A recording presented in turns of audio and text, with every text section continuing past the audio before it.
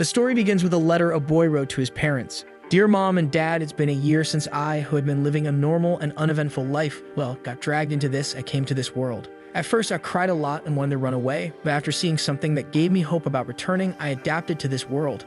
A saint helped our protagonist. On the battlefield, where many people die, I was always fair. And with my comrades, I brought justice to this world. Little by little, I have been learning about courage and camaraderie, things I didn't know when I was just a normal person. Mom, Dad, I know that perhaps you won't understand even with me saying this, but I've become strong. Slowly, I'm becoming more and more reliable. On a field full of flowers, our protagonist is kneeling with a girl in his arms, begging her not to die. However, the last thing she said to him was, "Make sure you win, hero." The letter continues, I've lost a lot, but I've also gained a lot. In the end, I managed to rise more times than I fell, and finally I can see the end of this journey. In front of a gigantic door where he's writing this letter, someone speaks, "Hey hero, are you ready?" He gets up calmly thinking, I don't even know the point of writing a letter if I can't even send it. But please pray for me to defeat the Demon King and return to my daily life. All I want is to see this long year as a dream or a distant memory. Well, my comrades are calling, so I have to finish this letter here. I'll see you both when I return from your son who misses his life and family. The protagonist then finds himself face to face with what seems to be an entity from another galaxy full of arms. And in the next panel, we're already in the city with the bell ringing. All the townspeople are celebrating the hero, and he killed the Demon King. Our world is finally free. A celebration banquet takes place, and the dwarf says, the taste of the kingdom's liquor really is different. The protagonist doesn't seem too excited about the situation.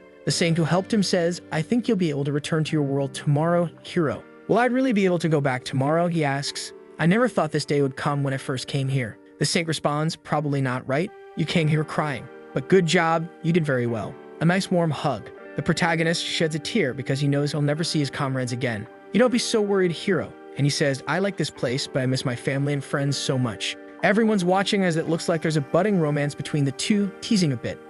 So you two have that kind of relationship? It's a shame for the priestess that you're leaving, hero. She runs off embarrassed, and the martial artist says, you really don't think about staying here, hero. The fairy beside him chimes in, that's right, you don't need to go back, do you? But the priestess interrupts, you all know he misses his hometown. Don't say such things. Everyone feels a little awkward. Yeah, it's true. It's just a shame. She then takes his hand and says, let's just pray that our hero has a good future. Just as he saved us and granted us a gracious and blessed life, a life full of happiness awaits him. 3 weeks later, South Korea, Seoul. Amidst a crowd of people passing by, the protagonist is thinking, priestess, you were so wrong. I may have saved that world, but I can't save myself. When I returned home, a new owner greeted me. During the 8 months I was gone, I heard my mother had died in a car accident while distributing missing person flyers about me. My father, who blamed himself for not being able to protect his family, took his life. In the end, his death made the news, and even the missing person announcement was at the end of his report. He returned to the world, but there's nothing left for him here. The police classified him as a missing teenager. He tries to return to school, but the principal says, how dare you ask for your expulsion to be canceled? If you really want to make up for your sins to your parents, prepare for the qualification exams. In the end, his school expelled him. Get your life in order properly, you useless one.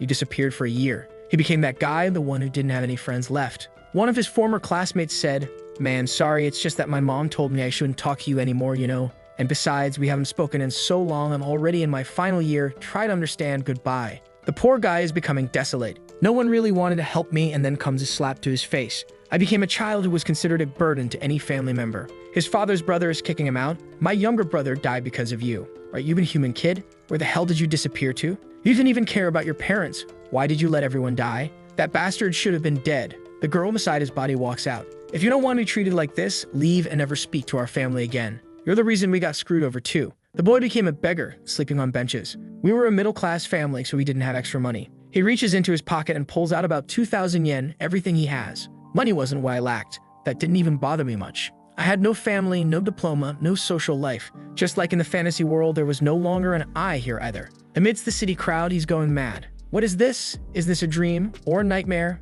I saved that world. I saved so many lives. When they needed me the most, I risked my life to return. But why was I abandoned? A guy passing by bumps into him on purpose. Hey, what the hell, kid? Why the fuck are you just standing here in the street? What seems to the guy's girlfriend is already laughing. You're picking a fight again? Stop it, that kid already looks like a loser. The big guy agrees, yeah, babe, that's true. Hey, kid, consider yourself lucky, okay? I'll let you walk away since my girlfriend laughed at your face. The boy turns to him and asks, hey, why aren't you sad? Confused, the guy replies, dude, what the hell are you talking about, you freak? But he asks again, why aren't you sad? You didn't save any worlds, so why aren't you sad? That makes the dude even more confused. Dude, what the is this fish-eyed kid talking about? But the boy says, remembered. What do I want to do? I want everyone to feel the same as I do. The guy grabs him. What the hell is this loser talking about, man? You want me to tear your mouth apart, kid? The boy stretches out his hand, Duran's sword. The guy looks confused, his girlfriend watches laughing. Look at this mental case, he thinks he's a character. Suddenly, the sword arrives and absolutely disintegrates the guy. The girl was still laughing when all that was left of the guy was an arm, nothing else. She looks confused and starts screaming hysterically. The boy says, that's it. That's right. Be sad. It's unfair that I'm the only one who's sad. I'm the hero. I should be the last person to be sad. He picks up the sword. I should be rewarded. He spins, sending a shockwave, and blows up the entire city. The heroes saved the world, and they lived happily ever after. That's how it was supposed to end. City of Seoul, region of Kansu, evaporated. The hero returned. 3 weeks after the hero's fury, outskirts of Gyeonggi province. Everyone's trying to flee the region because of the hero. However, the traffic is a nightmare because of it. Most people have thought about the world ending at least once, be it because of a nuclear war, a natural disaster, or a zombie apocalypse. Inside one of these cars, Jung-soo Park is there with his family. His mom says, we're barely moving. This traffic jam is horrible. The little girl next to him says, brother, where are we going? Why are we leaving dad behind? He remembers the message his father left. Let's meet in Busan. Head south. He pats his sister and says, it's nothing. We're going to meet dad, okay? Just dry your tears so you don't worry, mom, because she's driving. However, a motorcycle zooms between the cars. No one had thought the world would end like this. The guy gets off the motorcycle and announces, everyone, the hero is chasing us and has gotten extremely close. We don't have time to waste.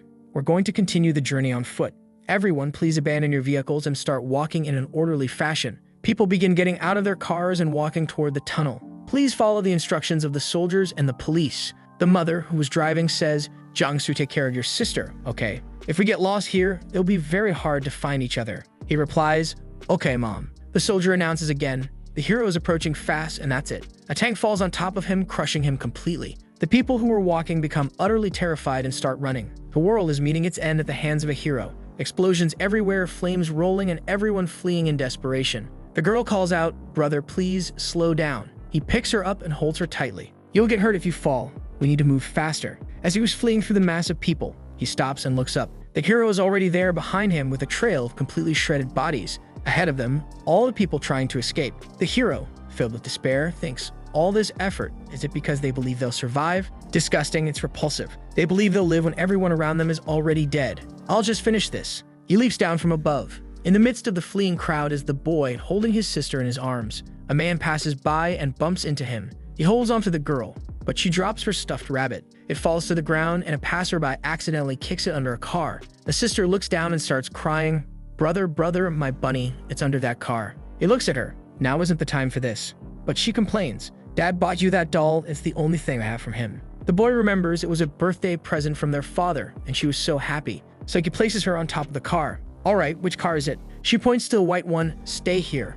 Okay, try to see where mom and grandma are going. I'll just grab it and come back. The boy heads under the car. But who's already watching all of this? The hero. Let's be sad together. He swings the sword again, slashing through everyone, cutting the road, buildings, everything in half. The boy finally grabs the stuffed bunny and stands up. When he looks around, everything is completely destroyed. What kind of hell is this? Sister, mom, grandma? He starts looking for them, but the only thing he finds is a piece of his sister, crushed under a stone. He panics, no, but there's nothing left. She had literally turned into a puddle of meat. He's falling into despair, almost vomiting when the hero appears behind him. He turns around and the hero says, you have good eyes. He looks at him and asks, you're the hero. The hero continues, those eyes, they belong to someone who has lost everything. They look just like mine without any hope or dreams. The boy with the glasses, desperate, shouts, did you do this? That's right, you bastard, I'll kill you. He grabs a metal bar, but the hero simply holds him by the neck. I'll kill you. But the hero already pulls out Duran's sword. How will you do that? He thrusts the sword through his chest, piercing from the waist to the neck. It's gigantic. The boy agonizes on the brink of death. That day, I lost everything to the hero.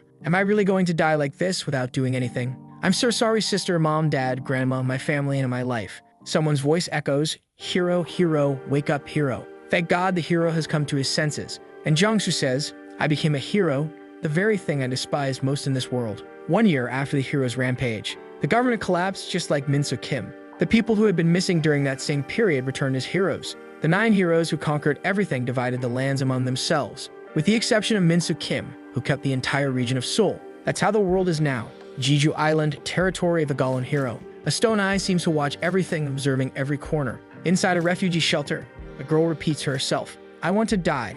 I want to die." Her friend beside her says, "Stop saying those things, you're going to jinx us, okay?" She turns, "Then let us be jinxed. Why would we want to live in this world?" Her friend responds, "Stop talking like that. We came to this island because we wanted to live." The girl answers that she remembers, but that this isn't living. Until suddenly, boom, the door opens and someone shouts, "It's time to work." What seems to be a golem hand starts walking among them. "Move if you want to live. Move if you want to live." 46, 47, 48. The hand seems to be giving them a countdown to leave or else they will die. Several of these stone hands are guiding people. It's time to work. Move if you want to live.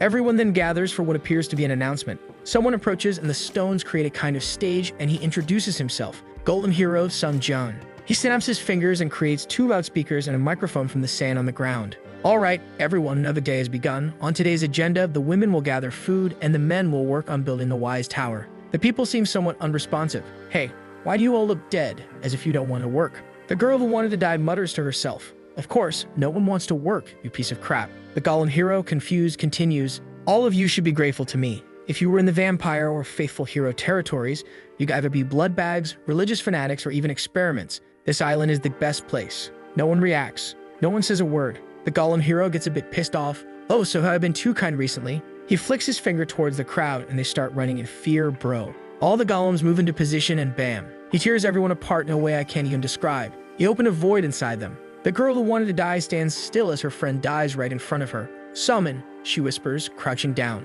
"Looks like you were right. I'm really unlucky. The only survivor again." The Golem Hero continues, "You better get moving before I fire again, you stupid sheep." The scene shifts to people picking tangerines. The girl who wanted to die is there, lost in thought, when an old lady approaches and tosses some into her cart. "Girl, your name is Summon, isn't it? You're too young to be going through such tough times, aren't you?" Summon, confused, responds, "Sorry, what do you mean?" The old lady says, "You seem to be having a hard time after this morning's event, don't you? Want to take a walk? What I've put in your cart will fill your quota." Summon, feeling awkward, says, "But what about you, Grandma?" The old lady reassures her, "I've been picking tangerines for a long time, it's no big deal for me. You could go ahead." Summon thanks her and picks up a tangerine, but the old lady warns, "Be careful of that thing. The eye up there sees everything." Summon heads towards the beach. "When I feel suffocated, I always feel better after seeing the ocean. Maybe that's why I came to Jeju Island," she thought at that moment. She kneels, crying, "I'm sorry, Haeon. I'm sorry for staying behind you, for cursing you with bad luck, for doing nothing while you died." A soldier suddenly appears from the bushes. "Hey, do you have something to eat?"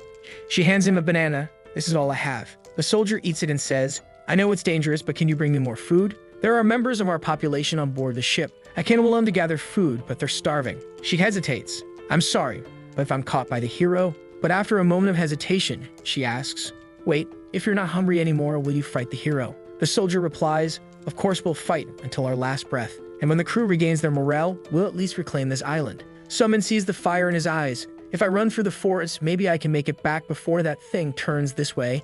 She thinks and then tells the soldier, "Please reclaim this island for us. I'll risk my life to bring you more food." The scene shifts to her running back with tangerines in hand, remembering her friend who died. "Hey, and the reason I wanted to die all this time wasn't because I actually wanted to die, but because I was afraid of living hidden away without truly living. I don't want to just keep trying to survive. This time, I'll rebel." She arrives at the beach. But here comes the twist. The man had crushed all the soldiers with his stone golems. She falls backward in fear, immediately grabbed. How? The eye hadn't noticed this place. The Golem Hero laughs. "You thought there was only one? Invisible mode, deactivate. Cham. Look at that, I was just playing with you all. Seeing you try to hide was so much more fun." She lets out, "You son of a..." The Golem Hero retorts, "Blame your own incompetence. If you think it's unfair, why don't you become a hero yourself? Or maybe, when we were the ones suffering, you should have comforted us." He starts to squeeze her, and she thinks, "What the hell?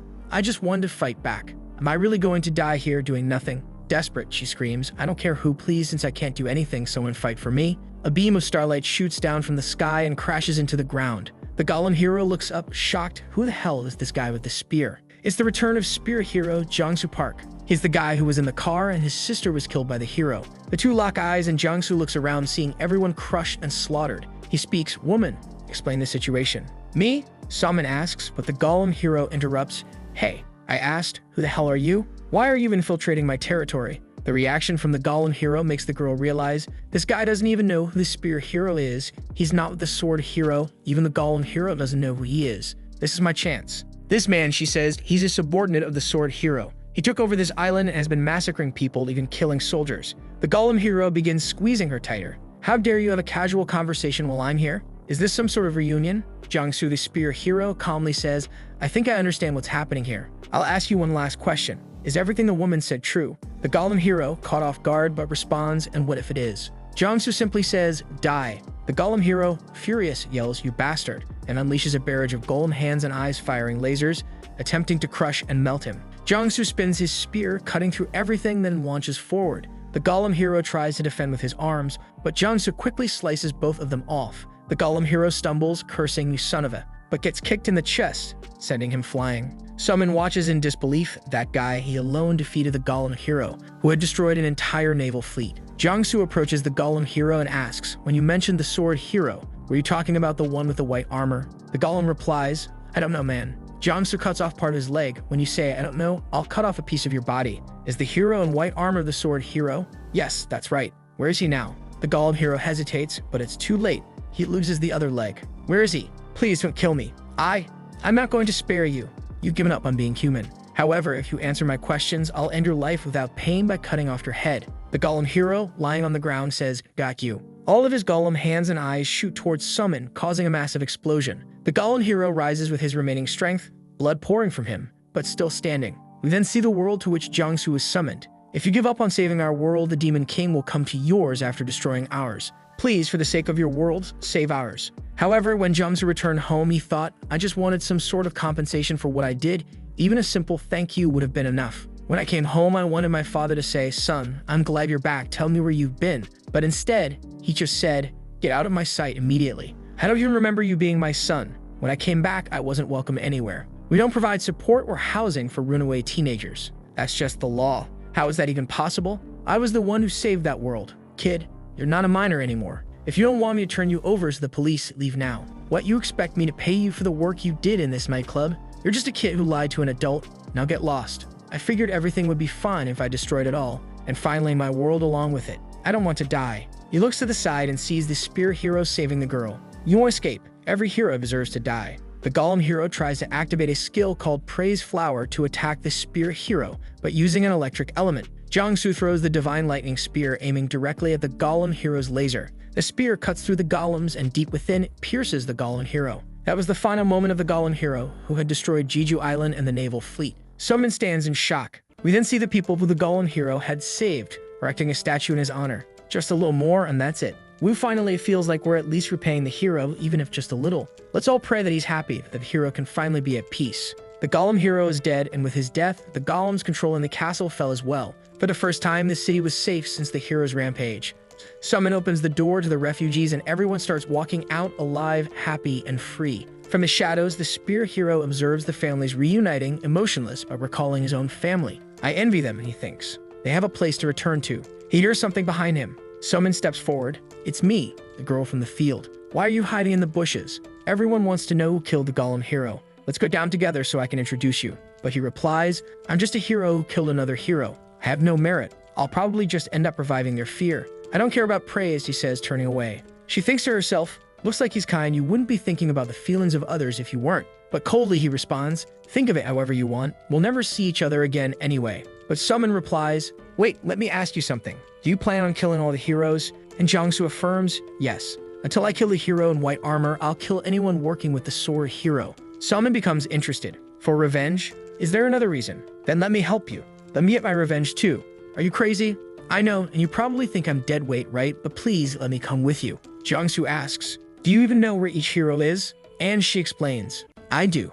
I saw everything on my way from Seoul to Jeju. I have a pretty good idea of which areas are controlled by which hero and what their abilities are. Besides, we're on an island. You won't get to Seoul on foot. You'll need food, shelter, and you'll have to interact with normal people. I can do that for you. I can be your guide. He pauses, then asks, let me ask you something too. What's your reason? If you stay here, I can at least promise to keep you safe. Maybe you can live a happy and comfortable life with no more heroes appearing. So why? I don't have power, she says, pulling out a photo. My family is gone. I hate those bastards, and I also care about everyone here. These are the things I carry. I just don't have power. So if I want to be by your side, I want revenge. While everyone else was enjoying the freedom they had long lost, the two who brought about that freedom had just formed a new pact. As Summon walks away, the spear hero says, if you don't mind being used and abandoned, you can follow me. and so their partnership began. She goes to where the hero is sharpening his spear and sits beside him. So which hero is next? Someone nearby who's tough to deal with, or a less annoying one who's far away? Which one do you choose? The one I can kill the fastest. Confused, she replies, "You're like that, huh? Well then, our next opponent is the sea dragon hero. She destroyed an entire fleet in the Pacific Ocean. She's one of the hardest heroes to deal with because she lives in the water. Her dragon is as dangerous as a nuclear bomb. They're also mass murderers who killed refugees heading to Jeju." She gets a bit emotional. "The sea dragon killed my mother on one of those boats." But Jongsu replies, "Our opponent is a murderer. All we know is that she has to die. The important thing is we'll need a boat if we're going to fight at sea." And then she says, "In that case, I know someone who can help." After reclaiming the ships the Golem hero had stolen from them, the surviving Navy began to act again. The captain of the ship says, "For our fallen comrades, we'll make sure to take him there." The scene shifts to the southern coastal sea, where in the midst of a vortex, the sea dragon rests. On top of the dragon is the sea dragon hero herself. "It's all right, my love. There's no way they'll reach this coast." On a beach, one of the sailors is burying the fallen. The captain approaches. 2 hours until we set sail." He puts out his cigarette. "I'm not sure if this is the right decision. We don't know anything for sure. Is that guy who killed the Golem hero an ally or an enemy? If we could kill any hero now with him on our side, why risk the sea? If we can even defeat the first hero, Minso Kim, then please tell me why I have to return to that hellish sea with my own feet." The captain tries to understand. The fact that he killed the Golem hero means he wants to kill all the other heroes. "We don't know anything beyond that. Isn't that enough? More than 30 of my men, whom I treated like my own sons, died. If I see them after I die, I want to be able to tell them with confidence that even after all you were gone, we found a way. We made use of the bodies you saved. None of your deaths were in vain. If the hero we're helping is really stronger than Minso Kim, this journey, their sacrifice will become the beginning of this nation's freedom. Now, boy, are you ready to go back to hell with me?" The scene shifts to an hour after they've set sail for the Southern Ocean. In the deepest part of the ship, the two are conversing. "I'm not very good at drawing, but this is basically the shape of the sea dragon," she says. The spear hero looks at it. "So a worm and a stick figure are my opponents." Blushed, someone explains, "No, that's not it. I told you I'm not good at drawing. Anyway, what's important is that it's not just the girl who's a hero. The dragon is also a hero. That's the critical difference between them and all the others." Confused, Jongsu asks, "Wait, you're telling me they can act independently?" Summon then replies, "Well, from what I've seen, that wasn't the case. The girl was always on top of the dragon, and the dragon never moved unless the girl commanded it. From what I observed, the girl is the brain and the dragon is the brute force. In their attack patterns, based on their battles against fleeing soldiers and refugees, the dragon breathes fire and crushes ships with his body. The girl blocks attacks aimed at them." Jongsu reflects. "So she's the spear and he's the shield, offense and defense. That's tricky to deal with." As they discuss, suddenly one of the sirens blares. They both rush to the deck, get into position. The spear hero stops a man. "Hey, what's going on?" The radar picked up an unidentified object. In the control room, 300, 400.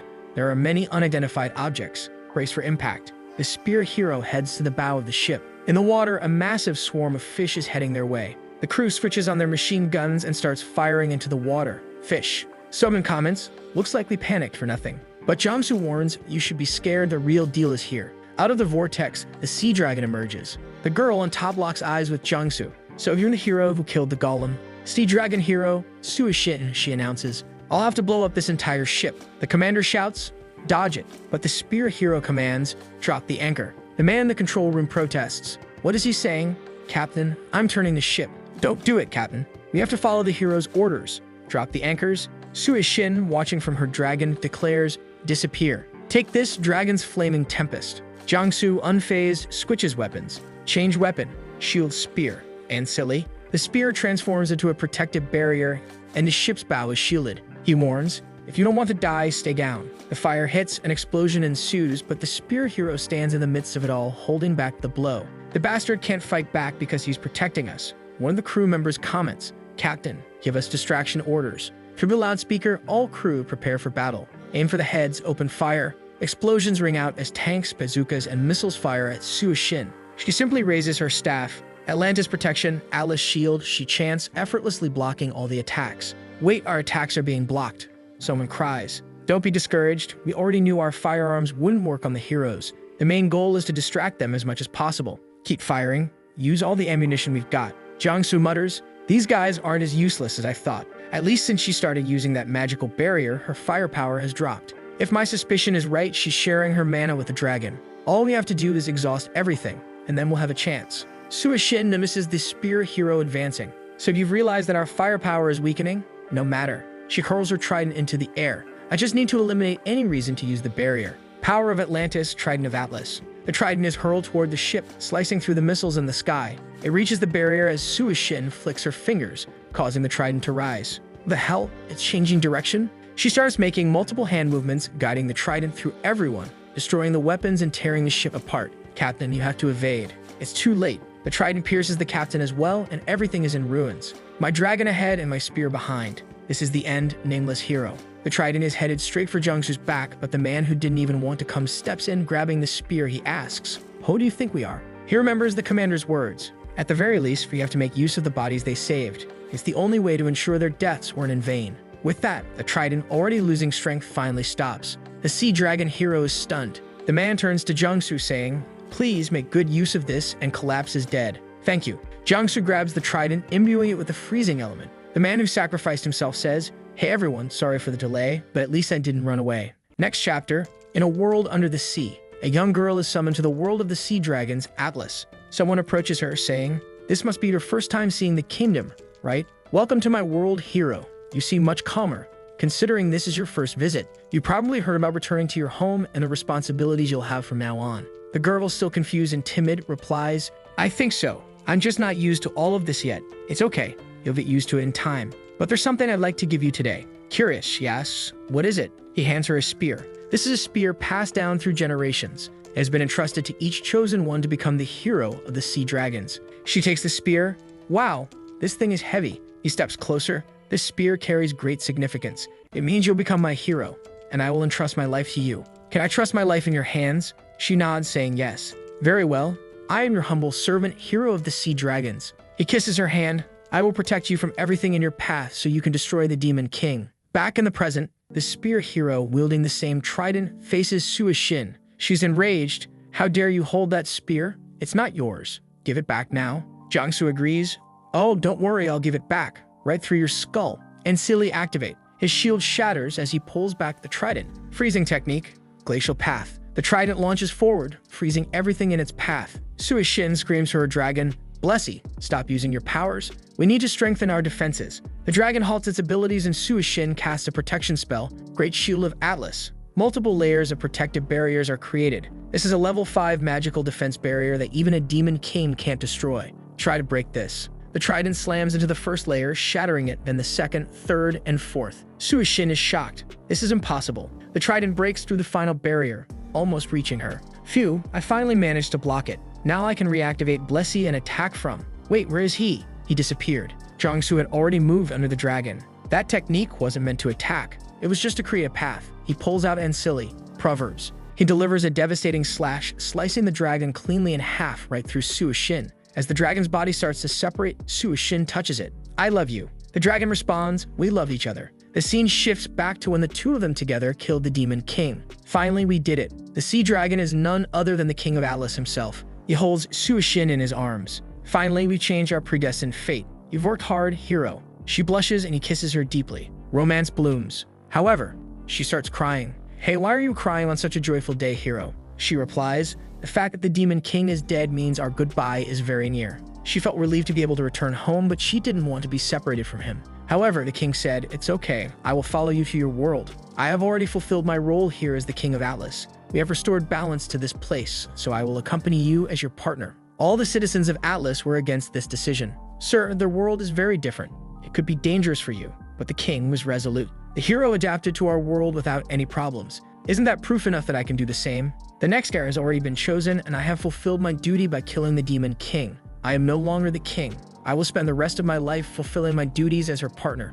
She received a ring while still in Atlas, and they returned together. But that's when the problems began. In a bathroom, the king was vomiting. The body of a sea dragon couldn't adapt to the human world. He was coughing up parts of himself, struggling more and more to maintain a human form. Suishin knocked on the door. "Hey, are you okay? Are you in pain?" He opened the door, pretending it's nothing. "Don't worry, we just need to finish our date." Little by little, their happiness was destroyed. She came home from work only to find him almost fully transformed, losing all control. He himself didn't know what was happening and said, "Don't come any closer." But she ran to him and hugged him, saying that she had saved some money and that they could go to an island where no one else lived. Without anyone around, he wouldn't suffer as much. Maybe just a small house on a secluded coast. Crying, she said that all they needed was to keep living together. Setting off from the southern sea at Ayasu port, they were on their way. He was writhing under the blankets, but she reassured him, hang in there, we're almost there, just a little longer. But at that moment he said, I know, I'm sorry, but I can't hold on any longer, and transformed into a dragon. The dragon was so heavy that it destroyed the boat instantly. After the incident in the southern sea, the government labeled the dragon as a terrorist, just like Kim Min-soo.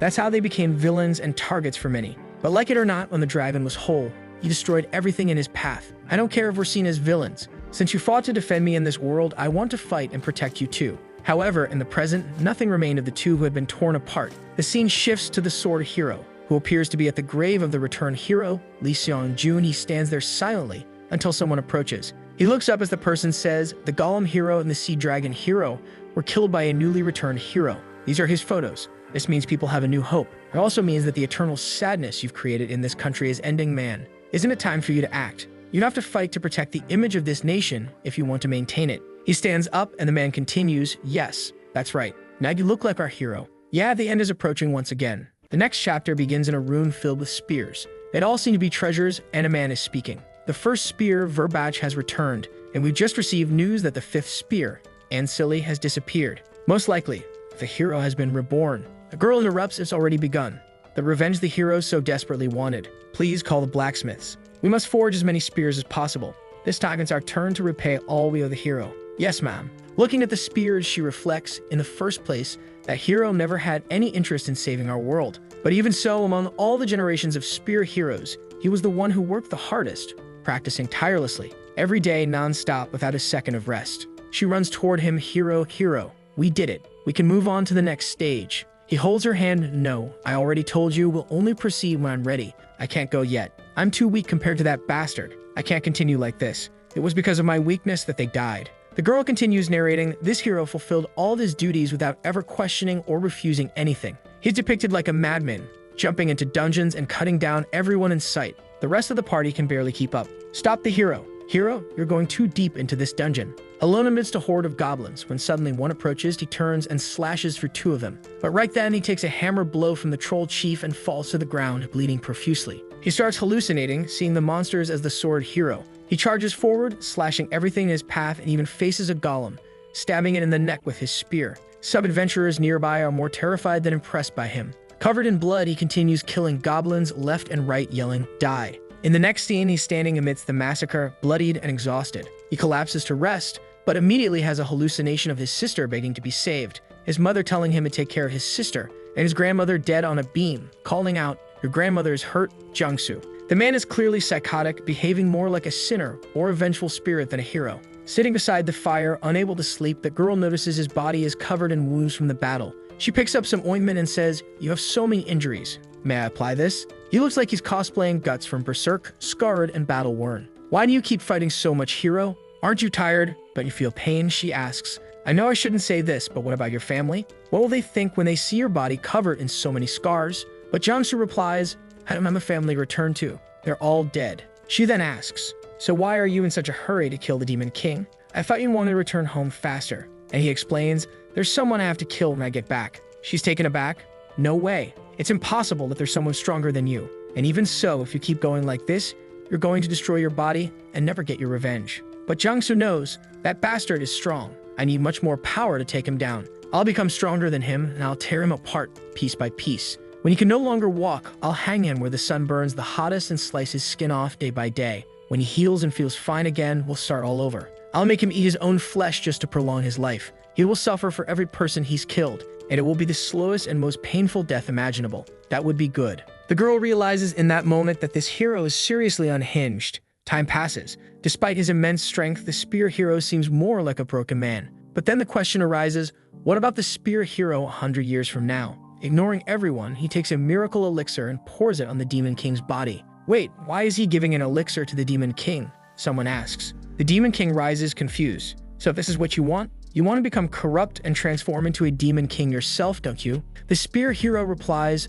fight me again. I need to get stronger, and the only way to do that now is by fighting you. The Demon King, still baffled, dies again and then again and again, hundreds of times. Eventually, the Demon King is begging for mercy. Please, just kill me. The girl who summoned him intervenes. That's enough. You're already strong enough. Stop pushing yourself so hard. We'll help you get your revenge, but please don't go any further. If you do, you'll stop being human. Back in the present, they are forging spears, sending them out when the hero activates his powers. Hero, even when you complete your revenge, please don't become a monster. On Earth, the spear hero is hallucinating again. Do you think anyone will congratulate you for this? You're not a savior. You're not the hero of this story. You're nothing. But he replies coldly, it doesn't matter. I'm more than satisfied being a killer. Next chapter.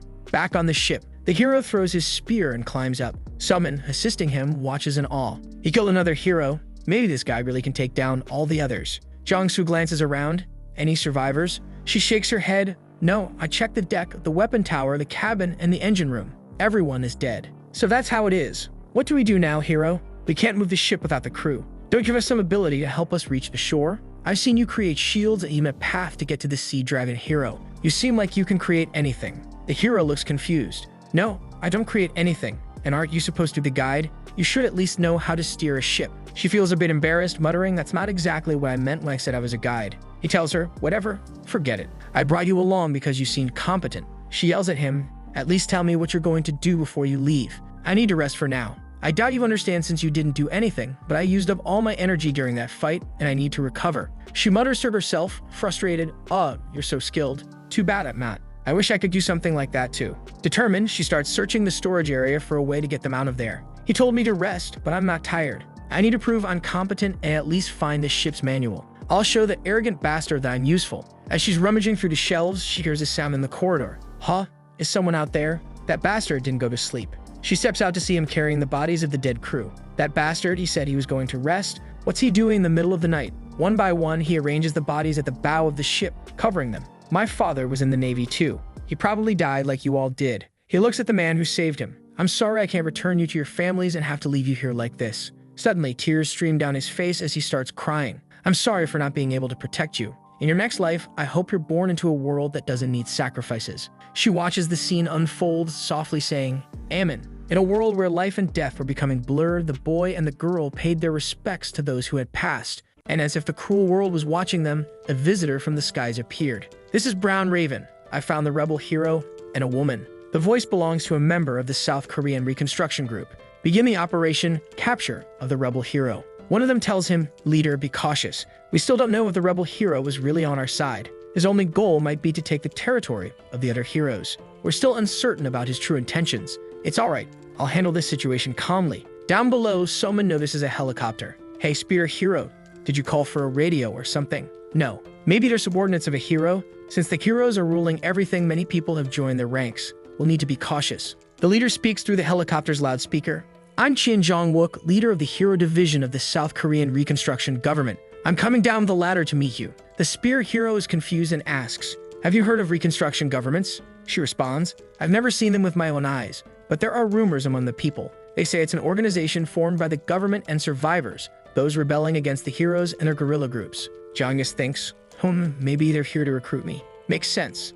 Let's go up and see. The two of them board the helicopter. Please take a seat. They both sit down and the helicopter takes off. The girl glances at the clean uniforms and the armed soldiers behind them, thinking, they really do seem like they're from a reconstructed government. Should I feel relieved? Park Jong-soo bluntly asks, where are we going? The man lights a cigarette. You're straightforward. Huh, kid. We just want to ask you some questions, hero. As they attempt to cuff Jong-soo, Soman protests, what are you doing? He's killed 2 heroes and he's on our side. You don't need to do this, just talk to him. The man calmly points a gun at Jong-soo's head. Don't move. 1 second, and you'll have a bullet in your brain. There is no us here. The reconstruction government has no information on you, and we don't trust you at all. You're being transported, but this isn't a free ride. The spear hero grins slightly. How many seconds do you think it would take for me to disarm your men and take control of this helicopter? And first of all, do you really think a gun would work on a hero? The man smirks, unbuttons his shirt, and reveals a bomb strapped to his chest. And what about a bomb? If I blow up in this small space, do you guarantee you won't take any damage? We're 600 meters above the ground. Would you survive the fall? And even if you did, would you swim all the way to shore? The spear hero's eyes narrow. All right, calm down for a moment, he says to himself, realizing these guys are prepared for anything. The man with a grim expression says, I'm only telling you this because you're my comrades, so you better shut up and do what I say. There's no point in maintaining a reputation. He orders, tie them both up. The scene shifts to the helicopter hovering over a destroyed city where they land on top of a building. Both Jong-soo and the girl are tied and handcuffed. Provisional rebel hero Park Jigsy with all 4 limbs restrained, the announcement states as they arrive at the South Korean Reconstruction Government Complex. Well done, sir. You really brought him the hero who kills other heroes. The leader calmly responds, relax. The real game is just about to start. Take them to the interrogation room. I'll join you shortly. He adds, whether this turns out to be an excellent plan or another trick by the sword hero, we'll find out soon. Meanwhile, in the skies, a drone is filming the entire situation and transmitting it to a robotic hero. I found you, filthy rats, the robot mutters. Inside, several cameras monitor the situation while the spear hero analyzes. Judging by my strength, it'll take me 1 second to break free. Based on the footsteps I'm hearing, there are probably 4 or 5 guards. I could subdue them all in about 3 seconds. I'm getting pretty tired of this, and I should just escape. He stops for a moment, and one of the guards yells, hey, what are you doing? Keep walking. The spear hero coldly replies, I only came this far because I needed to reach solid ground. I'm not afraid of you. But the guard keep pushing. Move, you bastard. We'll only listen to what you have to say in the interrogation room. One of the guards shouts, almost pulling the trigger. Jang-soo tenses about to break free, but then the girl interrupts. Wait, they're just scared. I doubt they have bad intentions. You need to understand that the Reconstruction government holds a lot of hatred toward heroes. We have a common enemy. Let's convince them, and they'll trust you. He stares at her for a moment and then resumes walking. The guards all breathe a collective sigh of relief. They were all about to die, one mutters under his breath. They place her in the interrogation room. The interrogator lights a cigarette and says, I know you're not a hero yourself, so I want to hear it directly from you. What kind of person is the rebel hero, and why are you with him? She hesitates. Rebel hero? That's a bit of an intense title for him. But yeah, maybe it's wrong to call him a hero. He's on a completely different level. Different level? The interrogator asks. He has an overwhelming hatred for the sword hero, and he's determined to kill every hero who's cooperated with him. It seems like he has no other goal but that. Like he'll disappear once Min-soo-kim is gone. The man takes a drag from his cigarette. If what you're saying is true, the situation makes sense. The reason he appeared a year after Min-soo-kim is probably because he was thrown into another world when ours collapsed. That also explains why he's heading north and why he's killed other heroes. His desire for vengeance and rage. But aside from that, his vision aligns with ours in the Reconstruction government. The man leans forward. All right, let's say that's his objective. Now, tell me why you're following him and why he chose to bring you along. Somi explains. I told him I'd join him because he needed a guide. And as someone who also lost my family, I wanted to help him get his revenge, even though, until now, I've just been a burden to him. The interrogator pauses. What you're saying makes sense. Soman smiles. Makes sense. I knew the Reconstruction government wanted to get rid of the heroes too. What a relief. If we receive assistance from the government and soldiers, we'll probably eliminate the rest of the heroes much faster. The world will return to normal soon. The man gives her a knowing look. Kid, you're good with words, but you lack judgment, don't you? We won't be releasing the rebel hero. Additionally, we have no plans to attack the sword hero, just to help him out, unless the rebel hero can prove that he's under our control, unlike the other heroes. She gasps. What? He continues. Let me ask you something. Do you trust the rebel hero? What do you know about him? What is he thinking now? Is he strong enough to defeat the sword hero? And about the claim that he won't surrender, do you believe it? Lastly, what does he plan to do after killing the sword hero? She hesitates, unsure of how to respond, and the man presses further. As you said, the rebel hero might become the hope of all the survivors. Rumors are already spreading that there's a hero who kills other heroes, but it's a huge risk for me to support and trust him. We don't have the luxury of starting all over again. It would be much more logical to kill him now while he's restrained, or at the very least, keep him imprisoned. The girl begins to panic, thinking, what have I done? Maybe I shouldn't have calmed him down earlier. 3 days later, the hero sits patiently in the room, reflecting on the moment when she calmed him down and told him that the Reconstruction government was likely afraid of him. He starts thinking, are they trying to starve me? They haven't given me food or water. But since his body awakened, he barely feels hunger. Suddenly, he hears gunshots from outside. He immediately breaks his restraints, removes the blindfold, and looks around. A man stands there smirking. It's you, right? The new hero who returned. The spear hero is confused. Let me introduce myself, the man says. I'm the Iron Arm hero, and I'm here to rescue you. He starts untying him. From the beginning, the Reconstruction government never had plans to help us. They just wanted to kill you. That's where I stepped in. The Iron Arm hero continues. The government was never trustworthy. Even before the world ended, those bastards didn't want to help you, hero. They only wanted to eliminate you. You're their new source of fear. Meanwhile, the girl keeps apologizing. It was my mistaken judgment. We're lucky Iron Arm showed up before they could kill you. Jang-soo clenches his fists, flexing his strength, and easily breaks the ropes. With a wave of his hand, his spear flies in from the other room as if it had been waiting for him. Enough of this nonsense, he says coldly. The girl tries to intervene. What are you doing? You want to fight him? He's the one who saved you. But Jang-soo grabs her by the collar. Your revenge against the heroes ends here. I never doubted that your goal was the same as mine. I trusted you. Iron Arm interjects, "Hey man, you're wrong. Not all heroes are evil. We were simply born in the wrong era." "Shut up," Jiangsu snaps, his voice filled with disgust. "Even if it was a mistake or a misunderstanding, even if I'm seen as the villain, I don't care. You all crossed a line you never should have." His eyes narrow. "If you've given up on being human, then all of you will die." He throws the girl to the ground. "Get out of my sight before I hunt you down and kill you." The girl, shaken, pleads, "Isn't this enough? Do you really need to kill everyone to end this?" Before Jiangsu can respond, the leader of the Reconstruction government enters the room. "You've passed. It was all a test." The scene flashes back to 3 days prior. "It would be more logical to kill him while he's restrained, or at least imprison him," the leader had said. "If we could use the hero for the government's reconstruction efforts, did you really think we would trust you immediately? You're trying to think ahead, kid, but the adult world is much different." She's speechless, realizing their plan had been discovered. The leader continues, "But I agree with you. It's worth the risk to find out if this rebel hero, who killed not one but 2 heroes, is trustworthy." The leader glances through the glass. There were always some old frauds sitting in charge who believed comfort in a cage was better than fighting for freedom. He pauses. "Let's put on a show." Returning to the present, the leader reveals, "That's right, hero. This was all a test to prove that you're the hero slayer you claim to be." The spear hero looks at the man pretending to be Iron Arm. "So that's it, you planted someone who looked like the Iron Arm hero. Now I'm supposed to lower my spear. What would have happened if I had accepted that guy's offer?" Jiangsu asks. The leader gestures a slicing motion across his throat. "You'd be dead. Even if you survived the bomb under the table, the Reconstruction government would have moved in to finish you off. If that failed, we blow up the bomb beneath your feet and destroy the entire building. In exchange for a few soldiers willing to sacrifice themselves, we would have bought enough time to gain a powerful ally for the government. Isn't that the most logical course of action?" Jiangsu reflects for a moment. "A vengeance so strong that you'd risk your life for it. It's a crazy organization, but I trust them. It was an unpleasant test. But now that we have a common enemy, I'll go along with it." The leader nods. "Well, in return for the trust you've shown today, the Reconstruction government will support you in every way possible moving forward." They step into an elevator that begins descending toward the Reconstruction government's headquarters. As they reach B12, the massive underground shelter, someone is in awe. "Wow, an entire city below the surface. Incredible." The rumor about having a robot underneath the National Assembly building is true too, right? Jiangsu asked. The leader sighed. "Unfortunately, we sent it into battle against Kim Min-soo's appearance, and it was destroyed quickly." "Crazy," Jiangsu replied with a smirk.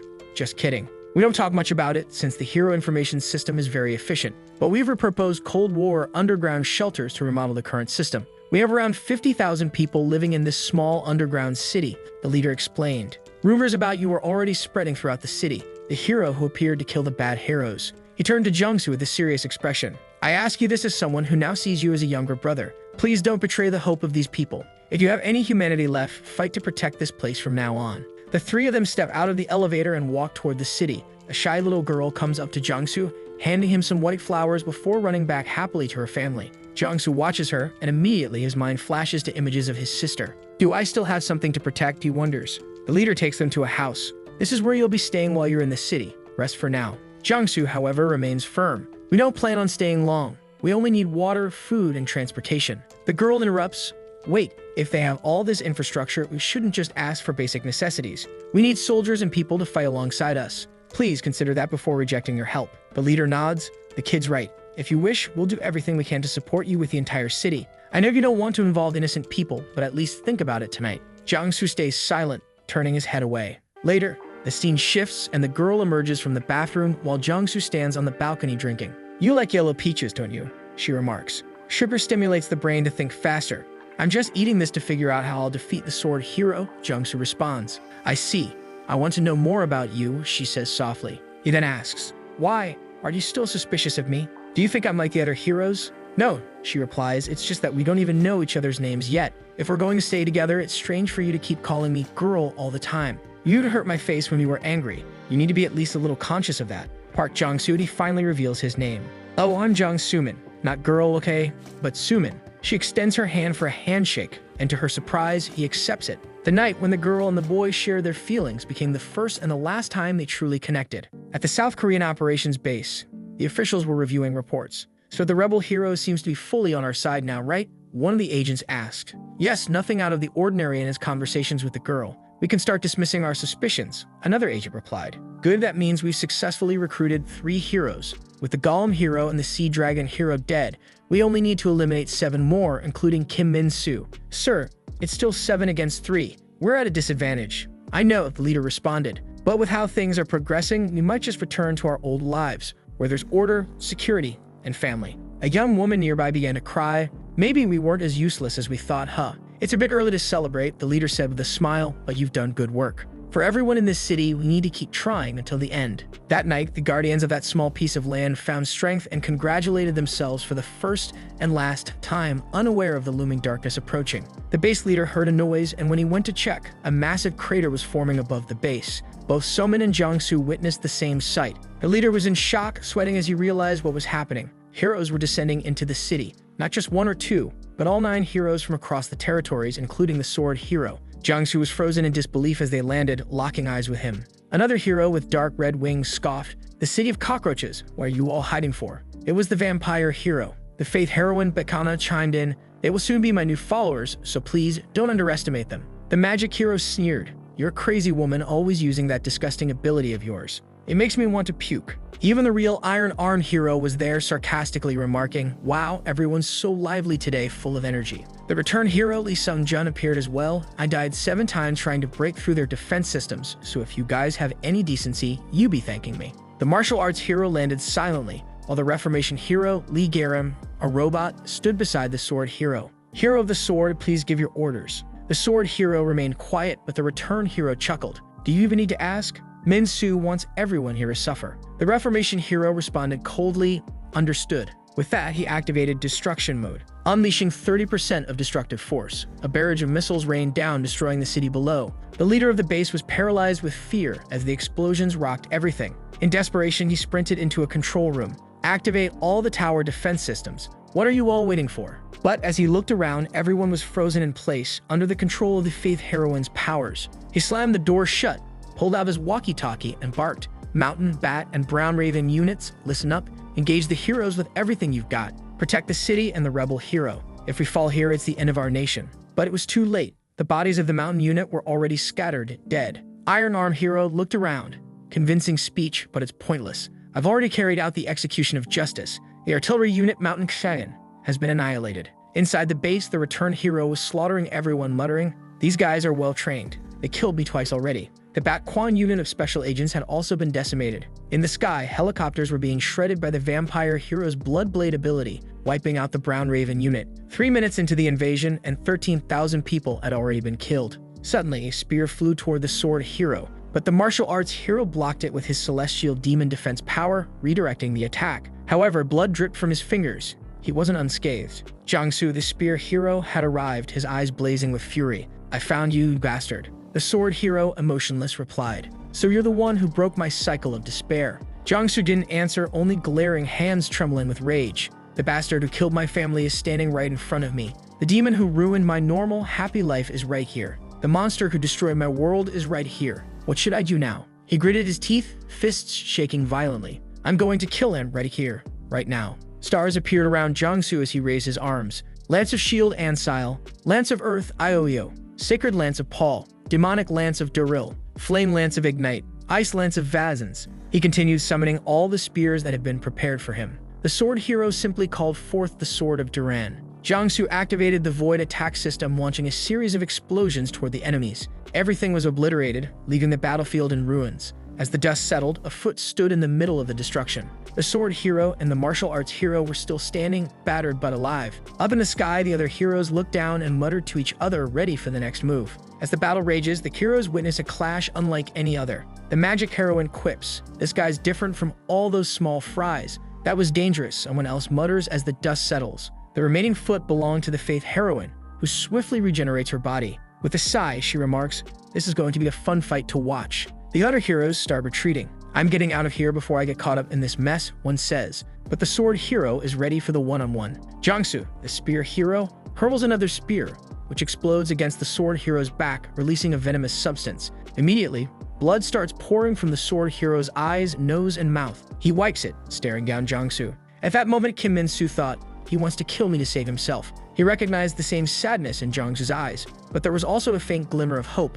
Hope that by killing Kim Min-soo, Jong-soo could find peace. This bastard thinks he'll find salvation by killing me. He wants his happy ending through my death, Min-soo thought. How dare you try to be happier than me? They're in sword eclipse mode. Min-soo swings his sword and Jong-soo blocks with 2 spears. A massive beam of light erupts, consuming the entire city. When the dust clears, both heroes lie on the ground, barely moving. Their weapons are drained of power and both begin to recall the sadness that brought them to this point, their losses, the rejection, the death, the despair. I will kill them here and now, no matter what happens, Jong-soo resolves. Titanium armor. He roars, his enchanted armor glowing with malicious intent directed solely at the sword hero. Min-soo quietly mutters, "Bless me, goddess Seraphine," as a holy aura envelops him. His hatred for humanity knows no bounds. The 2 strongest heroes are about to face off in the battle of their lives. They pull their weapons and strike, creating another explosion. Everyone in the base watches in awe. Kim Min-soo, the harbinger of destruction, is fighting. In the crowd, a girl gasps. They're fighting. The hero who kills other heroes is fighting for humanity out of sadness. The survivors watch with bated breath, thinking, if anyone can do it, it's him. The base leader, rallying his troops, declares, "This is our final chance. We will fight the battle of our lives against the sword hero. Everyone, lay down your lives and distract the other heroes for as long as you can. With our sacrifice, we will end this dark world once and for all." Meanwhile, soldiers face off against grotesque, deformed zombie-like creatures. The leader shouts, "I believe in her. I believe." The zombie charges at them. "Let's end this here and now." The scene shifts to the Iron Arm hero finishing off another soldier. The execution in this area is almost done. Strange, this is taking longer than I expected. Maybe it's time for my grand entrance. But before he can act, a missile strikes his back. A nearly dead soldier in a tank mutters, "You won't." Iron Arm hero glares at him, slowly walking forward, but the soldier continues firing even though the bullets have no effect. "You won't. Not while I'm still alive." Above, the vampire hero watches the duel between Jong-soo and Min-soo, thinking, what a strange sight. Has Min-soo gotten too used to killing weaklings? Ha, maybe I should go help him. My sweet Min-soo, even you are cute sometimes. Suddenly, a bullet whizzes past the vampire hero's face. "You get murderer, we're still here," shouts one of the survivors as they throw everything they can, stones, bullets, just to buy time. "Come suck our blood, you damn mosquito."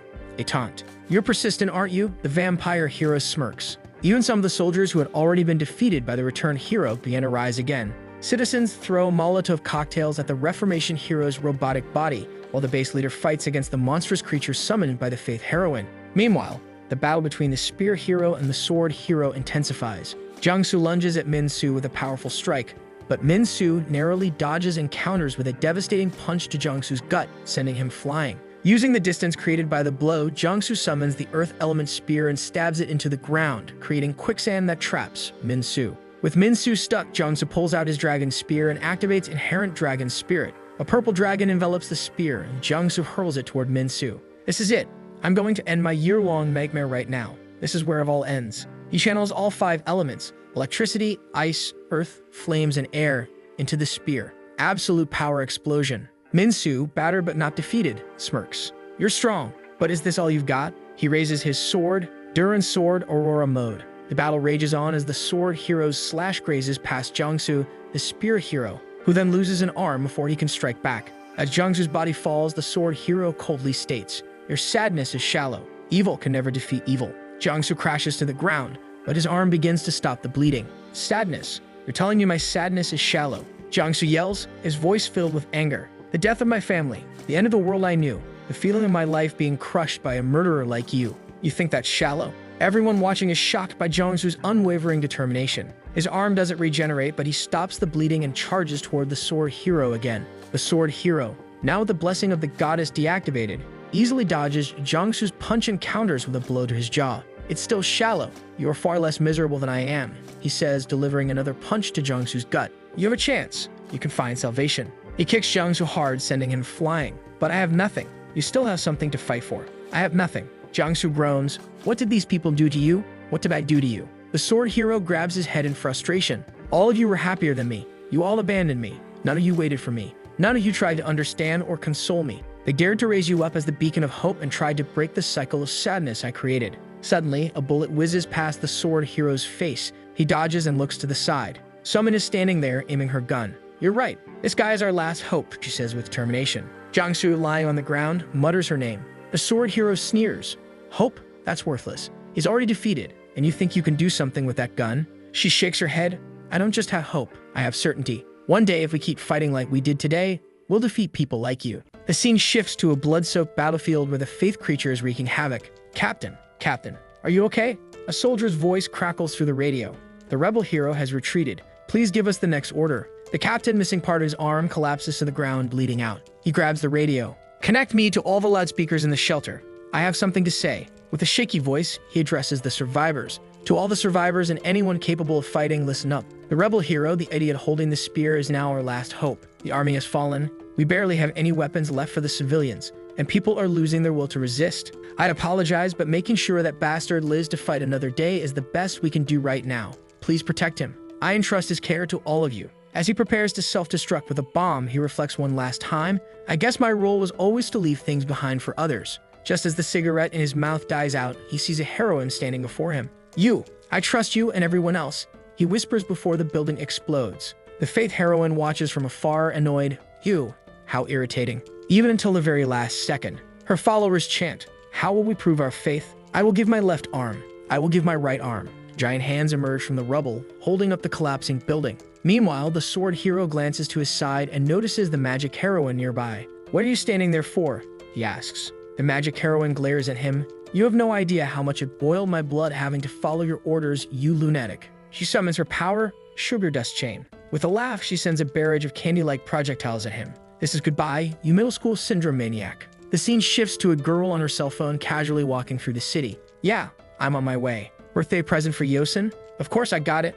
I bought a present and a cake. What? You bought a cake too, Mom? What are you talking about? I told you I'd buy one. Do they accept cake returns? Maybe I can exchange it for macarons or something. Whatever. I'm hanging up. Suddenly, her world is shattered as she gets caught in a devastating event. In the world she returned to after worrying about her family, everything was burning to the ground due to a greater evil. Faced with this destruction, people had two choices: fight for their lives or join the madness. The girl, lacking courage and no desire to rebel, ran from both options. She grabs a survival kit and hands it to her mother, who replies, I'm fine, sweetheart. I'm not hungry right now, her mother says softly. Shut up and eat, the girl snaps. You need to get better soon, so we can leave quickly. Both of you eat whatever you can. We need to escape. A soldier approaches and says, Mayurin, is that you? She replies, I'd only cut the line. Is the military police really getting involved in this? She responds, annoyed. Seriously, don't you guys have anything better to do? The leader steps in. The military police don't usually get involved, girl, unless a hero is hiding among the refugees. She shoots back, a hero. What the hell are you talking about? Mayurin, 20 years old. In your 12th year of school, you disappeared for a whole year, didn't you? You were missing for a year before the hero incident, and then you were gone for another 3 months after. During that time, there was no trace of you, and you returned completely fine. She then asks, and so what if I disappeared for a year? Does that automatically make me a hero? She retorts. The leader smirks. I like your aggressiveness. Look, 10 days ago, when the United Forces failed, the refugees in this area were set to be blown up like cattle. At that moment, an unknown individual stepped in as a hero, and the missiles vanished into thin air, and you walked out of the same building where the power occurred. What are you talking about? It could have been a coincidence, she argues. Maybe you government types should investigate properly instead of using fiction as proof. The leader pulls out a gun, aiming at her. Fiction or not, I'll decide that right now. He pulls the trigger. The sound echoes, and Mayurin transforms into her hero form. The gun made a noise, expelling gunpowder, but without a bullet. It was the perfect trap to expose her. The scene shifts to Yurin explaining, You're probably wondering why I'm not fighting back against them, right? But you don't know. The power difference between heroes is vast. As far as I know, a hero becomes stronger than the Demon King they defeat. The Demon King Kim Min-soo defeated was far stronger than any other. Any hero who goes against him will be destroyed. This whole fight is rigged from the start. So have you decided to run? You don't care if the world is destroyed? She's asked and sighs. You know that's not true. While we were running, my mother got sick, and my sister cries every night because she was separated from her friends. Even still, I don't want to die. In this chaos, who's going to protect my family? Just because I'm a hero doesn't mean I have courage. But he tells her, Girl, even if you don't want to die, there's a way we can save the world. Join forces with Kim Min-soo. He doesn't know exactly when you disappeared. If you pretend to have just returned and make an impression, maybe you'll convince them. We need proof you're on their side. Here's the location of an important military base. Destroy it. That way, Kim Min-soo's group won't suspect you. Obviously, I'm not asking you to do this for free. In exchange, we'll evacuate your family to international waters. We'll assign guards to protect them and treat your mother's illness. She considers it. But even if I do this, we won't defeat Kim Min-soo. But he explains, You don't need to worry about that.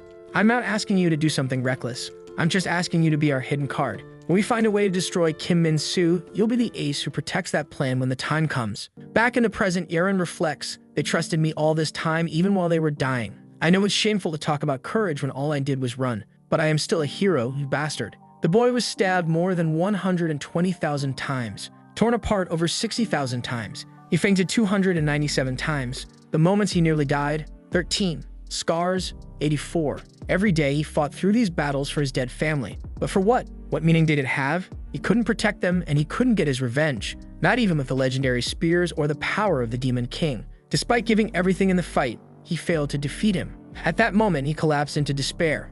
After fueling his emotions and pushing his limits through endless training, he only managed to irritate the sword hero, inflicting wounds that barely caused drops of blood. Now I just want to die. There's no way to defeat this bastard, he thought, ready to bite his tongue, not wanting to die again at the hands of the sword hero. I'm sorry, everyone. As he tasted blood, he opened his eyes and the girl was there. The mage, cursing under her breath, says, "You're heavy as hell, damn it. Apply pressure to your wounds or do something. You can't pass out now." As she carries him away, the Reformation hero spots her and shouts, "The traitor, the magic hero, is escaping with the spear hero. Don't let them leave alive. Launch a barrage of missiles." Target locked. Boom, the explosions hit. She looks back, dodging one after another, continuing her escape. But one missile is unavoidable. She summons a barrier and protects herself. All the heroes start closing in on her. The martial hero gets very close when a soldier rushes out of a building, kamikaze style, shouting, "You must live." An explosion goes off, forcing the martial hero to retreat. As he leans against a window, other soldiers grab him. "What are you doing?" he shouts, but the soldiers, all holding grenades, say, "Consider us the guides who will accompany you to hell." Another explosion hits. The heroes couldn't understand. What, did these guys eat something rotten? Why are there so many crazy people in this city? They wonder. The fact that these humans, who once had a mortal fear of battle, were now throwing themselves into death as if they'd forgotten fear entirely, baffled them. "Damn," the Iron Arm hero mutters. "They pulled out all the Ice-Kai weapons on me." Everyone was risking their lives for a single moment, a hope that wasn't even guaranteed. "Get out of my way. You're nothing more than flies," the Iron Arm hero yells, tearing a bus in half only to see another car packed with explosives coming right at him. "This one's next, huh?" He punches the car, sending the C4 flying. The driver inside just laughs. "You got to survive no matter what, kid." All those sacrifices opened an escape route for the spear hero and the magic heroine. As she flees into the skies, the vampire hero appears. "Traitor, how long you think you can keep running, huh?" He cuts his hand, forming a bow and arrow made of blood, launching a volley of arrows. She barely dodges, muttering, "Damn it, this isn't going to be easy." The place we enter is where Kim Min-soo and Baekana are healing and the debris around us is dangerous. How are we going to escape? Suddenly, blood splatters across her back. Shit, we're going to get caught if we keep flying in circles. She notices a man on top of a building signaling a direction. She adjusts her course, following his signal, with the vampire hero still on her tail. "Damn it, I almost had you, you cursed rabbit. What kind of curse is this? How are there still survivors from that pathetic government?" At Abia's platform, some citizens are being evacuated. One man says, "They're guiding a magic heroine here with ease." "Good, that's a relief. Please keep me updated and gather all available troops at the shelter. We need to get the magic heroine down to the underground level, away from the other heroes." Another replies, "But if we use the elevator as an escape route, how will the refugees react? If we push them toward death, we're going to have a revolt on our hands. That's the worst case scenario." "Don't worry, I'll make sure everything is regulated. Just focus on getting the hero out safely," says the first man. "All right then." As they approach to make an announcement, a voice calls out, "Attention, this is the last operational elevator. After this use, the lines will be cut to provide an escape route for the rebel hero." The crowd erupts in anger. "What's going on? What the hell is this? Can't you see how many people are here? Are you saying we don't deserve to live because we're not strong enough?" But the speaker remains calm. "If you go to the surface without the rebel hero, there will be no one left to protect you, including me. Everyone here will die. But our deaths don't need to be in vain. They can be the beginning of hope. If the rebel hero survives, we'll have a chance to build a future that cannot be destroyed by the sword hero. I beg you, please sacrifice your lives and fight alongside us." Hearing these words, one of the men in the last elevator steps out. "I would like to give up my spot for this child." With that, others follow, stepping out of the elevator and building barricades, preparing for the incoming heroes. The magic heroine flies overhead, glancing down. "I'm so sorry, everyone. I can't do anything." With those words, she ascends through the elevator shaft. The last 3,000 people in the shelter, the last 3 lives in that refuge, participated in a one-sided massacre, buying 5 precious minutes. On a deserted island in Indonesia, the magic heroine cradles the body of the rebel hero. 50,000 lives were sacrificed for a single one. A few steps away, a distant figure emerges, a girl with tears in her eyes. "Thank goodness you survived." In the White House, United States. The time was 1:47 a.m. All communication channels with the Korean Reconstruction government, which we had been supporting, were cut off. The 7,000 soldiers they had, the ministers, vice ministers, and high-ranking officials totaling 217 people, and the 40,000 citizens they were protecting, all those Koreans in the shelter, are now presumed dead. The president is left speechless. From the construction of their shelter to the design of the defense system, we spared no effort in supporting them. Are the heroes responsible for this event? He plays the footage revealing all 8 heroes gathered. If there were that many, everything was probably wiped out in an instant. We used every possible method to protect them to the best of our ability. Does this mean even our intelligence is falling behind? However, unlike previous attacks, there was an unexpected factor. A hero opposed the sword hero. The footage of the spear hero is displayed. Please see for yourselves. One of the men asks, "Are you making this up? What's the source of this information?" This was sent to us by a Korean agent who risked their life. All the data recovered has been confirmed as legitimate. And where is this guy now? The guy explained that he has disappeared. Back on the island, the green-haired girl carries the rebel hero. She lays both of them on the ground, digs a hole, and plants a seed. Soon, branches begin to sprout, forming a bed for them. A green glow starts to radiate. The rebel hero speaks. "Why are you reviving me? I lost again to the sword hero. No one. I didn't protect anyone. It's all because I'm so weak. Again, everyone died again." She rushes over and slaps him hard across the face. "Don't say that. You're not alive because you failed to protect them. You're alive because they protected you." He begins hallucinating again, seeing the girl who saved him staring at him. And the girl who rescued him remembers all the heroes who have died. Back at the White House, we suspect they're near Indonesia. However, wherever they are, we'll track their exact location and report it. The president asks, "So what do you propose we do in the meantime?" There are over 5 million Korean refugees who have come to the United States. The collapse of Korea will soon spread across major news outlets. So that means the public will panic. Yes, but not just the public. Other nations will become uncomfortable as well, realizing this has been happening. In a UN committee, a politician shouts, "We should launch all the missiles at them and kill them all now. We must strike immediately. My nation cannot be destroyed." Another insists, "Mr. President, we must make a preemptive attack." What? You want to deploy more troops? What about public opposition? We can't send more of our soldiers. The nation of Korea has already fallen. That means they no longer have a government. We must assume the majority of their citizens are already dead. The president hesitates. "What are you saying?" "We must use our final option while the heroes are still gathered. Our new nuclear weapon, God's Hammer." At the operations base for God's Hammer, a soldier receives the target coordinates. Coordinates locked -10 to 8527 to 695. The launch order is directly from the president. The world's hostility is now aimed at one person's malicious intent. Back at the base, where everyone is dead, a lone soldier holds a gun, aiming it at the sword hero. "Oh, there was still someone alive. Tell them when you leave, the spear hero is dead, and there's no more hope. Tell them they'll watch the world end as they crawl on the ground. If you do that, I'll let you live." Tears in his eyes, the soldier on the ground says, "You're scared, aren't you? You're afraid that the hero who fought you will come back, right? Afraid that people will continue to rise against you with hope. What a relief. You're not anything like a god. You're just a human, like the rest of us." Kim Min-soo, visibly shaken, kills the soldier, standing over the body and hitting it repeatedly like a maniac. The returned hero approaches. "Sorry to interrupt your fun, but the shelter's all cleaned out." Kim Min-soo continues stabbing the body, then looks back. Sang-jin says again, "Kim Min-soo, the other heroes are waiting for you. The heroine of faith doesn't care how long you take, so feel free to unleash all your anger." The Iron Arm hero laughs. "Yeah, that's right. These sinners are the ones who stirred up all this rage." Kim Min-soo walks toward them. "Don't pretend to understand. You don't get it either. You're just like the rest." The returned hero speaks. "If you're finished, that's fine. I'm just wondering what we'll do next. We've already destroyed the Reconstruction government and everything else. The population has dwindled.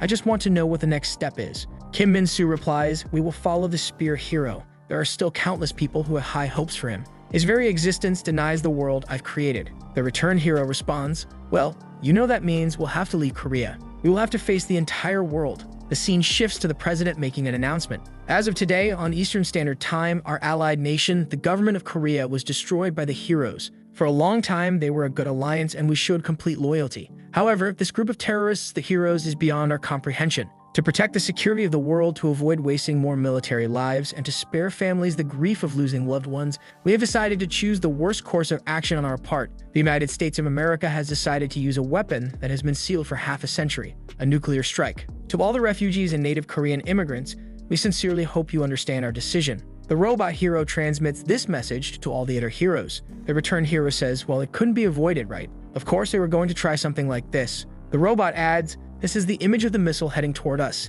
It will take about 2 minutes until it reaches the coordinates.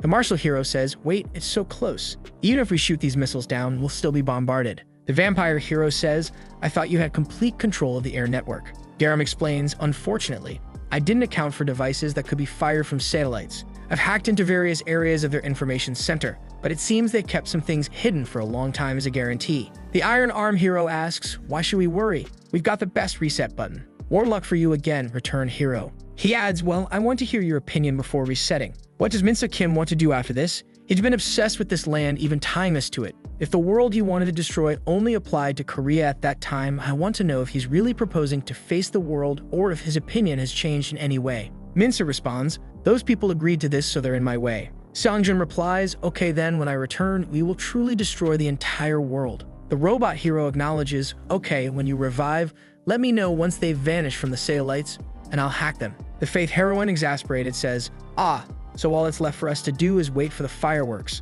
I'm curious to see what happens when a nuclear missile hits me. The heroes all sit and wait for the missile, which comes directly to where they are, even passing through the crater's beam. The returned hero looks at Minso and says, Minso, I just wanted to tell you that since you'll lose all your memories when I reset, I was the one who killed your parents. Minso, enraged, yells, you said what? But then the explosion hits. Thanks to the returned hero's power, time resets. He's back in the room, hacking into the systems. Just as expected. I returned right to the moment they sent the information to the United States government. Sir, can you write for me? Of course not, he responds. But you're letting me use your account, right? Write this for me, he mutters. This guy's crazy. The next chapter begins with the Hammer of God. One of the operators calls Hammer of God, access keys ready. Okay, we're ready. The two operators insert the keys, disarming the device's lock. Hammer of God is ready for launch. We are on standby until we receive the final command from our country. A man next to him asks, Captain, has the Hammer of God ever been officially used before? No, this is the first time, so we don't know the extent of its effects. The only thing I know is that it's the most precise and deadly annihilation weapon in history, so we'll be the first witnesses of this. Well, the evil has approved. Launch Hammer of God. Copy that. Hammer of God. Launch. But something goes wrong. Wait, didn't launch. What's wrong? Why isn't it launching? Damn it, is the thing breaking down at a time like this? Suddenly, the button glows purple and the entire screen starts glitching. What's going on? The robot hero appears on the screen saying, thanks for the lovely weapon. The missiles are launched. Back at the president's conference, one of the advisors receives a message and rushes to pull the president out of the room. As they're running, the president looks out the window and sees the missiles just seconds away from hitting the ground.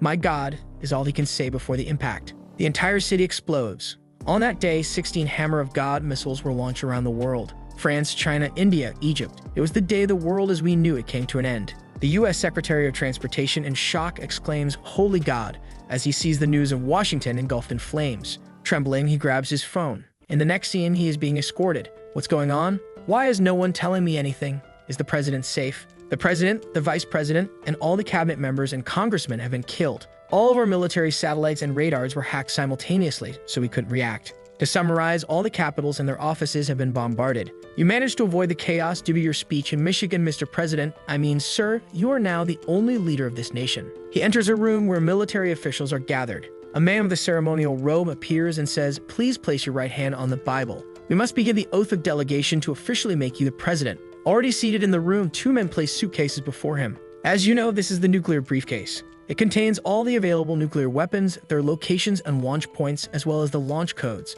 This is the direct line to the Hero of Reform. The Hero of Reform? Why do we have contact with one of these terrorists? Why do we have a direct line to this guy? Sir, actually, he first appeared 100 years ago in Europe and was the great hero who ended World War I and World War II. In the 20th century, he made the United States the world's most powerful nation and a leader in scientific and technological discoveries. This is the United States' direct line to the Hero of Reform. Every 100 years, a hero is recruited based on random coordinates. The scene shows a series of images, a man being whipped in Egypt, a samurai in the middle of battle holding a spear, a woman suffering in a sewing machine factory, her eyes opening as a robot greets her, saying, welcome, heroine. The few heroes who defeat the Demon King completely change the world we live in. Some become historical figures and myths. Some become emperors who bring order in turbulent times. Others become pioneers of scientific innovation.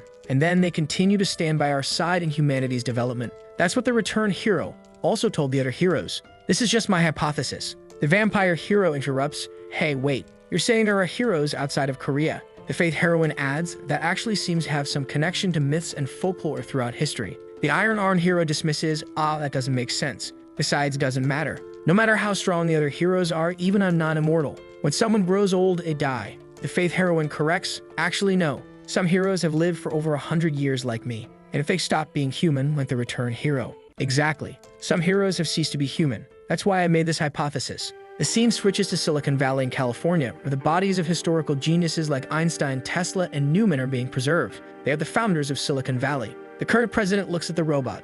So all of them were you? Yes, Mr. President. They are my alter egos. If you come to see me, I assume you want to eliminate the heroes responsible for the nuclear terror. You need my help. The president, initially doubtful when seeking the robot's assistance, now considers. But to think you were behind all these innovations, maybe it's really possible. The robot makes a movement, startling the people around them, and they quickly escort the president out of the room. The previous president didn't want to rely on a non-human entity like me. He believed humanity should change the world with its own abilities. I understood his philosophy well. But since you sought my help, I won't disappoint you. Mr. President, may I ask why? Why do you want to save this nation, and what makes you different from the heroes of Korea? The robot's eyes linger on the girl who had died in the sewing machine factory. This nation took me in when I needed it, and that is my reason. She is the heroine of reform, Mary Stevenson. The scene shifts to the Vatican, where something is rising from within molten lava. One of the bishops asks, "Pope, may I ask, what is inside that thing?" I merely thought it was a relic. The Pope replies, in the 14th century, the last missionary to officially perform a miracle, and the last faith hero who was friendly to humans is inside that. It is the faith hero St. Damian Arcadius. To be honest, it explains why no faith hero is friendly, right? If you lock someone up under lava. The scene then shifts to the Republic of Chaka and Russia. Some soldiers knock on a house and an old man comes out. Veteran Ivan Pushkin, is that you? You are correct. The men salute him. Ivan Pushkin, the hero, our nation and comrades need your help. Hero of glaciation, Ivan Pushkin. All the heroes from past eras are being brought to the stage. The next chapter begins with an explosion. The judgment of God took place across the world, and the global government nearly collapsed, desperately trying to find a weapon to stop the heroes. Meanwhile, feelings within households grew uneasy due to exposure to nuclear radiation. The idea of forming an allied force to stop the heroes was thwarted. Thus, a disaster continued. We move to the skies above Los Angeles on the west coast of the United States. The robot hero is using ability. Decompress 70% power, continent destroyer mode. The entire world then lost all control and order. In Egypt, the vampire hero used his blood god of iron power. Look at me. This structure of mine is using the blood of 200,000 people, you idiots. Destruction followed at every location. In southern Italy, everyone was converted by the faith heroine. Meanwhile, in the People's Republic of Korea, the defense line of Pyongyang was face to face with the sword hero. A desperate soldier rushes in, supreme leader. He has arrived. Are you telling me our first line of defense has already been defeated? How did that bastard get past our minefields? Please, he's not human. He didn't use any tricks. He just walked straight through. It doesn't matter. Keep stalling for time, you useless worms. Russia and China won't leave us alone so easily, not after we've been their buffer for so long. And there have been rumors that there's a damn hero in Russia as well. Until they release that bastard, the infantry, tanks, and even the nuclear weapon we bought with money. Stall for as long as possible. The tanks then fire toward the hero. An explosion occurs and everyone rushes to see if he's dead. He's dead, right? He has to be. Even if he's a monster, no one can survive that bombardment. Blessing of the goddess Seraphine, the hero murmurs as he pulls out his sword. Prepare the next bombardment. Aurora mode. Boom, an almost nuclear explosion occurs. The southern area of Pyongyang is destroyed. Kim Min-soo continued walking, destroying, repeating the process until someone capable of stopping him appeared. You are the one who threw the world back into the fires of hell, child, said Ivan Pushkin, the hero of glaciation. That old man only wanted a world without war. The sword hero. Are you a hero? Ivan chuckles, young man, do you think a mere human would stand alone in front of a monster like you? Wait, I just want to ask you something before we fight. He glances at him, tell me, what do you want? Why are you so determined to spread misery and set the world on fire? The sword hero simply slashes with his sword, saying, I don't even have a reason anymore. The old man with a sigh responds, I was hoping there was a reason behind all this slaughter. He opens his mouth, revealing a small ice turtle on his tongue. An explosion occurs, but the shell protects him. Ice familiar, land turtle. The sword hero thinks, so if he's a summoner, mages are the most annoying to fight. The old man smirks, I haven't even started yet, boy. He takes a deep breath and unleashes a freezing breath, permanent frost. The sword hero stands there, seemingly frozen. But Ivan remarks, as expected from a hero, not even a blink of an eye in a cold that would be fatal to a normal person. But this is good. Being exposed to this temperature will prevent him from using his full abilities. Most of his energy will have to be used to heal his frozen body. I need to finish this before he adapts to the cold energy. He punches the turtle, which flies toward the sword hero. The hero tries to move to evade it, but his foot is stuck, and the turtle smashes him in the face, sending him flying. He crashes to the ground and tries to get up. Now his hands are stuck. "You haven't learned anything," the old man says while summoning his ice bear. The bear leaps at the sword hero and punches him in the chest, causing him to spit blood and be crushed by the weight. The old man thinks to himself, "If it were anyone else, I would have stopped and checked how they were doing. But I won't give you any chance, boy." Ice familiar, flock of seagulls. A combined attack of birds rains down the hero, pecking and piercing him, while the bear continues to pound him. However, the sword hero opens his hand, pulls out the sword of Duran, and shatters most of the attack. Ivan speaks. What a surprise. This guy lives up to his name. The sword hero, "You're my obstacle, so die already." He strikes what might have been a cut to the neck. In the next scene, amidst the destruction in the frozen city, the old man's head falls to the ground. A mage always has an advantage in a fight against a swordsman, since they can attack from much greater distances using their superior reach. Not to mention that they have various types of abilities, making it difficult to predict their patterns. But Kim Min-soo already had experience in this type of battle because he had once won against the hero of sorcery. His strategy was to use his unique and exceptional defense, making himself vulnerable to the opponent's attacks, always giving the impression that his attacks were slow and his speed was low. When the opponent relaxed, he would strike the neck with explosive and instantaneous power. Standing over the corpse of Ivan Pushkin, which signified his certain victory, Kim Min-soo felt that something was out of place. It seemed like something important was missing. He had the feeling he had forgotten something. For a hero who had survived more than 100 years, this was a fight without any of his tricks, experiences, or dignity. And soon suspicion turned into a crisis because despite his head being cut off, there was no blood. From within the corpse, the real Ivan emerged, using the ice familiar Matryoshka. The sword hero took what appeared to be a stab to the chest, and the old man said, "You sword heroes always obsessively aim for the opponent's neck." The sword hero, still holding his blade, came in for a side strike. When you attack, your moves become predictable. Ice familiar, giant squid, slams him far away. The sword hero, heavily injured, begins to rise. I can feel the cold spreading to my heart. As long as this stays in my body, the goddess of blessing is useless. If I drag this out any longer, I'll be completely frozen. He stares at the old man, who summons yet another familiar humpback whale. They face off briefly before the hero cuts through the creature, but the old man watches as the sword hero's body starts to rot from the cold burns. Your problems will soon be over. The two pieces of the whale transform into the silver fang familiar. The old man says, "The previous sword hero died here. And you? What will become of you?" Kim Min-soo dodges, but his fingers start to fall off. He knows soon my body will shut down completely. I need to finish this quickly. Split sword of Duran. The old man observes. Super stronger than the previous sword hero. Well, it doesn't matter. Your body will freeze in a few seconds. I'll toy with you until then. Ice familiar, frost undead. The 30 seconds that will determine the outcome of this battle begin. The next chapter flashes back to the boy's family, who lived in poverty. He sold his body to the war in exchange for 3 months' worth of flour. The year was 1916, World War I on the Eastern Front. The boy who sold his body quickly experienced the horrors of war and how that world consumed him whole. A young kid screamed desperately, somebody stop this. Help, as the soldiers fought. Anyone please. This damn hellfire, someone stop it. Suddenly, a grenade dropped next to him. I want to live. The boy only wished for peace. Back in the battle, the old man thought, if this guy is left alive, he'll definitely bring chaos to this world like never before. The sword hero advanced, cutting down all the undead. I'll stop him here. In front of him stood countless soldiers armed with swords and guns. Golem hand, except now it's Ice Golem hand. The Ice Golem hero, who once controlled aerial supremacy. But Kim Min-soo rushed past, cutting everything down. The former sword hero stood in front of him and blocked his path. This sword hero rivaled his destructive power,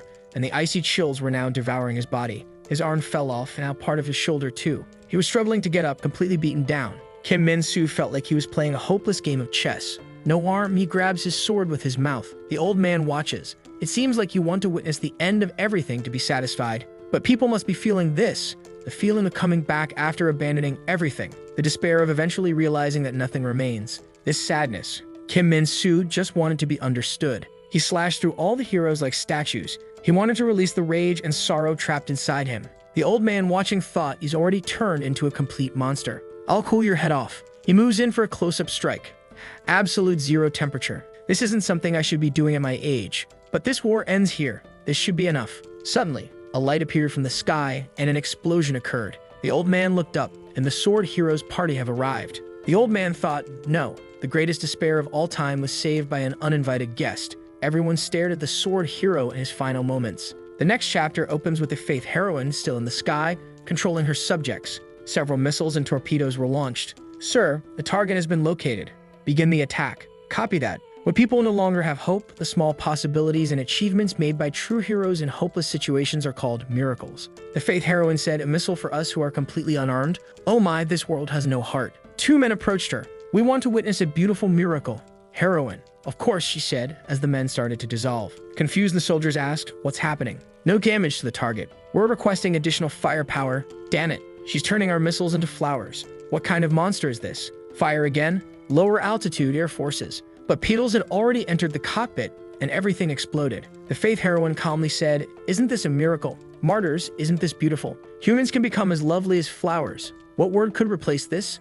Should all miracles be good? Does the word miracle imply goodwill in the first place?" Missiles continued to be launched at her until the scene shifted to a meeting. The first campaign, the Air Force and the Navy were mobilized. All seemed to have been completely annihilated. How could we be so powerless? How are we supposed to face a miracle like this? A boy with a halo appeared. "That's not a miracle. I'll show you now what a real miracle is." It was the Saint Damien Arcadius, the faith hero trapped beneath the lava. Bekana asked, "Who are you, or did you come from?" Damien replied as expected, "I didn't think anyone would remember me, but believe me, I'll win this for you, young ones." We gave his backstory. Damien Arcadius, the only saint who appeared as a small child when the Black Death devastated the lands. The small miracle who sealed himself with all the plagues out of his great love for humanity. The cities he visited flourished with milk and honey for the orphans. He then appeared in the sky, face to face with the faith heroine. She said, "So you really exist? A faith hero like me." "Greetings, faith hero," Damien responded.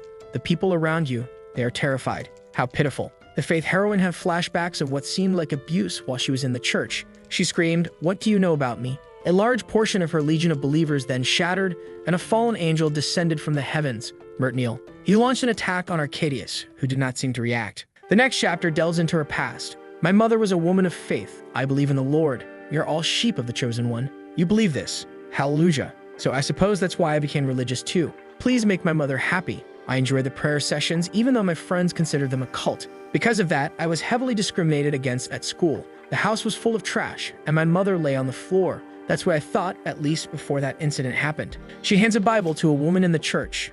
A man approaches. "Sister, would you like to come to a prayer session today?" The mother leaves the session. "Hana, they're asking you to join as well." "Back in the present," she yells. "What do you know about me?" As she summoned the fallen angel, Arcadius raises his hand. "Those you protect, those you defend, will ascend." Titan Diophanin. Even the priests are watching the live feed. "Your Holiness, although doubts cannot be permitted," the Pope interrupts. "Do you want to know what happens if St. Damien loses? I know you said he was our last hope, but what if?" The Papa then says, "That will never happen. The weapon that false hero has is, at best, millions of terrified believers. But on the other hand, St. Damien has the faith of a billion Catholic believers, chapels and churches in every nation.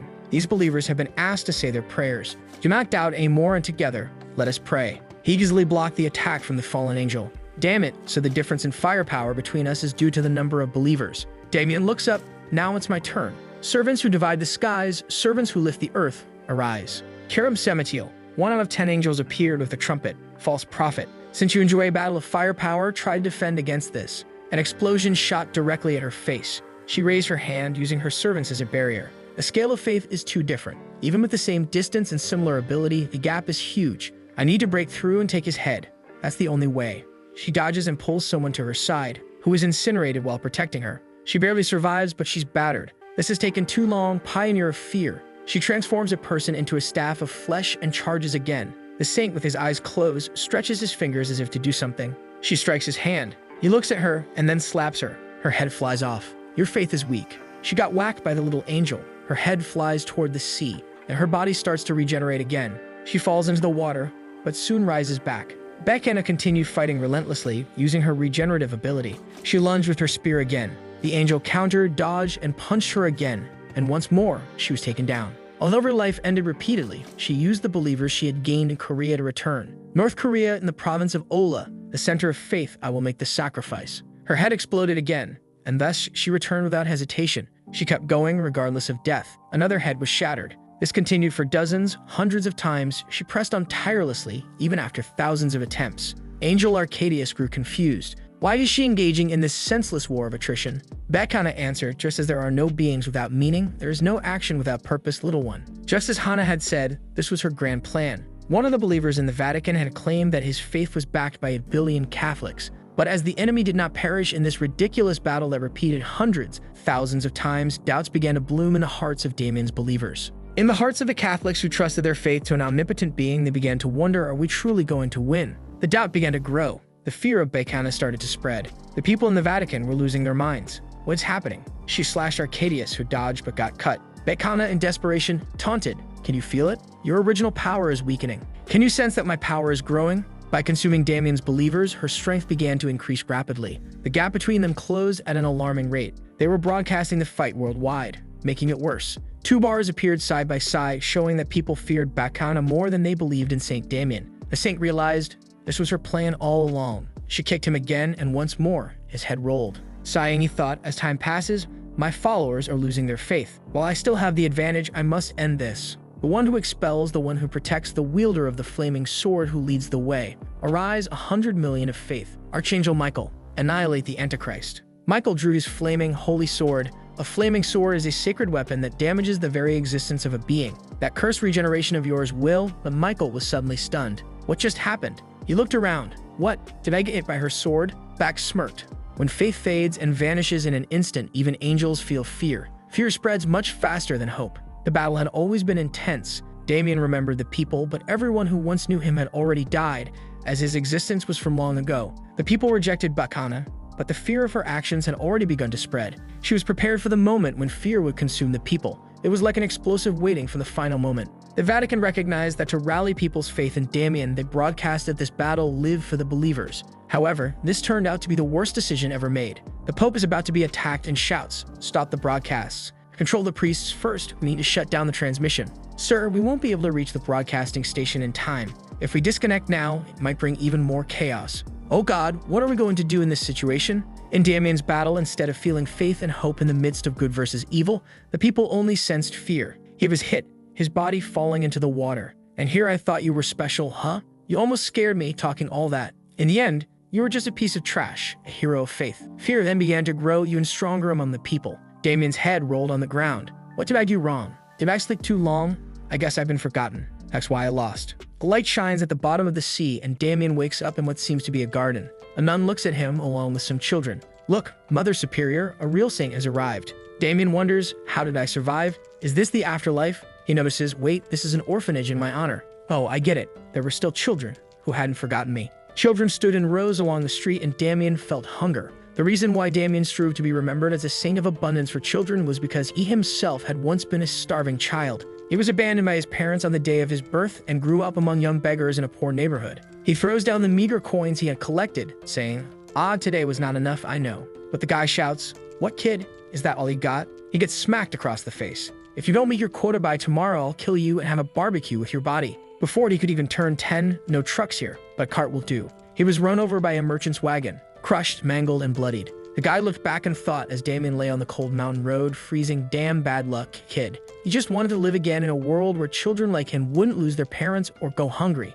If possible, he wanted to create that world with his own hands. He wanted to give children the opportunity he never had to grow up. Now I remember. After seeing everyone, the reason I wanted to save you all is because there are still people who remember me. Just this once, could you lend me your faith? The children all agree, yes. The forgotten saint recovered his memories. The children look at him and ask, "But Damien, how do we do that?" He kneels down, close your eyes and clasp your hands while thinking of me. Just like that. A small planet begins to form in his hands. Thank you for still remembering me. I will create a future where you can all grow up. And with that, Damien rises from the water. Bacchana, having absorbed the majority of the billions of believers, taunts, only 2 wings. Looks like losing followers hurt you, didn't it? This won't even be a fair fight. She sends all of her followers toward him. On the other hand, the amount of faith Damien received could be counted on one hand. He's being beaten severely, holding on thinking, I can't use my faith for this. If a battle of faith was only determined by numbers, Damien's defeat was certain. Just a little more, just a little longer. He defends against the minions, but when he opens his eyes, who else but Bacchana? I'm someone who always pays back what I owe, she says, slashing at Damien. Faith is something that doesn't depend solely on numbers. Bacchana looks through the storm of battle. No. The soldiers watching from a distance whisper, this is truly a miracle. Bacchana glares at them. He withstood all of this with his bare body. Nothing and no one can define faith. Damien, standing before her, says, finally, I'm within range. The faith Damien received came from a different origin than her fear-laden power. Though it's a small seed of goodwill he had planted in the hearts of those orphans hundreds of years ago. Damien remembers telling a young boy who said, I don't have any money. And he replied, "When you grow up and be an orphan, give them as much bread as you receive today." Years later, that boy, now an adult, tells others, "Share with others as much as you receive today, okay?" And it was one of those boys who built Damien's church. The principle of faith remained, become an adult who knows how to share. His faith transcended generations. He tied his roots to theirs. Divine spear, compassion of Damien. Even if that faith was just a tiny grain of sand, it became a beacon that guided others through the darkness. Damien, raising the spear, looks at her and says, "This spear holds the meaning of my life. Let's see you block this." Bekana mocks, "How cute." At best, this has the faith of a few people. It's ridiculous. I have countless followers to sacrifice. If I use their lives to block this, she snaps her fingers, but the believers aren't moving, they're crying. "Why are you standing still?" Damien responds, "Because they've seen the true faith of goodwill and realize how disgusting the faith they've been following really is." He thrusts the spear and it pierces right through Bekama's chest. She writhes in pain for a moment. "This wound, it's nothing. I just need to regenerate." She tries to pull out the spear, but Bekana instinctively knows that once she grabs hold of it, the spear, though weak and without much force, has the power to cleanse all anger, sorrow, and fear, the sources of her strength. Bekana starts to shout, "Don't pretend you understand me. This is all your fault. You shouldn't have saved me. Religions weren't created to protect someone like you." Many of those who have been dominated by fear lost their faith. "I'm not done yet," she says as she moves toward Damien, a weapon in hand. "Yes, I just need to kill him. Then everyone will believe in me again. I can't start all over." Damien simply extends his arms and opens them wide. She stabs him right in the chest. "Poor child," he says softly. "From the beginning, all you wanted was a hug." With his arms around her, he holds onto the spear embedded in both of them. "Let go of me," she cries. But he replies, "It's okay, little one. Everything will be fine." Bekana, now weak, falls limp in his arms. "If you had listened to my prayers, would anything have changed?" she whispers. "That would have been wonderful," Damien replies. "It's my belief to never abandon a child who's all alone." The same metal coffin that once imprisoned him in the lava now rises, enclosing them both. And do you remember that the last chapter ended when Damien sealed Hannibake with him? Meanwhile, the government folks were in a meeting with the transformation heroine. They wanted to know if she really wanted them to send all the troops from the west to the east. She said yes, and that they should take everything out of the west, and the priority should be to help civilians flee those areas. The guy from the United States warned that the enemy transformation hero would destroy everything since he was coming from that region. So why would they leave and let him pass freely?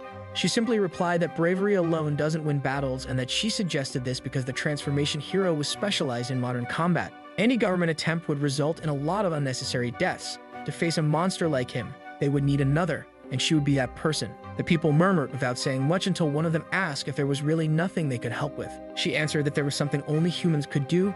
No civilian would trust her, so the mission to rescue and evacuate everyone would be theirs. The guys then said they understood and would leave it to her to deal with that piece of scrap metal, but there was something he didn't like. He said she shouldn't refer to herself as a monster. After all she had done, she was a heroine. Stenvinson remained silent for a second, thanked her for humanity's faith in her, and said she wouldn't disappoint them. With that, the connection was cut, and she asked Asimov where the transformation hero was located. He said that based on the path he was following, he would probably arrive in Los Angeles. Stenvinson then said to start mobilizing Silicon Valley.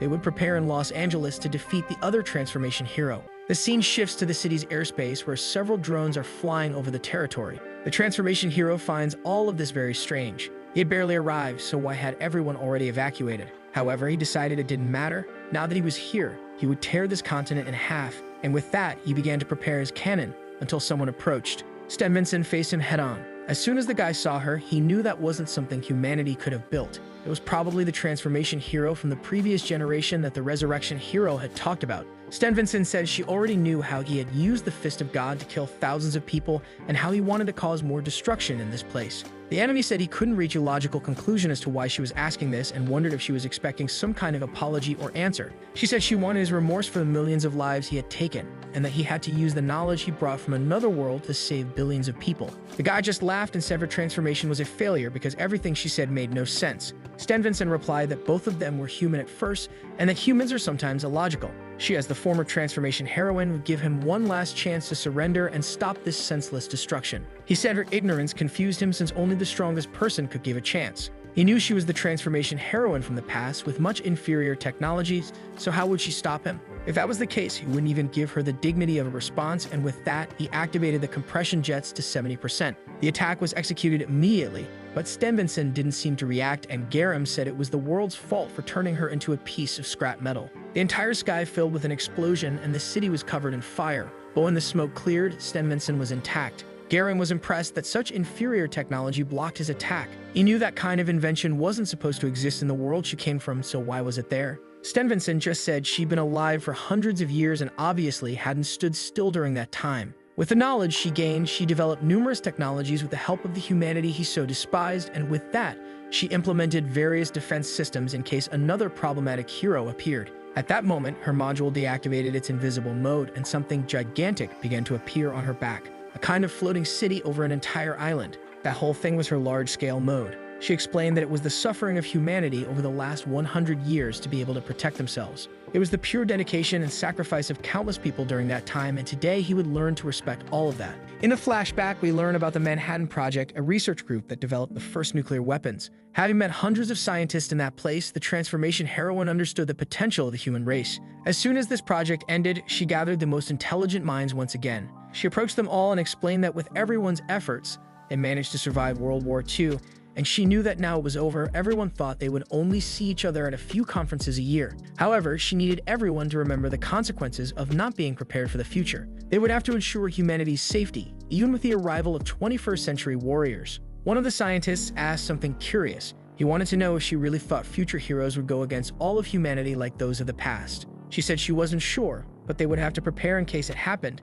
And that's how the former Manhattan Project team joined the Silicon Valley Project, and the entire structure of that island began to be built. At the U.S. Command Center, a guy informed Marie that all citizens within 60 miles had been successfully evacuated, so she wouldn't have to worry about casualties and could use everything they had been creating. She thanked him for his competence and said that now she would also demonstrate all the power she had. Suddenly, a hook came from the island and pulled her from behind, sending her to another room where several tubes connected.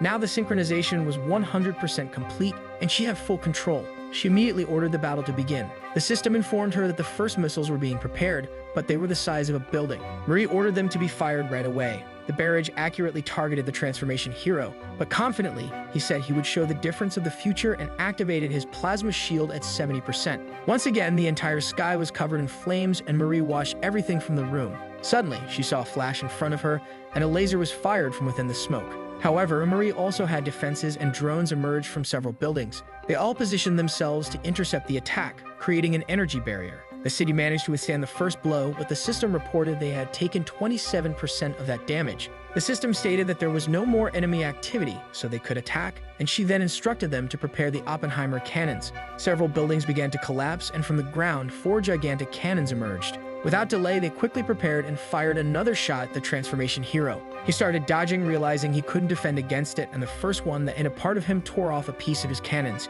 He thought that for a fortress of 100 years, this wasn't bad at all, and the analysis indicated that in terms of firepower, he only had a 32% chance of winning. He then asked what the chance of winning a frontal attack was, which instantly rose to 83%. If that was the case, he had no choice but to change modes, and he transformed into a jet, flying straight toward her. Marie was impressed with how adaptable future technologies were, and Garam collided directly with the shield she had created. While he was trying to break through, she instructed to put all the energy into the shields, since if he got through, half of their systems wouldn't work. However, Garam said it was time for someone else, and from the nose of his ship, the hero of the Iron Fist appeared, as always in his usual sickly, enthusiastic pose. Marie already knew about this guy. He was one of the individuals flagged by the intelligence department. Without hesitation, he grabbed the shield with both hands and started to pry it open. Once again, Marie ordered the system to abandon everything else and channel all the energy into the shield, but the robot said that wasn't possible as it would cause an overload and they would explode.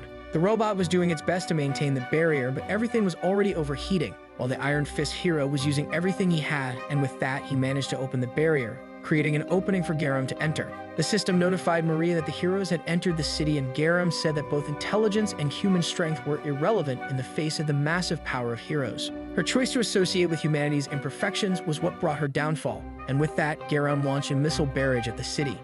However, we get a flashback to a factory in the UK in 1908. 2 guys are walking through it, and one of them tells the other to take a look at something. They open a room and see a bunch of people working. The mustache man called the blonde one Stenvinson and said that his machines had been giving a lot of problems and fixing them was difficult. The guy replied that it wasn't a problem because they had been investing heavily in his research. For him, it was the least he could do. Suddenly, the guy angrily turned to everyone and asked what was broken. A hesitant guy approached with a notebook and started reporting on everything that was wrong. However, the mustached man kept shouting at him, telling him not to waste Mr. Stevenson's time, and pushed him aside, telling the scientist to come with him. The factory worker obviously didn't like being treated that way, but that's when they were informed that a girl named Marie had fixed everything that morning. The scene shifts to a man grabbing her by the neck. It was the mustached man who yelled at her and asked what she would do if she had broken one of those machines. Even if she worked her whole life, it wouldn't be worth the price of one of those if they broke. However, Stevenson just told the man to calm down and stop mistreating the girl. He looked at everything and it really seemed to have been fixed correctly.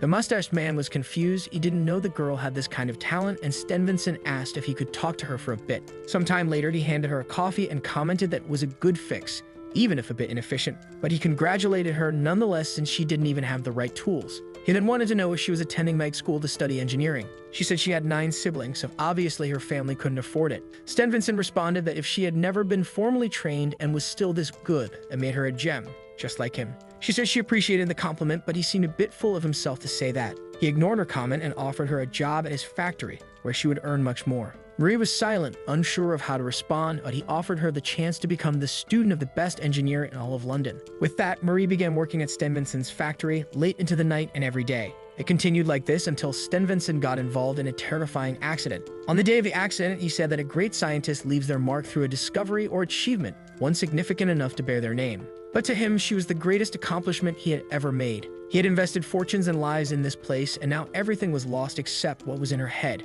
From that moment on, she would have to use his name, and that's when her last name was changed. From that day forward, she was Marie Stevenson. She discovered how a human could leave their mark on the world. She continued working at the factory during the day and studying at night, and that's how she carried on for a long time, until she died from overworking. In the end, capitalism didn't forgive her. But that's when she ended up in another world, and when she returned, she helped humanity progress. However, now back in the present, she was witnessing the entire legacy she had built with humanity being destroyed. The machines they had created stood no chance against the Iron Fist hero, who was radiantly blowing up the entire place. From the room, all she could do was watch as a robot reported each thing that was being rendered useless and each structure or technology that was being destroyed. She remembered the person behind every creation.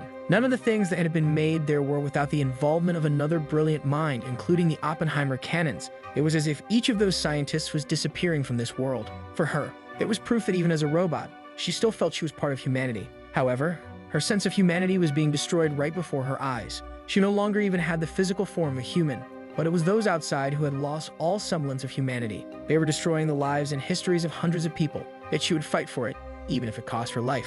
With that, she ordered Asimov to put the island out of orbit and activate the combat body equipment. The system accepted the instructions and set the island to autopilot. Once again, a hook came and grabbed her from behind, pulling her into a container where several parts of her body began to be modified. That was when the true fight for humanity began. In the world of transformation, to survive in that place, a person has to abandon all the humanity they possess. At least that's what she discovered when she was sent there. The first thing that happened was her fingers were transformed, and thus the first robotic part was created. These were the arms to increase attack power, and so she defeated yet another enemy. Then another challenge appeared, requiring increased stability, and later the internal organs were removed to boost strength. To return to the world from which they came and to survive in this world, ironically, anyone chosen to be a transformation hero ultimately had to give up all their humanity. That was the only way to one day return to the humans they knew. However, every transformation hero asked themselves the same question upon defeating the final boss. When they return, will humanity see them as people, weapons, or even monsters? The day the second transformation hero returned, everyone fled, and before he could explain anything, the army sprang into action. But Marie hoped that even with all this, they would still see her as human. Now standing giant before the two, Iron Arm immediately realized that was her true body, and the transformation hero knew he was the true target. If that was the case, he would join the fight and activated the form with 100% decompression. The Megazord battle was about to begin, and boy, the whole city was already exploding. Both activated the boosters on their backs and their shields collided. I want to know where Iron Arm is in this whole mess because the entire place is being destroyed. That's when Iron Fist noticed that the gravity affecting him seemed to have been turned off. He was about to create an opening for the transformation hero, and victory would be theirs, but he was almost hit by a laser. A bunch of robots aimed at him from the side, warning that Marie was in a meeting, so he couldn't interfere. Iron Arm leaped to eliminate everyone while the shields of the two transformation heroines were being destroyed. As soon as it broke, Marie found an opening and threw the other heroine against the wall. However, she activated the claw on her left arm, making a clean slash through Marie's arm, which disconnected instantly. But Marie was in her city and called for the hammer arm,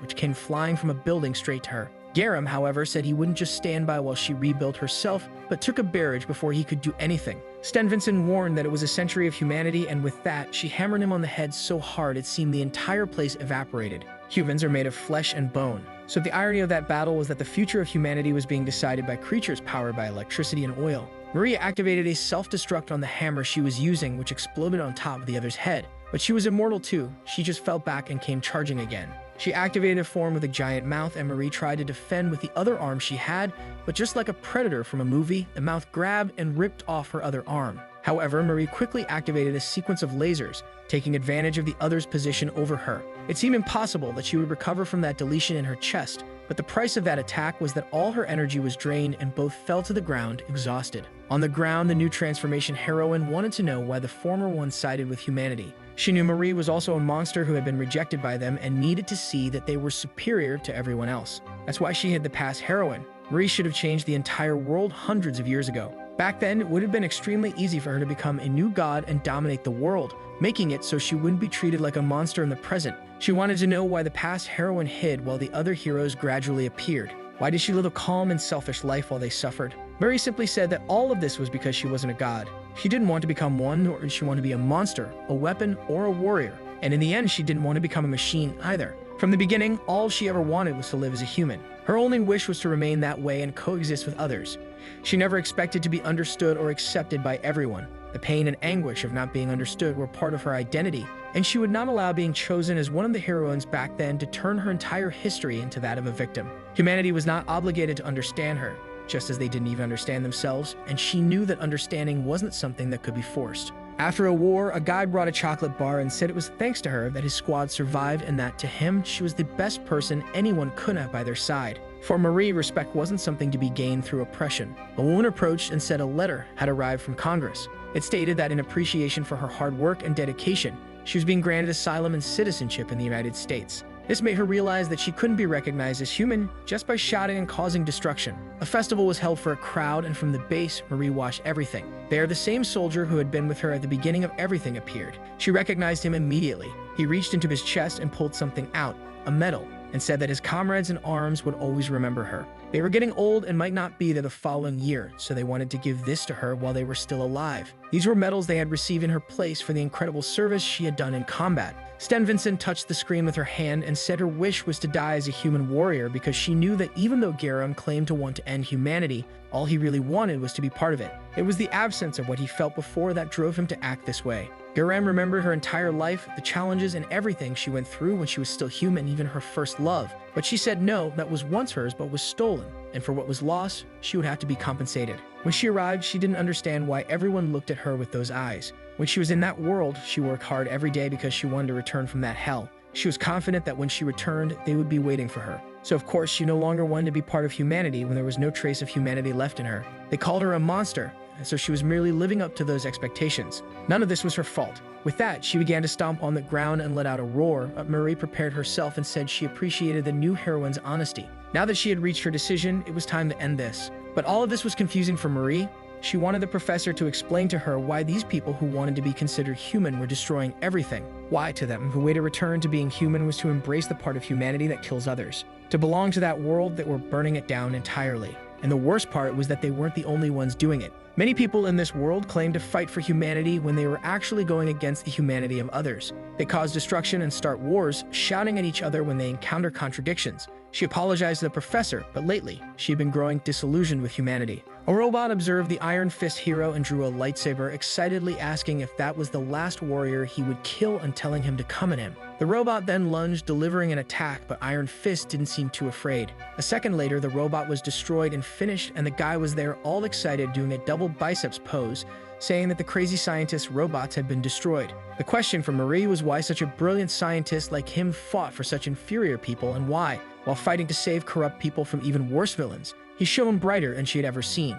Iron Fist then crushed the last robot, and at that moment, Marie pushed Garam away. She fell onto a building and jumped back. Marie heard a message saying that her inability to understand their actions was proof that she was still human. Marie then activated the backup arms, re-equipping herself, and Garam let out another roar. Scientists and pioneers never tire of studying, researching, and experimenting. They dedicate their entire lives to advancing humanity in ways only they can, from quantum mechanics to black hole theory. Marie was one of the few people who could achieve various discoveries without ever risking her life, which is why in her final mission she chose to die as a human. But first, she needed to save that girl who was in some way her descendant. She ordered the system to open the cabin. For Marie, that was the only way to save her and that world. The robot opened and Garam seemed confused by it. Upon seeing the girl's face, she realized that who she was fighting was her own past self. This was her last chance with humanity, and with that, her story for humanity ended there. She threw herself directly at Garam, vowing that today she would die as a human. The simple task of a creature from this civilization was to pass the torch to the next generation.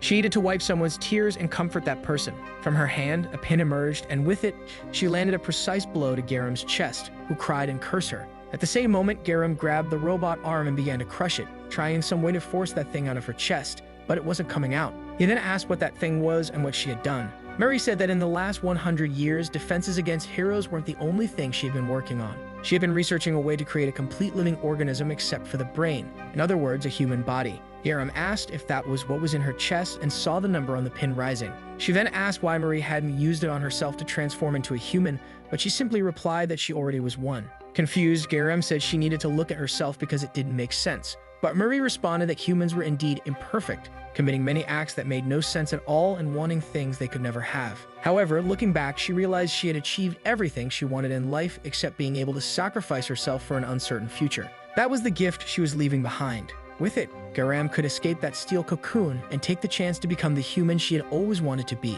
Suddenly, Garam seemed to lose part of her consciousness and Marie's body was released. It fell to the ground and shattered. The robot beside her asked if the professor had any regrets. She simply said that considering the base invasion, she had to choose the imperfect way to save everyone. Even though she didn't like the situation, regret was at least a human emotion. Iron Fist then approached, saying he had come to finish off another one, and from the ground, Marie ordered the destruction of the entire base. The robot simply agreed and thanked her for all her hard work. She then asked him to take care of that child and ensure she could live as a human, and with that, she was gone. In another part of the lab at that base, Marie's human body appeared. She looked down, confused, trying to understand what it was. This sensation of warmth when touching her skin. Suddenly, the robot approached. In reality, Garam was in that body and asked why the former transformation heroine had decided to save her like this, what she expected her to do. The robot then said that Marie had already made a single wish. She should save more people than she had killed. Although Garam hadn't given an answer, Marie trusted she would do it, believing in the little bit of humanity that still remained in her. Besides, Marie had long desired eternal rest. The enemy heroes believed Marie was dead, and the US government thought both she and Iron Fist had died together. This meant the life she received was free of any prejudice or hatred. But what kind of life would she choose for herself? What hopes and dreams would she reap the benefits of? Garam sat down, pondering for a while about what kind of life she should live. Maybe she should run away and try to live an ordinary life. She walked through the city and the destruction, wondering if she should repeat the evil path she followed as a heroine or follow in Marie's footsteps and bring hope to this world. She then asked the robot if he knew where the Lance hero was. He said yes, and that after some intelligence analysis, they had pinpointed the exact location. She thought for a moment and asked to be taken there to meet him. She needed to tell him something before he found the resurrection hero. Meanwhile, in the transmission room with all the bodies, Xiangjun was just watching everything. He had seen Damien's fight, Marie's battle, and some heroes from another world arriving to save Min-Soo Kim. He then crossed some names off a board. It seemed his plan wasn't going as well as expected. He was restless, fell into his chair, and couldn't find a solution. Those old men were giving him more trouble than he anticipated. Now his two pawns with the most firepower were out of the game, and that muscular guy was lost in space. Perhaps there really was no solution. He then reached into his pocket, pulled out something quite dangerous, and wondered if it was time to go back or if perhaps the lives of those two people weren't as important as the benefits they had gained. That's when something caught his attention. He looked back at the screen and decided it would be better to wait a little longer. With that, he gave it a little kick and said it would be rude to go back in time without seeing what the arrival of Min-Soo's friends would cause. He told Min-Soo to show him a different story than those fairy tales where items and status windows pop up all over the place. He wanted to see how a simple coincidence could create inevitable story progression and how a momentary appearance could generate a miracle. Ivan Pushkin knew it wouldn't be easy. In front of him was a group that shouldn't have appeared, and Min-Soo Kim was about to be finished off and didn't have much time. What he wanted to understand was how this guy managed to summon these allies. More importantly, did he summon them, or did they come on their own? But one thing was certain, they had arrived to save the guy who wanted to bring an end to the world. If that was the case, he had no choice. He had to finish him off before that happened. He went to strike Min-Soo Kim with an axe, but someone fired an arrow that struck his hand along with the axe, knocking him to the ground. He He looked to see what it was, and obviously, there was the group's archer who wouldn't let that happen. For Min-soo Kim's former allies, it didn't take long to understand the situation. A warrior who had saved their world was about to freeze to death, and the man beside him was trying to end his life. Ivan stood up and said they were fools, but the place looked like a barren land with no living soul. To them, Min-soo Kim was a hero who had been kind, while the person on the other side was an old man with an urgent expression. Ivan said it didn't matter what they were thinking. That bastard over there was no longer the hero they remembered. However, Min-soo Kim's allies quickly came to a conclusion. Arrows fell in front of Ivan, who turned, and the archer said she understood enough to know what to do. To them, the old man wanted to destroy the world, and the hero was fighting to protect it. The priestess raised her staff, said she would save Min-soo Kim, and told everyone to buy time while she helped him. To them, the old man was the demon of Min-soo Kim's world. Even the dwarfs said that if this guy was defeating Min-soo Kim, he wasn't someone they could hold off for long. But they didn't care. They were going to repay the favor of him saving their world. The least they could do was save his life, and the archer told everyone to prepare for combat. With that, Min-soo Kim's entire group charged at Ivan. He knew the development, no matter how hilarious, was inexplicable at that moment. The scene shifts to a house in the middle of a forest.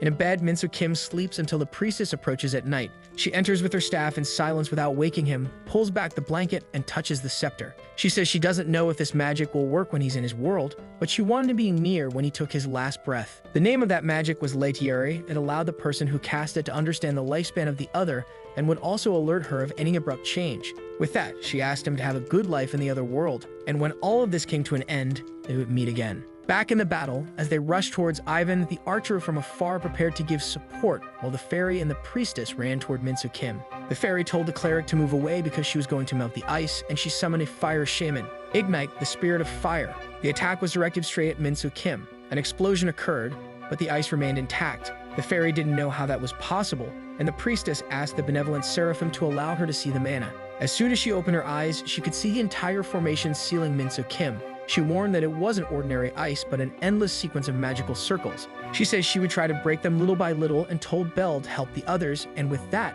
she flew off to join the battle. Even though Ivan was much stronger, he was out of mana to use any decent abilities. He had no choice but to use small attacks to try to fend them off. With that, he activated the seagull colony, and an attack managed to delay the guy in front. However, the dwarf had already jumped from behind, grabbed his shield, and slammed it into the ground, declaring that he was the mountain and ordering the impenetrable fortress to rise. Ivan's attack was easily blocked, and the fist fighter praised Tyomin for the excellent work. The dwarf said they had to be very careful with someone who defeated Min-soo Kim, and Evan realized that even though they weren't strong, their teamwork was excellent. The archer then fired an arrow into the sky. As it cut through the air, she apologized.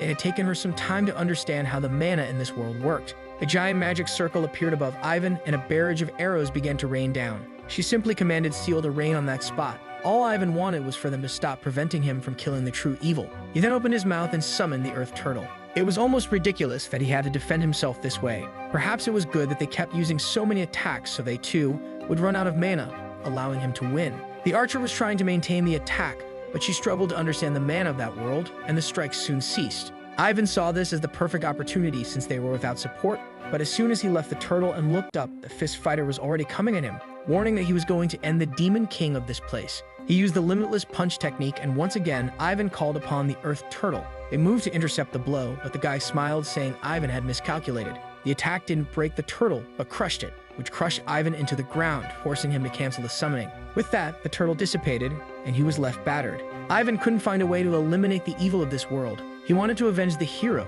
but suddenly, a strange ice formation surrounded him, and he couldn't move his body anymore. He hadn't seen any summoning, so what was happening? The dwarf could see but couldn't move his body, and the archer noticed it was as if time itself had frozen. Even the fairy, who was flying, couldn't flap her wings to escape, and the priestess asked who that person was. Someone walked beside them, ignored the fighter, and jumped into the hole. She called Avon her last warrior and said that everyone's time truly comes. Fallen, he recognized her as the Snow Witch. The Snow Witch was the goddess of the glacial world. She placed her hand on his forehead and said that his glory days had long passed, now that he was weak and old. It was pitiful. He asked what she meant by last warrior. She explained that in this generation in the glacial world, the hero had been defeated by the demon lord, which caused everything there to cease to exist, and the only connection she had left was with him. Evan laughed, saying that in the end he was the only person she had left, and asked if now that she no longer had a world to be worshipped in, she had come to witness his death. However, she asked why, even at death's door, his eyes still shone like a hero's. Was there some wish he still wanted to fulfill before dying? Perhaps he wanted to eliminate the enemies before him. Ivan asked for the strength necessary to protect that world, but the witch asked what she would get in return. He said he would give his life or soul, no matter the price. He would sacrifice everything. He had to keep this place in peace. All he desired was to prevent a certain calamity. If he could stop this war, he would give her anything she asked for. The witch said that his life was worthless since he was dying and she had no way to collect others' souls either. However, there was one thing she wanted from him: all his memories as a glacial warrior. He should surrender the epic journey of his life to her, from his childhood to his time in the army, his time in the glacial world, and the moment he returned to this place. Ivan said that was fine. He hadn't even wanted to be a hero at the start of all this. The only reason he had taken on this role was to build a world where people loved each other and didn't want to kill one another. The witch then said that even old and full of wrinkles, he was the noblest and most sublime person she had ever known. In the end, he was the best hero she ever had. She then kissed Ivan's face, and he thought that the life he had lived was no coincidence, and once again, he would become the necessary tool and bring an end to this war. Min-soo Kim's allies were having difficulty breathing. Finally, time had resumed, but they had no idea what had happened. Ivan looked to the side to see if his friends were okay. Everyone seemed to be struggling to breathe, but it didn't seem like an attack since no one was hurt. The question remained: who was that woman who passed by them? He was sure she had bought time for that old man. Had she perhaps healed him? He needed to ensure Ivan was dead before anything happened. The dwarf asked why he had advanced like that and told him to return to formation. He had to remember their job was to buy time for Min-soo Kim. He returned to the edge, and the dwarf thanked him and asked why he was being so reckless. But his face had changed, and he told the dwarf to run. The old man down below had become a monster. In front of him, a pile of bones began to rise, and from the middle of it all, something emerged. A skull with an ice crown, an unrecognizable body. Ivan had transformed into something they couldn't comprehend. Tyamin was momentarily stunned. That woman had turned the old man into an undead, and worse, it was clear that it wasn't just an animated body. Even from this distance, it was possible to understand that this creature was much stronger than the demon lord that the sword hero had killed. It was a monster that defied all logic. The fist warrior immediately told him to run because he would try to buy them 10 minutes. Tyamin turned around. He knew they couldn't defeat that thing without Min-soo Kim. He needed to protect him somehow. The plan was to raise an impenetrable barrier until he woke up. He had told Jim to buy him 1 minute because that's what he needed to raise the fortress. He had to hold off that creature and then escape. Jim dragged his foot on the ground, stomped with the other, and activated the sequence of the 8 trigrams. Ivan simply raised a finger, pointed it in their direction, and the mountain of skeletons began to move. Jim found himself facing a barricade of creatures. With the 8 trigrams, he became 8 times stronger and consumed 8 times less energy. But the price was that he couldn't move even 1 centimeter from that spot. As long as he stayed there, he had a chance to defeat it. With that, he unleashed a barrage of punches toward Ivan's attack. Even before joining the sword hero at the front lines in the world Min-soo Kim came from, Dr. Jim was already highly recognized. He was the son of the Beast King, a child of mixed blood with the Empress of Warriors. At the age of 3, he had already entered the Temple of the Demon Cloud, a place where everyone worshipped an entity known as Mu the Limitless, something no one in that world dared oppose. That was the Temple of the Cloud Demon, and it was there that Jim grew up. By the age of 9, he had already defeated a man named Gongobi, the next successor who would lead the Cloud Temple. At 14, he had already defeated one of the commanders of the Demon King's army, all because he had come to demand tribute from the village where Jim was. At 17, he became the youngest master of the Cloud Temple and constantly trained against over 127 apprentices. But none of that was ever difficult for him. His entire life, every battle seemed rather boring. He became so powerful that no one even dared to train against him. Someone from the demon army even came to recruit him. That guy was Jim. Min-soo Kim's group was walking through the forest looking for something when they suddenly stopped and saw Jim practicing in front of a stone. They found it curious that the guy was there alone. Jim looked to the side and found their sudden arrival strange. Feeling a bit awkward, Min-soo Kim asked if that path was the fastest to Amonheart. With just one look, Jim could tell how strong that guy was. He clenched his fists and excitedly leaped toward him to throw a punch. This was the person he had been waiting for, and the impact shook the entire forest. However, it was the first time he experienced defeat in his life, and Min-soo Kim apologized, saying he ended up hitting him reflexively. It didn't make sense to Jim. With the sole intention of becoming even stronger, Jim joined Min-soo Kim's group. He constantly observed him, but no matter how much he tried, he couldn't understand why the guy was so strong. Regardless of the enemy, a single sword slash would cut them in half. The power he wielded was incomprehensible, and all Jim could see was that Min-soo Kim was getting stronger every day while he couldn't find a way out of that shadow. Min-soo Kim then walked over to him, extended his hand, and asked if he was okay. Jim knew it was impossible for him to reach that person, just like in the paradox of Achilles not being able to catch up with the tortoise. But at least at that moment, he stomped on the ground, launched a barrage of punches, and smiled while defending Min-soo Kim. He was beginning to understand what strength really meant. His vision narrowed as all he could see was the enemy. He could trust that he had allies at his back protecting him. He finally felt like he was going to make it. Maybe the person he always thought was so far away was, for a moment, within reach. He was finally going to get to him, the secret he had been waiting for, the reason he was so strong. He was going to find the answer to all of it. However, a blue arrow flew through the middle of the attack, and from the pile of bones, a creature emerged. A black dragon roared at Jim and swiped him out of place, deactivating the trigram. That's when he discovered that the secret of strength was the desire to protect another person. And at that moment, the entire group screamed his name, with 18 minutes still remaining until Minsakim would be freed.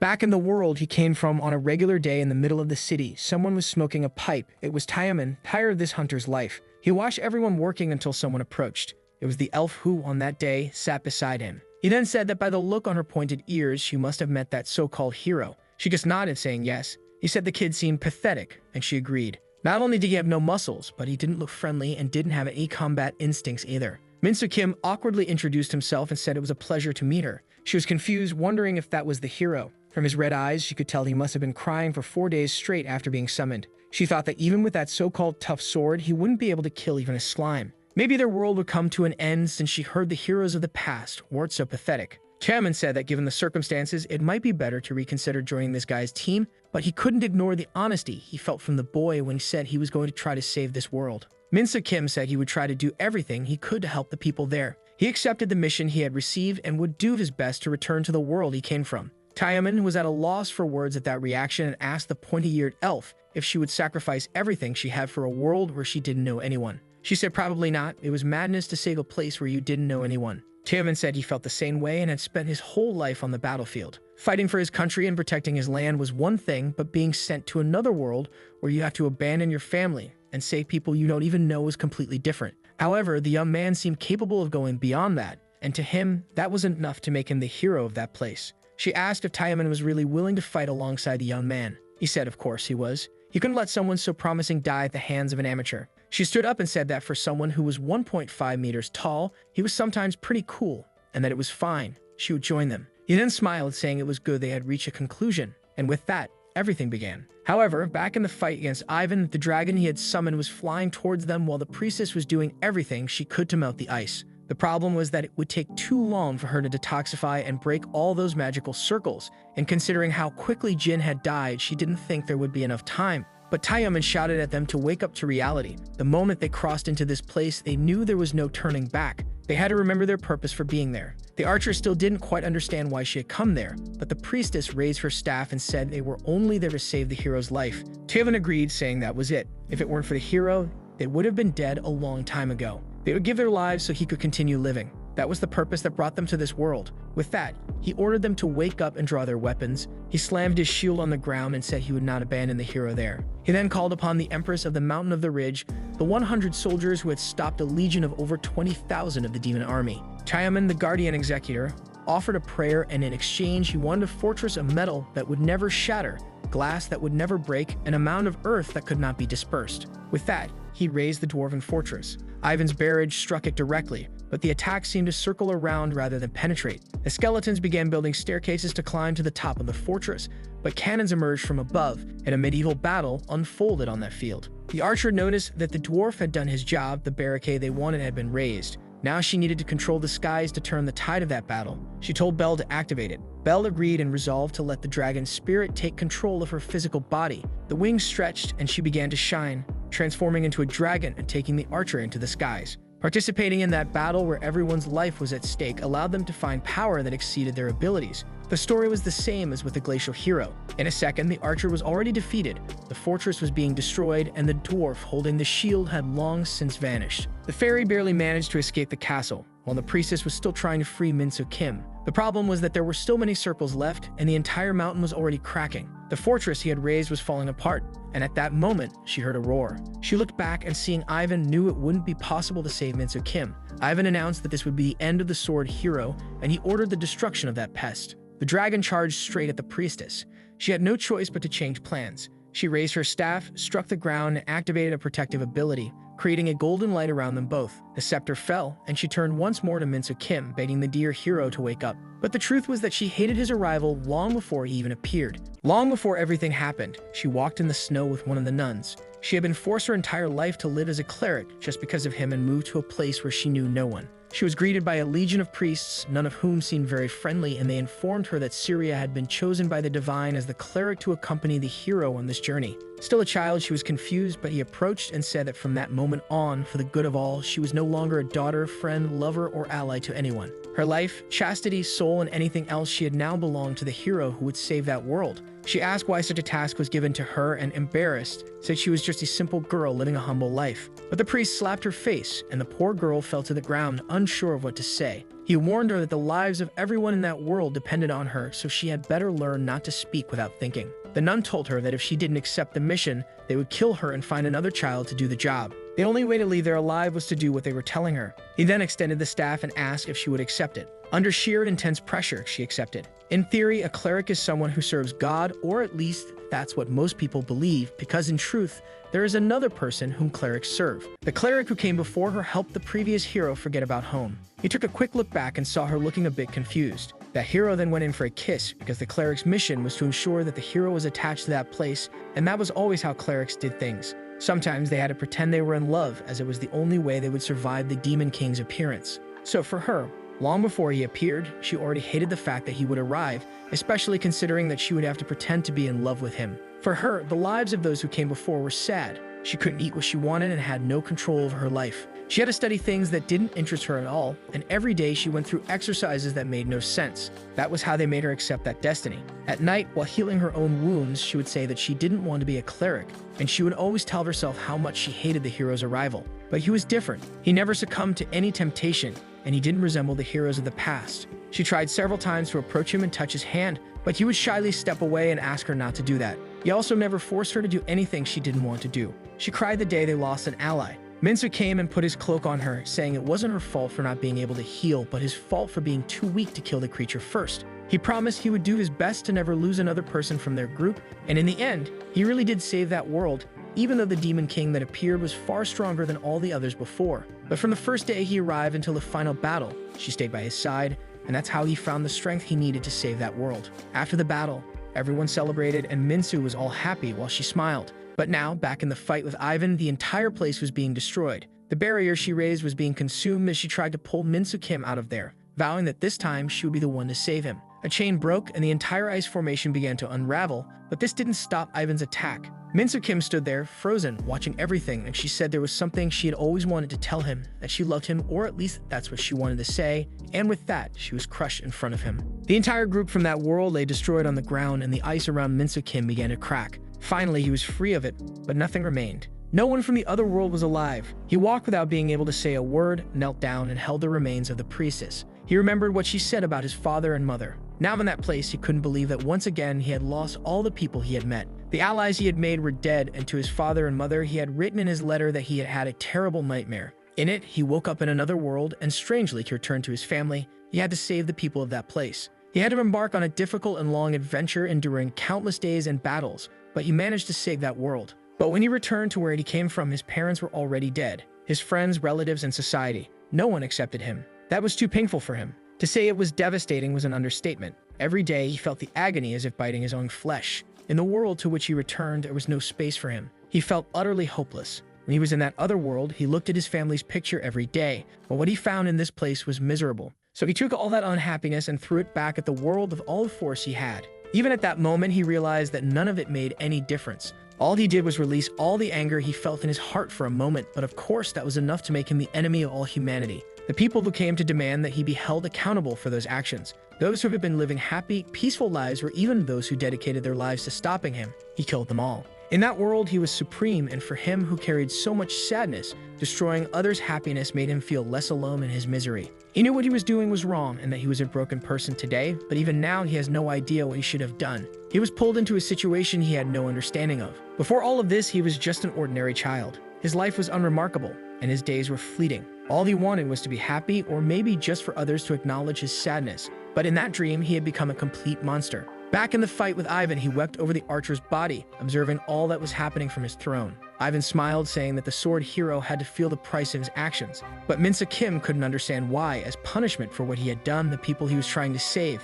the people he had tried to protect from the beginning, the comrades he had met, the only ones who remembered who he was before, were all dead. Min-soo Kim screamed at the sky. He was sure this was a nightmare. It made no sense for someone to have a life with so much misfortune happening. Ivan asked if it really hurt that much because that was exactly what he had made others go through. Ivan wanted him to answer, but Min-soo Kim could only realize that this didn't feel like a nightmare. From his throne, Ivan said the boy had suffered enough, raised his finger, and launched an attack at Min-soo Kim, who could only think that his heart still hurt so much it felt like it would explode from agony. Behind him, Duran's sword began to glow, and all he asked was to be saved. Meanwhile, somewhere else, someone sang a song, grabbed some popcorn, and continued wandering around watching everything that happened. He went to the staff room and put the popcorn in the microwave, 2.5 minutes precisely. While everyone was fighting, Seongjun watched. The popcorn popped as Ivan's attack hit Min-soo Kim, but he noticed that his skeletons were being thrown away. The boy was about to die, so what was that trick? On his knees, Min-soo Kim stood still. His expression seemed to have changed, and behind him, Duran's sword shone. He said it was over. He had lost everything,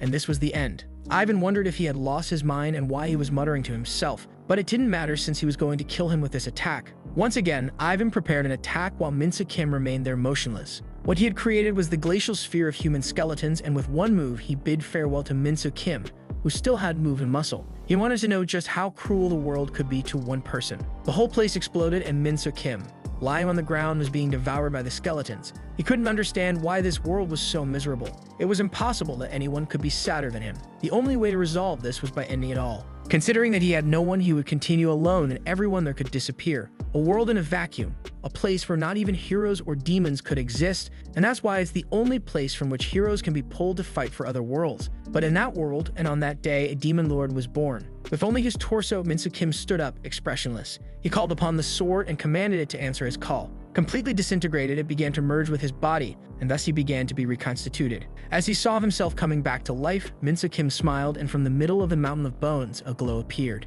In one motion, he destroyed all of Ivan's creatures, who couldn't understand how something like that could be broken in an instant. At that moment, he ordered the dragon to attack while Min-soo Kim hadn't even recovered his legs. However, he just smiled and raised a finger. A stream of light emerged from it, slicing the dragon in half, and the remains fell before him. At that moment, Ivan realized something was wrong, that power shouldn't exist in a world like this. All heroes follow the immutable law of the world they come from. The moment they defeat the demon god is the moment they stop growing stronger. But Min-soo Kim, like him, had given up on remaining a hero. The boy then rose, and Ivan knew that this could no longer be called a war. Because of the fight between the two, what Min-soo Kim had become was the apocalypse itself. Ivan got up from his throne, raised his hands to the sky, and warned that he wouldn't let Min-soo Kim leave. A sequence of spheres went in Min-soo Kim's direction, but with a flick of his finger, he tore through them all. Ivan seized the moment to try to get close and use the glacial spear known as Marzana. But Min-soo Kim was different now.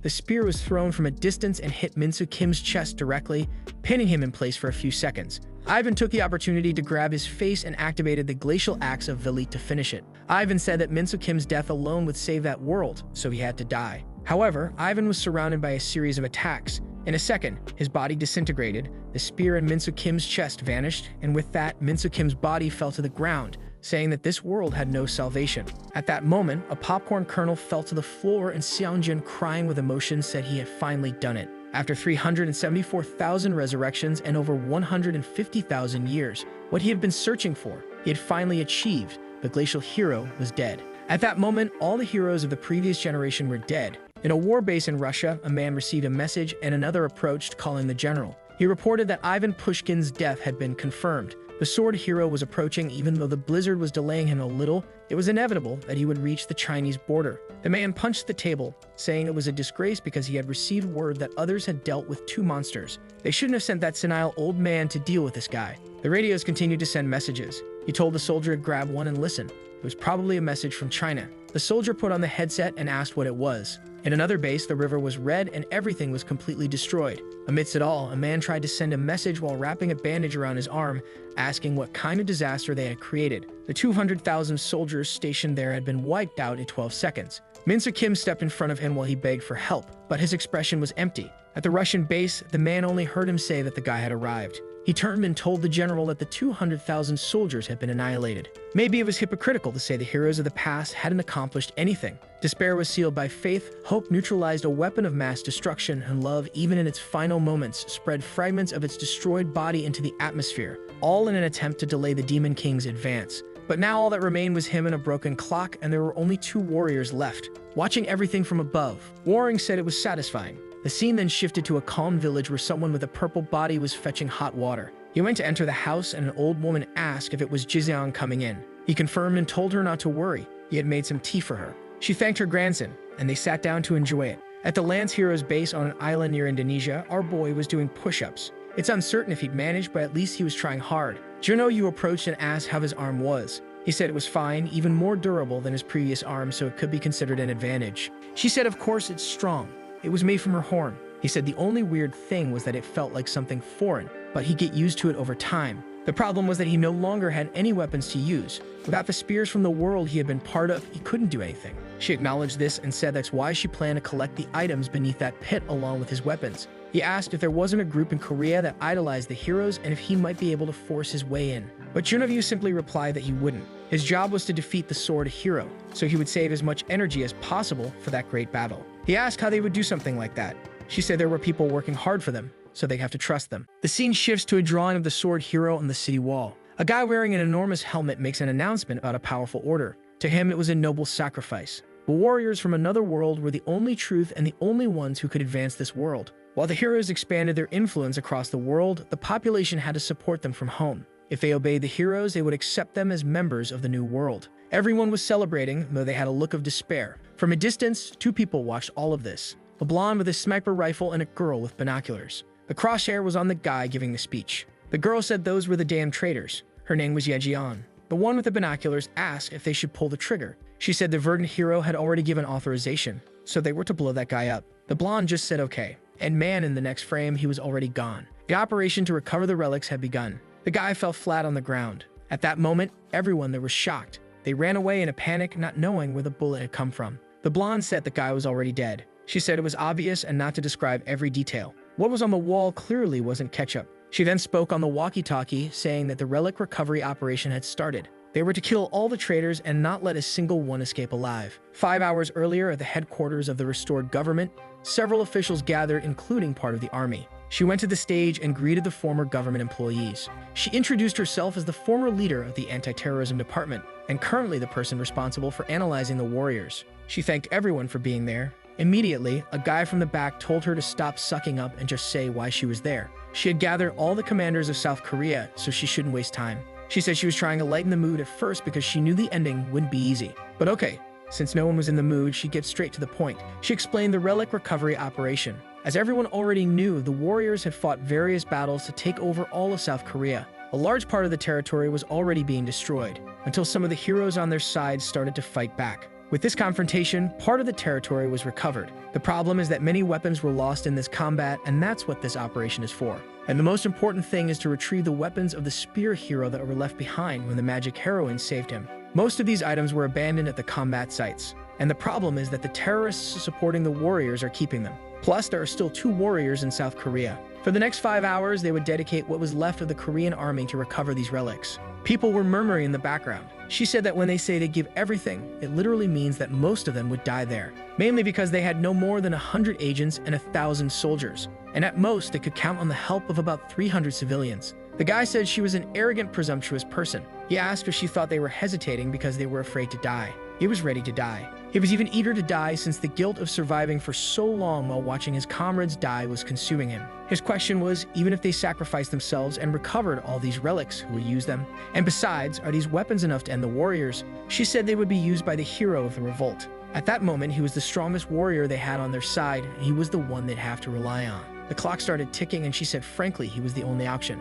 This was their last chance to do everything they could to save this place. Even if they were useless adults forcing children into combat, the least they had to do today was risk their lives, and at least get the weapon so those kids could fight on the battlefield. The supporters of the heroes tried to resist. However, in the city, a war was happening. A guy in an excavator said he was sure he was in the right place. He was digging a hole but couldn't find anything, until he found a skeleton holding a book next to his staff in that spot. Military operations to recover those items began everywhere at once. Even in the mega shelter B12, the soldiers approached the crater made during Minso Kim's fight. One of them saw that place, grabbed the walkie-talkie, and reported that they had found it. All the spears of the revolt hero were still there. The operation seemed successful, with 500 casualties. That's the shield of the verdant heroine. Look at the size of this thing. They threw a magnet the size of a house, and it took 4 helicopters just to try to pull that thing out of place. But as soon as they gave the order to take it, one of the helicopters was blown up, and the straw hat hero appeared on his back. The guy turned to see what had happened, and there was the damn guy staring. Another one exploded immediately. Everything was going well until he appeared. 15 minutes after the start of the relic recovery, the people who were previously losing and claimed to be supporters of the warriors were starting to fight back. The body of the guy who was making the announcement was lying on the ground. However, strangely, his blood returned to his body until he stood up. The guy in the barrel said he knew he had received the blood of the vampire warrior. That was disgusting. The guy just tells him to be careful because it's blasphemy to say that the warrior's power is disgusting. He asks how long he was down. The guy said not long, but the important thing is that they had launched an attack. The damn government people were walking around trying to recover the relics. The guy says this ambush was just when they least expected it. The soldier reports that he took a headshot right in the face while giving a lecture. It doesn't sound much like an ambush, but it's not like they didn't already know something like this would happen eventually. The martial hero was already positioned where the shield was located. The old man took a look. From the top of the building, he noticed the girl. He then asked if there was any movement from the resurrection hero, and if she had started to leave there. The guy explained that so far they hadn't been able to contact him. The only information was that he was still in the B-12 shelter. The old man said it was fine. They would have to deal with the rest. He stepped on the ground and ran extremely fast. His foot seemed to have a structure made of blood, and he said they would have to fulfill the role for those who saved him. He easily began to climb the building. However, when he got to the top, he found a gun with some bombs. "Whoa, man, I think you've been tricked." The sucker just glowed, and with that, the entire top exploded. On the stairs, the three were running when they received the message that the shield rescue had failed. She grabbed the walkie-talkie and questioned the other relics. The guy reported that the group that went to rescue the magic tom and the scepter were still in combat. The teams responsible for the hammer, belt, and bow were still in combat, and the spears had been safely recovered and were en route to Mokpo. The problem was that the supporters of the heroes were starting to act, so it wasn't guaranteed they would recover them all. Maybe it would be better to stick with the relics they already got and save as many troops as possible. If they lost everything they had, the government's resistance would be wiped out. However, Yejion realized how accustomed they were to defeat. They lost their families and children and even the heroes who came to save them. But this time had to be different. They wouldn't survive if they kept running,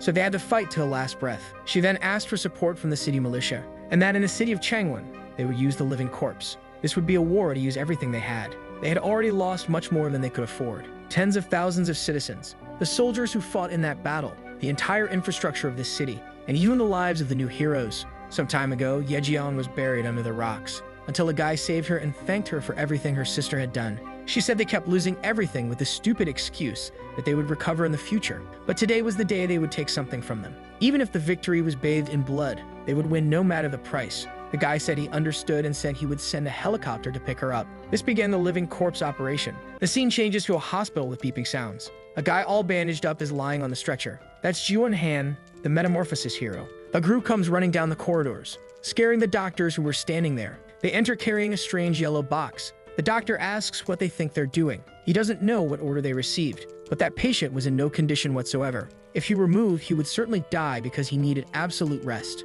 He needed to stay in a quiet room. But then they pointed a toy at him. The girl just said there was no time, so if he wanted, she'd explain on the way. Meanwhile, Yejion was in the helicopter. This guy was being taken from the hospital, and the martial hero was protecting the shield. The final battle between those who had taken it and those who wanted to recover it had begun. The South Korean government had managed to stop the destruction of the heroes, but in a different way. It wasn't in an idealistic way, nor with changes in the system or environmental factors. They managed to kill the hero thanks to the help of the other heroes. When the Gangsu district was destroyed by the sword hero, a magic hero presented himself to the world and said he would stop that. It was thanks to him that the government discovered that the so-called heroes were teenagers who had disappeared in previous years. With that, the government started an operation in which they painstakingly tried to connect all the dots and identify those who were most likely to be the heroes. As much as it seemed like a complex operation, the basis was simple. Just find a list of teenagers who had disappeared overnight, and that after a year they seemed to have suddenly returned home. In another part of the city, Yejion knocks on someone's door,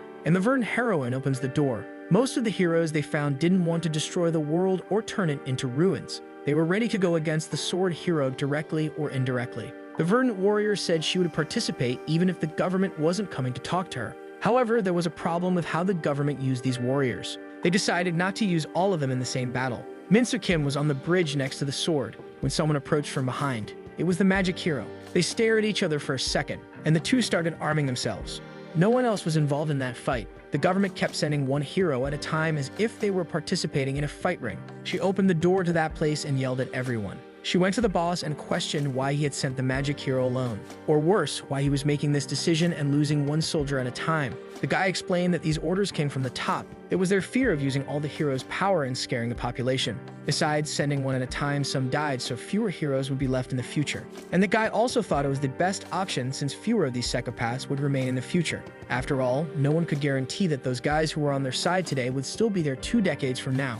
This meant that no matter who died in combat, they always removed a risk to the nation. This was the goal of Operation Battle Ring. They didn't care if she or the rest of the country liked this strategy. It was the best option for future generations. She grabbed him by the collar and asked how he had the courage to do that to the people trying to save that country. All of them could have gone to live in other countries and lived a life of luxury, but they were there fighting for the land where his family breathed. The guy said she was a filthy hypocrite, and he knew she was just afraid that her brother would return and be a hero like those monsters. Yeji asked how he knew that. He ignored her and said that for now, since she was competent, she would manage some refugee shelters. But she was to forget about the warriors because that was no longer her job. According to the government's projection, they would be able to get rid of most of them, and everyone knew what happened after that. One by one, the heroes were sent to the battlefield and lost their lives. At the moment one of the shelters fell and Yeji was buried, her brother returned. Obviously, as a warrior. Now he was face to face with Minsu Kim. He stepped on the ground and jumped toward him. In a rapid sequence of movements, he went to the sky and descended to deliver a heal attack. However, even so fast, Minsu Kim still managed to react. And with that, the whole city exploded. Back in the present, Yenji thinks nothing has changed. Again, she was leading him to his death. How was the choice she was making at this moment different from what the government did in the past? But one next to her said that the last relic had already been found. The time for the operation had come. She stood up and went to her brother, who had long been known as the Metamorphosis hero. And with that, she put the belt around his waist. She knelt and asked him to fight for the people one last time. Her brother turned his head and opened his eyes, and asked her not to cry. He would fight for her. Meanwhile, on the ground, the martial hero waited. He got up like a helicopter and approached him directly. And from within him, a glow emerged. The guy already knew something was coming, and that unlike the others, it was a formidable enemy. Long before all of this, someone was watching Power Rangers on TV. It was the boy who idolized the heroes. He always liked to repeat the lines, and every day he ran through the park saying it was the Power Ranger attack. But he bumped into someone, clearly a very gentle and refined guy. After that, his mask was destroyed, and the boy was left there crying alone. However, someone approached him. He looked to the side, and it was a younger Yejion who said she would fight for him. At that moment, he stood up, also saying he would fight for her. The doctor knew very well that his condition was such that he shouldn't even be standing. Someone with third-degree burns all over his skin and an infection running through his blood. With this type of injury, it's not even about not being able to move. It's about not being able to stay lucid. The doctor said he would administer a cocktail of painkillers along with stimulants to counteract the paralysis effect. With that, he gave him the injection and said that if it were a normal person, their organs would melt. But he wasn't like that. Man, this hero is really beat up, but he's there, putting on the belt. And then, Yejion said his role was to distract the martial hero so they could recover the shield. She was counting on Juwan. He tightened the belt and said he would transform. The guy could barely say the phrase, but he was glowing. That's when the light burst from the helicopter, and he was finally ready. He turned to her and thanked her for always waiting for him. She shed a tear, and he said, "Here he goes." The Metamorphosis hero. An outdated suit and name.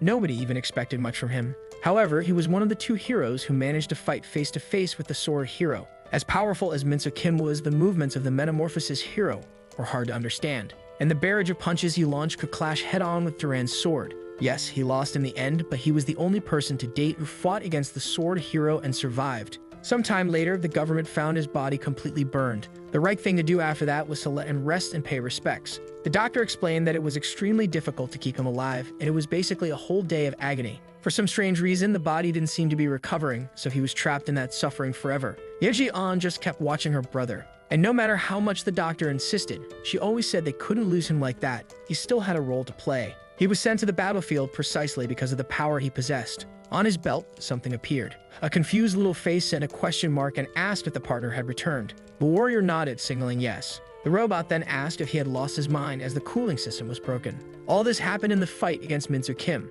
The armor was being pushed to the limit, and the system warned it couldn't cool down. He had to flee from Minsu Kim and remove the armor as quickly as possible. However, he kept fighting, saying not yet. From inside the armor, flames began to burst out. But he kept going, saying that if he fled now, innocent people would die. Back in the present, the system says that last time he disobeyed and all that happened. So why does he want to do it again? Why is he throwing himself into combat with his injuries? But the hero just falls to the ground and says it's because she asked him to fight. The system is confused, but he just says he's going to fight. The martial hero prepares and leaps towards him. He commands the system to activate the accelerated mode, which starts getting angry because it knows what he's doing. However, without interruption, it activates it and says he is now ready for combat. The martial hero continues to approach and wonders why they were sending such a direct attack. In an instant, the metamorphosis hero disappears in front of him. A flash of light blinds him and a distant building explodes from something that passed through it. The metamorphosis hero had landed a kick to his stomach, but even while being pushed, he managed to react and grab his leg. However, the hero activated the aerial spiral and freed himself. He took the chance and kicked him in the head.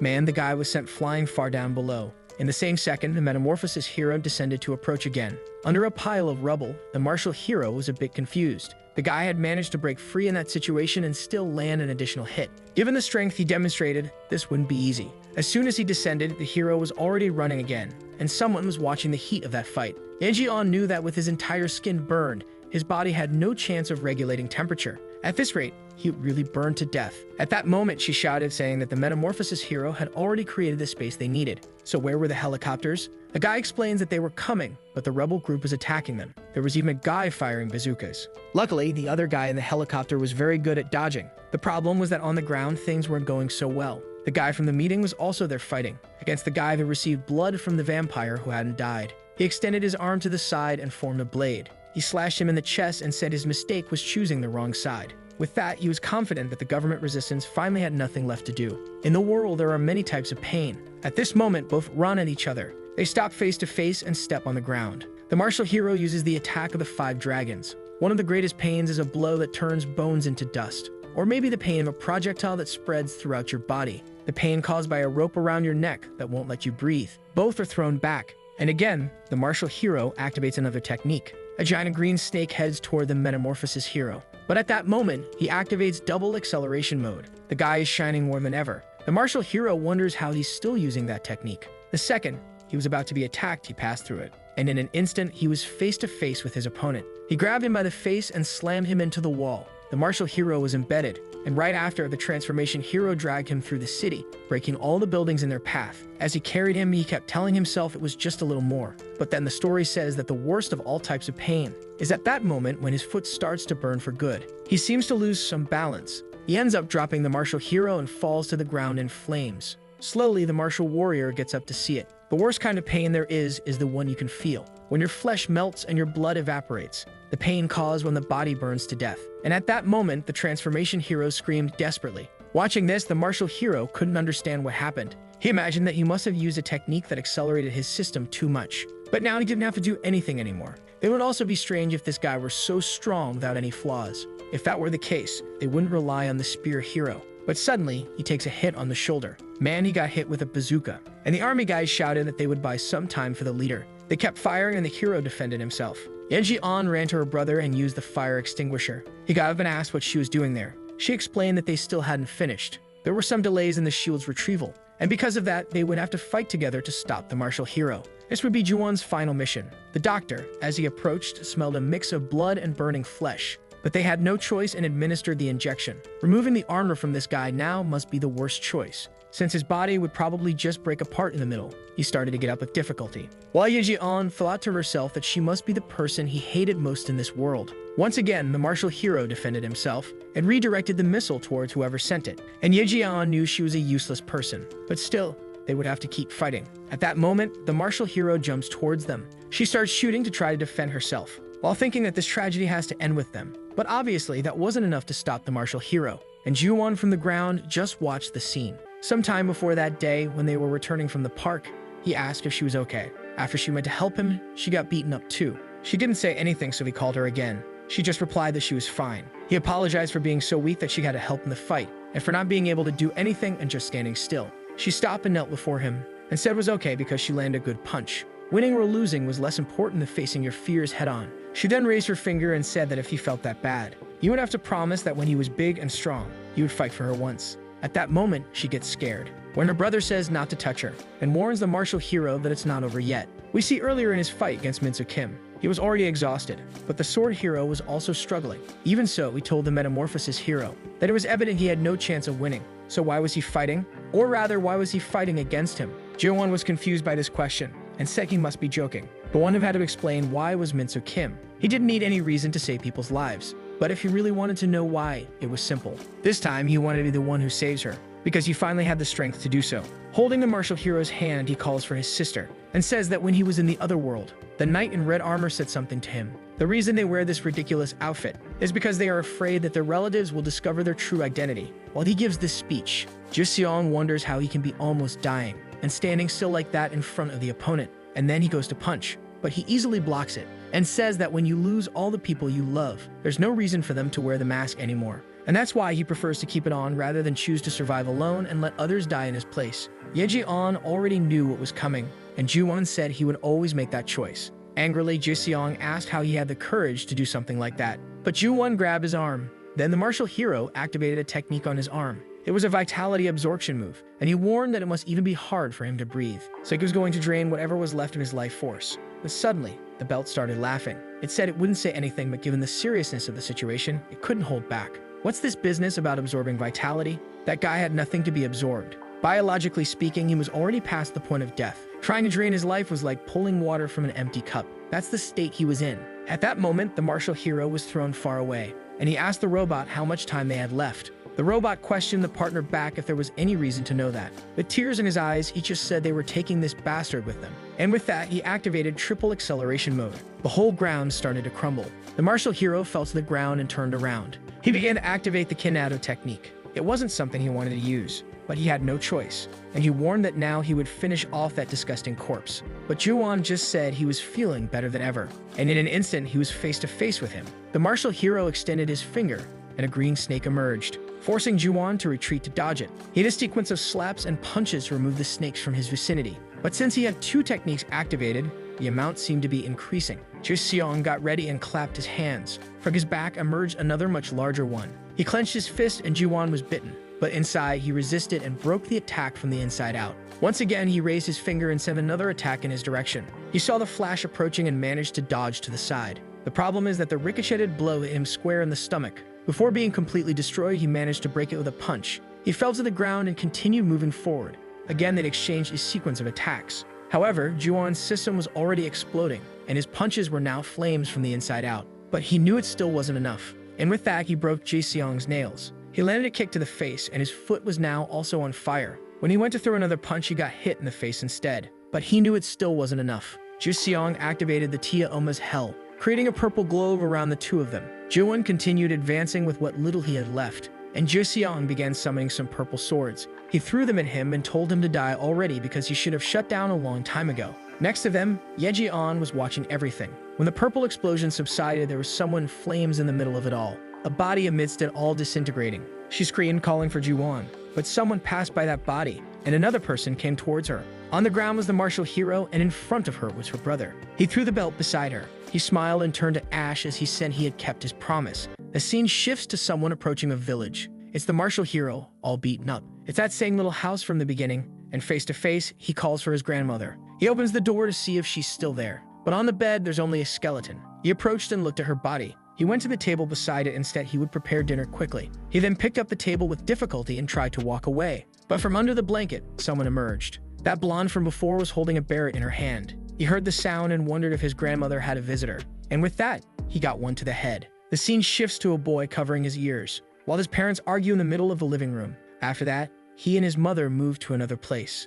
It was there that he met his grandmother. She was always kind and smiling with him. And what his mother did, in reality, was abandon him with her. Of course, he was rebellious and angry about it, but he didn't have much choice. And little by little, he got used to that life. She took him to the city and bought him new shoes. And for him, who always lived in a house full of fights, that was a better life. Every day, they could spend time together. As he got older, he started going to school. But at some point, his grandmother began coughing constantly, and he was responsible for going to the city regularly to get her medicine. One day on the way, he tripped and fell off the mountain he always climbed. That's when his journey as a martial hero began. Shortly after, he was rushing back. He completed his mission as fast as possible in that world to return to this one. But when he opened the door, she was no longer there. He grabbed her body and cried, when suddenly someone approached from the back. Some government officials entered the house. They were looking for the missing people, but they noticed the dead woman on the floor and him next to the body. The guy, thinking he had some involvement, started to draw a gun, and Ji-seong was filled with rage. He didn't know the government was looking for him. So why were those guys there?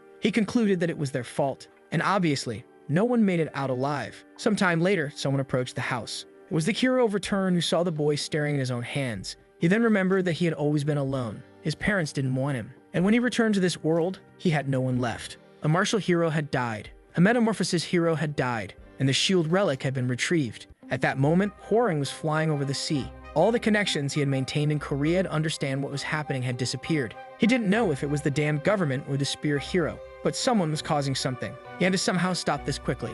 And with that, he began to use all the blood. He had to go as fast as possible. The scene changed to a port where they were collecting the shield. Nearby, Yeonjeon was just observing it. Apparently, the operation had been a success. A soldier approached, informing her that all the relics had been loaded. But he received news that the vampire hero, Hwoarang, was coming their direction. She lit a cigarette and said that's as far as ordinary people can do something. The rest was up to her now. And Yeon thanked her for once again helping humanity. With that, the shield set out to sea. And Yeon was just waiting for someone to show up with a cell phone in hand. She then had an idea and started typing some numbers. She called her mother and said it was her. The mother asked if she was okay, and she said yes. And she wanted to know how she was too. She replied that people were taking good care of her and Yeon was happy. With that, they talked about her sister, who had started going to school. However, a signal detected something, and the army guy already had an idea of what it was. Yeon was there calmly talking to her mom, saying that this was common at that age. While she said she'd come back to teach her sister a lesson, the guy came running. He pointed up and told her to take a look. She told the guy she'd be right there and told her mom that when she got back, she'd spend some time with the two of them. Her mom asked if she was really okay, and she replied that she didn't need to worry, but she had to hang up now, and told her to take care too. But her mom insisted, asking if she wasn't in danger, to which she replied that of course not. She was already over 20 years old now. She was no longer at the age for her mom to be so worried. She said she'd call back soon and told her she loved her too. With that, she activated the magic of the scepter. As Hwoarang approached the skies, he soon spotted the boat with the shield, and saw the damn traitor of the group again. Yeon said it was ridiculous to be called a traitor, and activated his sugar storm. Hwoarang stopped, created a blood bubble, and sent a spear. The two attacks collided in the air, and Yeon told Nyankaran to get stronger. He pulled hard and became buff. The spear came towards him, but he caught it in midair. Even so, he was being dragged back. But then Yeon threw the staff upwards, which turned into a spiked hammer. She turned to Nyankaran and told him to let it go. With that, he dodged the spear's path. She went face to face and struck the spear, driving it into the ground. Hwoarang was hiding inside it to try a surprise attack. He just didn't expect her to stop it like that. When he looked ahead, she and Nyankaran were already rushing towards him. But Hwoarang thought it was ridiculous for her to think she could stop him with something so idiotic. His blood began to touch the ground, and blood beasts emerged. He walked towards her while an army appeared beside him. He put his hand on his face and turned completely red. Meanwhile, Yeon approached. Her Nyankaran managed to grab some of the bloodhounds. The problem was that there were too many, and they were biting from all sides. While Hwoarang took advantage to go one-on-one, she almost landed a hammer blow that destroyed a pile of stones. But as he was in the middle of dodging, she activated a strike. She surrounded him with rocks and created a flaming cauldron. He thought he could dodge it, but suddenly lava erupted from inside, and strangely he managed to escape easily. He said that was another clever trick, but it was foolish because apparently it caused no damage. She asked if he was sure about that. That's when he noticed it wasn't lava but caramel, and now that it was melting, it was starting to freeze his body. Not even his fingers were moving. He wondered if her plan was to keep him still for a massive attack. She began to approach and warned that she would crack his head open now. She jumped with the axe to hit him, saying the big mosquito would disappear. And man, would she land a direct hit. Hwoarang turned into a pool of blood, and lying in front of her, he said it seemed to be over. It had been a direct hit right on his head. But the second she began to pull back, blood particles rose, and in an instant, a red hand grabbed her. The staff fell to the ground while Nyankaran was fighting the hounds. The power began to fade, and it returned to being a scepter. Nyankaran noticed something and looked back, but at the same moment, the hounds were already coming. With that, he was attacked again and couldn't help. He ended up being knocked to the ground, unable to do anything. And with that, she was stuck there while the creature was consumed. From another place, up in the sky, Hwoarang watched everything calmly. He never needed to go in person to deal with someone as weak as her. He made another cut on his hand and created another blood clone of himself. With that, he approached, saying that even a rabbit bites when it's cornered, and he came face to face with Yeon. She was there unable to say anything, and he said it was funny to think she struggled to deal with the clone.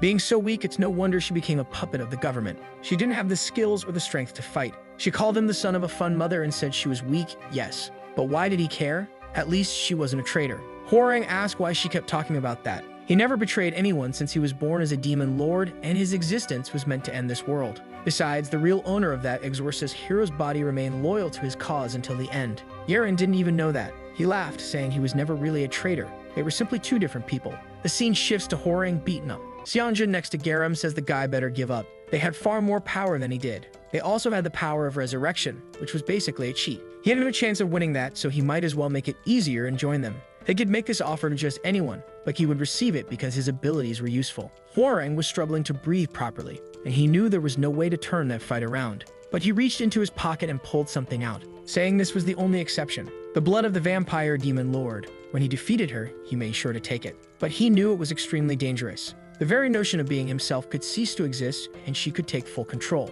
But since he had no choice, he tossed it at his neck.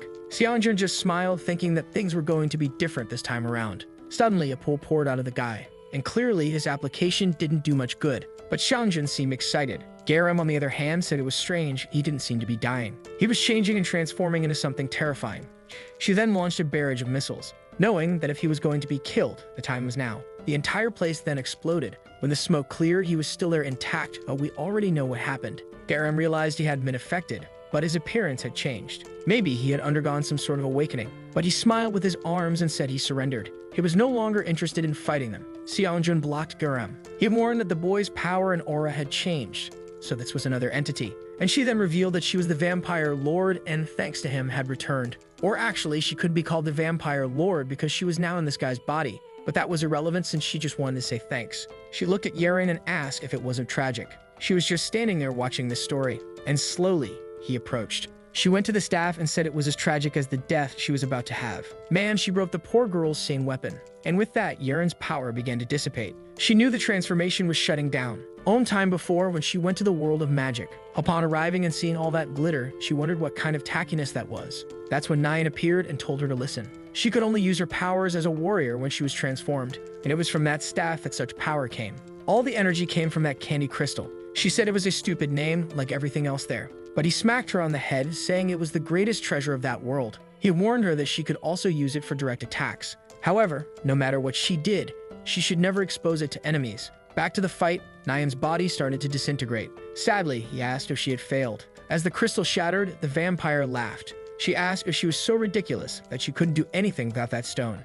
At least the exorcist hero Nemesis, who had killed her, had trained all the time without rest and pushed his body to its human limits. But it was funny to look at her, especially when she talked about saving humanity on her own, when the only power she had depended on a pathetic weapon. Yeren knew that the vampire was only doing this to drive her crazy, but she couldn't respond because it wasn't a lie, and she wondered if she had ever saved anything with her own powers, not even the past. When her father died, she couldn't do anything, or even when she had to leave her mother and sister to the government. People said she didn't need to worry, they would keep an eye on her. Or during the fight between the sword hero and the verdant heroine, she was right there, watching it. She wanted to join but was terrified of being hunted by everyone, and she couldn't save anyone either. When the building exploded with Minsu Kim's arrival in the underground part, she was a warrior who posed no threat to anyone, with a childish outfit and no skills. Up to that point, Yeren was underestimated by everyone, and considered the weakest of the heroes. But people don't have to be the same until the moment of death. After all, change is something human. She then gathered her courage and called for Mangacapped, saying she hadn't given up.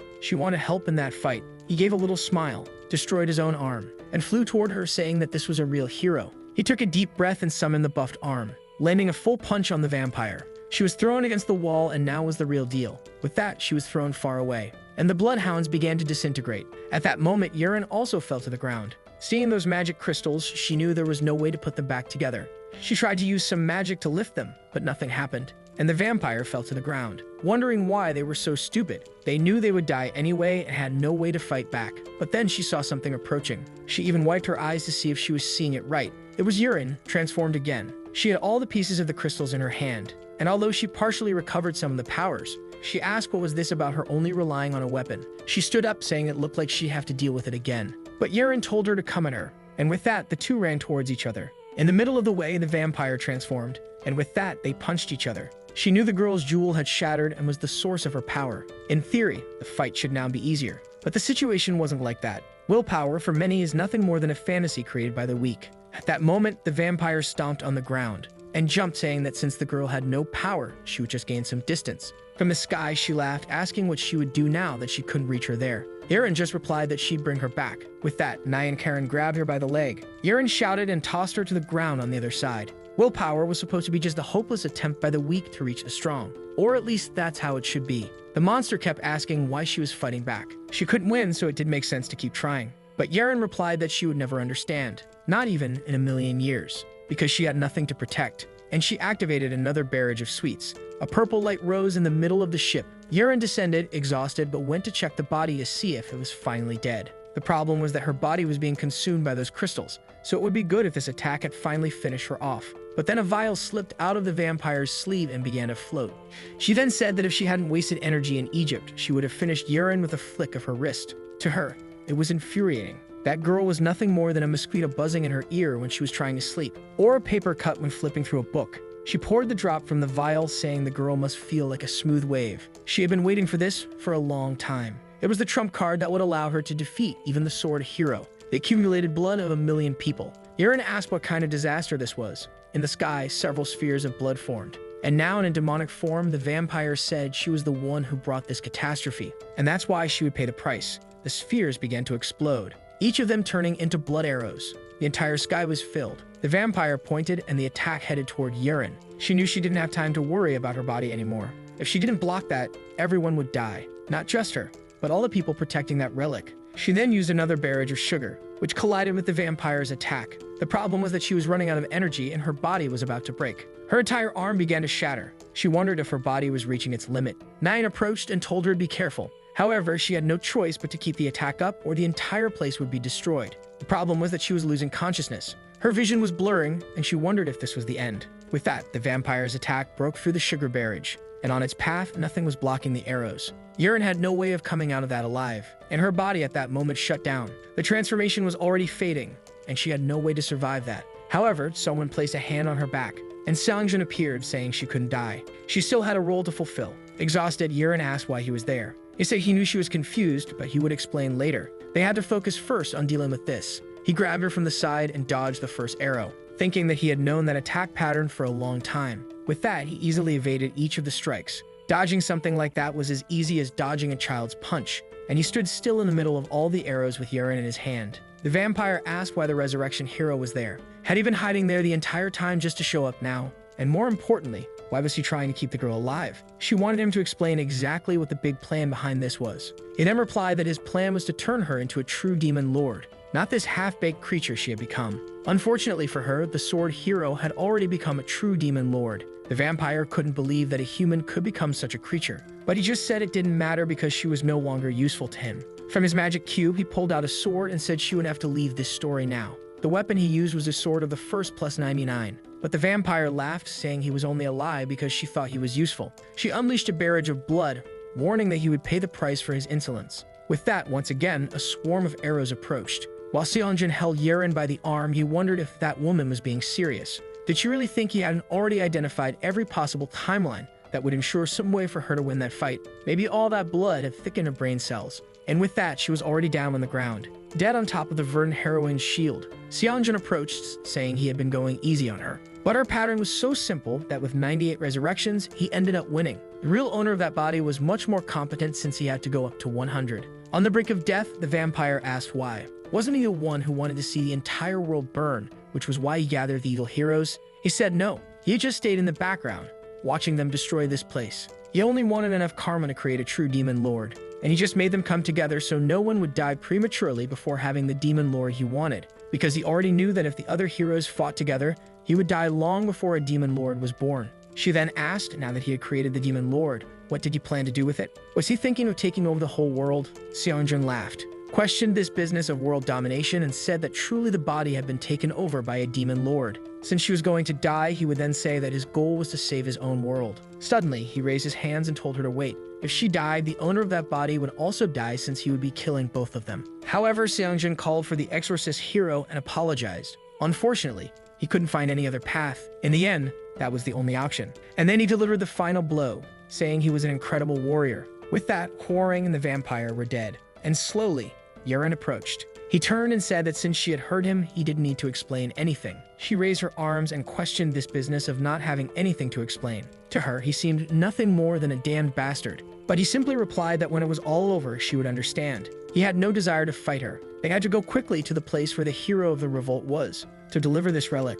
Meanwhile, in outer space, the iron-armed hero was floating aimlessly, until he noticed something and turned to see. It was a United States space station, so of course he invaded it. Inside, someone was already entering a series of commands on the panel. He turned and said it was ready. With that, he would be able to travel back to Earth. All she wanted was to stay alive. But he replied that villains only stay alive as long as they are useful, and finished by saying he doesn't negotiate with terrorists. He then approached that capsule, saying that the hero of justice always finds a way. The scene shifts to a bunch of robots in the Indonesian Sea. They were taking Garam to where the spear hero was, and there an army was already waiting. As soon as they landed, everyone aimed at them. The guy said that this was a military area of the Korean government, and asked what they were doing there. The robot introduced her as Mary Stedmanson, who had defeated the transformation heroine of the villains, but Mary said she wanted to get down, and revealed that the person they were talking about wasn't Mary. The robot asked why she would reveal the truth. This way, they wouldn't trust her. She would likely be arrested and executed. If that happened, Stedmanson's sacrifices would be for nothing, and the only hope of stopping that guy would be diminished. But Garam replied that penance couldn't start with lies, and no human would kill another without reason. That's what she thought Murray would say in this situation. She wanted to be put on the ground because she wanted to face her guilt head-on. With that, she approached the army personnel. She introduced herself as Garam and said that her body might be different, but until recently, she was the transformation hero, the enemy who was destroying everything. The guy responded that it was ridiculous. How could a kid like that be the person attacking the bomber in the world? She said that's the truth, and she got that body by fighting Mary Stedmanson. And she said that if he really was from the government, he should already know that most of the heroes are just kids. The guy was speechless for a second. He gritted his teeth and started to approach, then pointed at her face. The robots seemed ready to act, but Garam told them not to move. And the guy shouted, asking why a killer like her was there and if she was tired of killing. Or if once again, they wanted to steal the little hope they had left. She explained that she was there to teach how the hero of the revolt would defeat the sword hero. And just as he said, she was tired of killing people. He reached into his pants and pulled out his phone.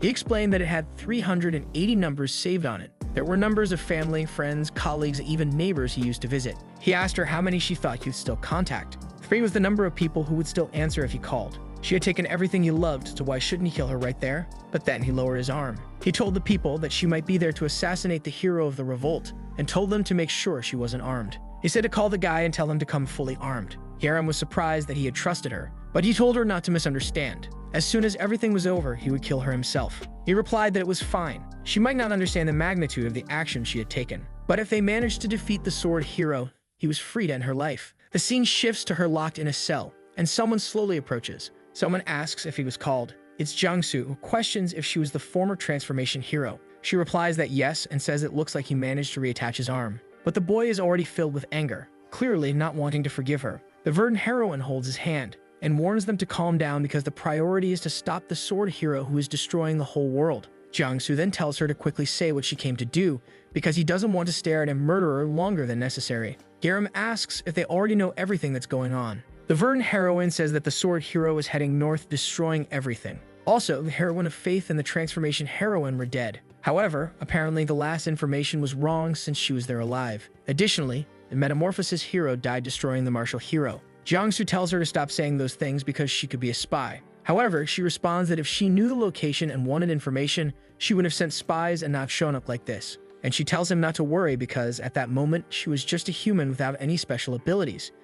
Garam then reveals that the sword hero had transformed into a kind of demon lord, and all the heroes of the previous generations who stood against him had already been annihilated. Jiangsu asks if that bastard who pretended to be a hero had really turned into a demon lord. Chunobu says that it's not impossible since a hero's goal is to save the world, but instead, he was destroying it. Considering that, it wasn't impossible for him to have actually turned into one. Garam then reveals that the resurrection hero might be behind all of this. She remembers a time when she was carrying him. She turned and said she wanted to ask Songjin something. He laughed that she called him by name and asked what she wanted to know. Garam then said she was destroying the whole world because she had been abandoned and wanted to show firepower beyond reason. But why was he working with them? He said he was just watching. Obviously, she didn't understand that, and he revealed that he didn't just want to see the world be destroyed. He wanted to see what each of them could become. She just replied that, as always, she couldn't understand what he was talking about. But Songjin responded that when everything was over, she would finally understand. Jiangsu, angry, questioned whether that guy wanted to turn everyone into demon lords and why.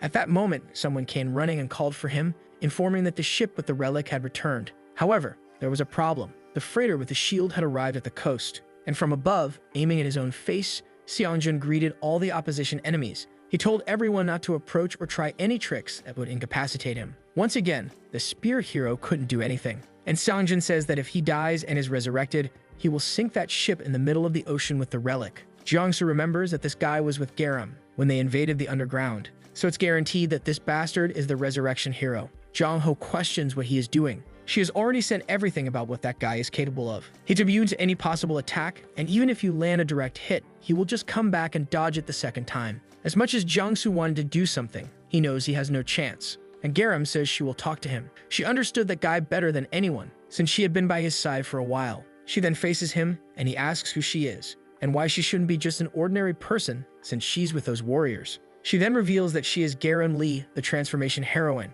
Her body was destroyed along with the former heroine who had created it. He asks if she can prove that, and she reveals that it was on June 17 that he first came to talk to her. In her arms were the bodies of relatives who had died in a fire. Seongjun approached and said she had made a big mess. Apparently, she should be feeling better now. A torpedo appeared in her, and it immediately went towards him. Of course, he dodged it. He then revealed that he already had one death on his record, but just wanted time to introduce himself. He was also a hero like her and had lost everything when he returned. Back on the beach, he says that confirms it's her, so it seems she got this elegant body and decided to join the government. She says that's right. As much as he might think she's shameless for killing so many people and then doing something like that, she was probably determined to help the government stop Min-soo Kim. Seongjun smiles, saying it's an incredible coincidence since he also wants to stop the boy. Meanwhile, Jiangsu is fuming because those two murderers are now talking about stopping that guy. It's not as if that would lessen the number of people they killed.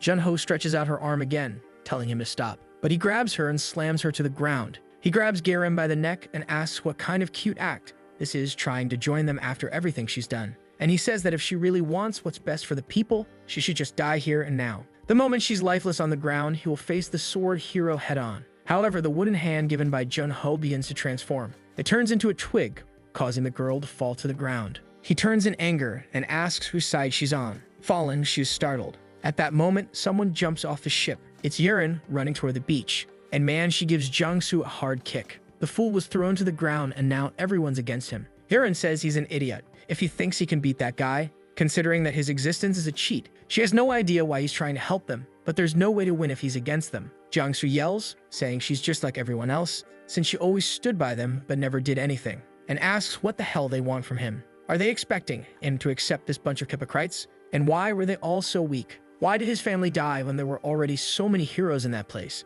Seongjun was just watching the hero of revolt. He was crying in anger, not understanding why he was also so weak. He couldn't comprehend why things go so wrong, and what's the point of all this? He just wanted to go back to a normal life. And Seongjun realized how many people he had broken in the process. He then stepped off the ship and brushed the dust off his shoulder. It was a shame, but he had no choice. And then he told the hero of revolt not to cry and to get up right away. That was the only way to prevent the world from being paralyzed. And Seongjun says that at this moment, Jiangsu is the only person capable of stopping the Demon Lord. But he wouldn't be able to do it as the hero of revolt or the spear hero. He would have to become the hero of all heroes. He better accept this promise, or else Seongjun would kill him right there. 0 resurrections. Many of the same problems with the old heroes who revolted began to happen again. Just as in this timeline, some of them tried to destroy the world, while others tried to defend it. At that time, he and Min-soo Kim were allies who fought against the heroes who were trying to end the world. He wiped his mouth and said those guys were getting tough. Min-soo Kim responded that if he had time to complain,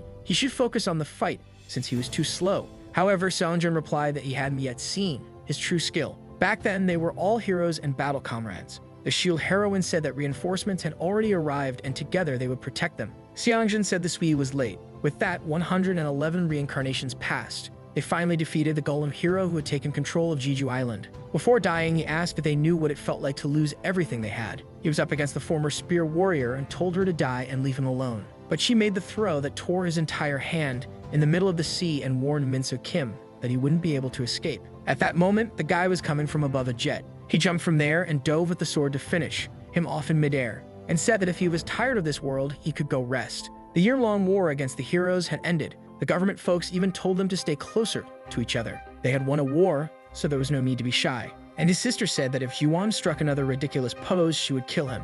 After all, this photo would be a family heirloom. With that, the guy set up the camera and told them to get in position. And their victory photo was taken. They had managed to save everyone, and a memorial was made for those who died in the Warriors' War. Min-soo Kim and Seongjun also attended and paid their respects to all the families who were there. He had finally managed to save as many lives as possible after being resurrected hundreds of times. But no matter how many times he came back, not everyone could be saved. and for those, he could only apologize. None of the possible victories could have everyone coming out alive. The war ended, and the warriors became heroes. They all observed something in the middle of the city. Seongjin asked Min-soo Kim if he had really asked for that to be erected. Yerin said she was going to have it torn down because it was embarrassing. However, Jiwon was excited, saying he would ask his sister to raise one like that for him too. Meanwhile, Hwoarang responded that he wouldn't want one even if it were free. The shield heroine said it was adorable and symbolized the end of the war. Someone said she had joined too late, so she didn't think they'd put something like that up for her. It was a giant statue of Min-soo Kim, the sword hero, standing right in the center of the city. With that, the heroes focused on rebuilding the country that had been destroyed by the war. And obviously, working with them was much easier than without them. When someone fell off a bridge, one of the heroes appeared to save the person. But after a whole decade, the public began to forget the sacrifice they had made, and everyone returned to living normal lives. At the wedding, everyone clapped, while the heroes alongside the government cried with emotion. Hwoarang said it was something very old, and he didn't know why people cared about it. And Yerin was worried about the child that would be born from those two creatures. Seongjin was beside Summon, and they were also holding hands. She asked when he thought it would be her turn, and with that, they fell in love. A long time later, in a maternity room, Summon looked at the baby and asked if it looked more like the father or the mother, and the two spent some time enjoying the child. Yerin next to them said that the child would surely dislike the father since he wasn't even present at the birth of his daughter. The child was Yerin's with Hwoarang, who said that of course she looked more like her. Many of the heroes had children, slumped at the table.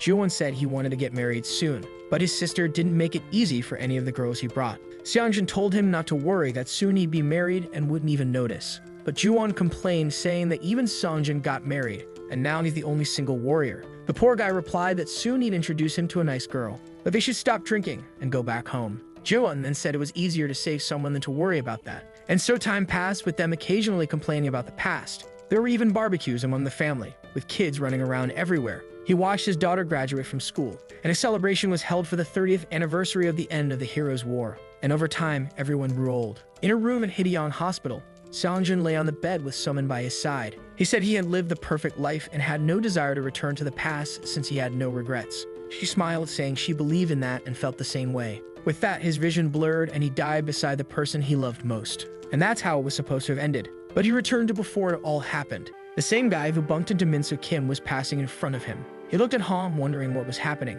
He quickly reached into his pocket and pulled out his phone to check the date. That made it his 112th resurrection. His breathing became ragged. He didn't know what to do and ran towards a mirror. With that, he saw his reflection from that time. For some reason, he had been resurrected. He should have noticed something strange from the beginning. When he met the goddess of his world, he said that her world was very similar to the video games from his world. She questioned what he meant by video games. He mentioned various stories in games like solo leveling, where someone would end up in another world with a status window, incredible powers, and was the only one who could save that place. From where he comes, there are hundreds of stories like that, so he was quite familiar with it all. That's when something on the skill panel caught his attention. What he received was the S-rank skill of Infinite Resurrection. When killed, he could return to the moment with his memories intact to the point where the event causing his death had occurred. This skill modified the principle of causality, and in the case of a death not recognized by the system, the user was returned to the beginning of that timeline. He read the text and said that with this, it wouldn't be long before he could go home. The goddess responded that yes, all he had to do was kill the Demon King,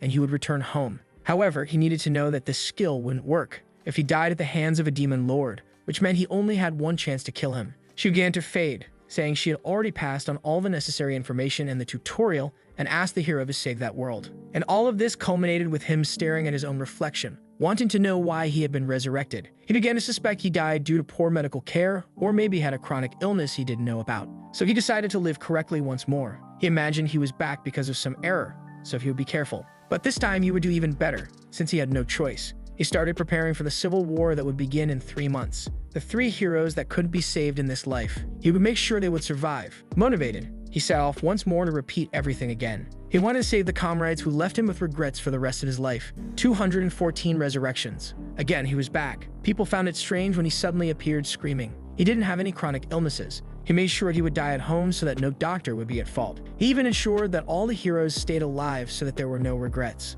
So why was this still happening? He then reached out his hand and pulled the sword from the system. He opened the unique skill, and that's when he understood what was happening. That skill resurrected him even when he died of old age, which meant he would be resurrected no matter how he died. He screamed at the sky, saying that if he had known this was his fate, he would never have accepted this curse. Everyone around him was confused. The boy was bewildered, not knowing what to say, and the people around him even called the police. Sometime later, the officer arrived and called out to the young man, asking if he was okay. Seongjun was consumed by rage. The officer continued, saying he shouldn't cause such a commotion outside. Seongjun then had the idea to end his life there and return to the moment he met the goddess and received that skill. He immediately reached into the officer's pocket and stole the gun. A shot fired into the air made everyone run away. He apologized, saying he didn't mean to scare them. And with that, it was over. 220 resurrections. However, he woke up in his world. There was no way to return to the goddess's world. The most recent point he could return to was the exact second he came back from the other world. He was clearly trapped there, in a time loop he couldn't escape. 313 resurrections passed, and he discovered he would be resurrected even if all the atoms of his body were disintegrated by a nuclear bomb. He then reached 395 resurrections. This time, he decided to let the transformation hero live, and he started trying to create a body that could live forever. All he wanted was not to trap the entire world in this eternal loop, and so various operations were performed. However, it was fine since his sacrifice alone would be enough. But his plan failed. As soon as 50% of his body was replaced by a machine, he was considered dead and resurrected. Once again, he couldn't find a solution, and returned to the moment before putting in the robot parts. 780 resurrections. At this point, he didn't need more than 10 lives to win the entire war by himself. He didn't feel any pride in being a hero. Nothing was new, and it was annoyingly easy for him. He could save the world on autopilot. Min Soo-kim approached and said that the guy was finishing everyone off before they even showed up. At that time, Somin, who was the spear heroine, said it was amazing because that way he avoided any destruction. However, for Seongjun, it was impossible to be happy about something like that. Seeing the faces of those he was freezing for eternity filled him with guilt. They approached, asking why he was crying like that. For Seongjun, he felt like he was making fools of them since all of it was irrelevant. He reached into his pocket. He apologized and said goodbye. Min Soo-kim barely managed to react and was about to ask what he was thinking. But then, he ended his life. 1,000 resurrections had already passed. At first, he tried to bear the weight of infinite resurrection on his own, but his mind became fatigued and he couldn't carry the burden of this situation alone. So he decided to tell the truth to all the heroes. They were all terrified, and Summon found it strange because she never imagined something like that. However, Seongjun didn't know how to react.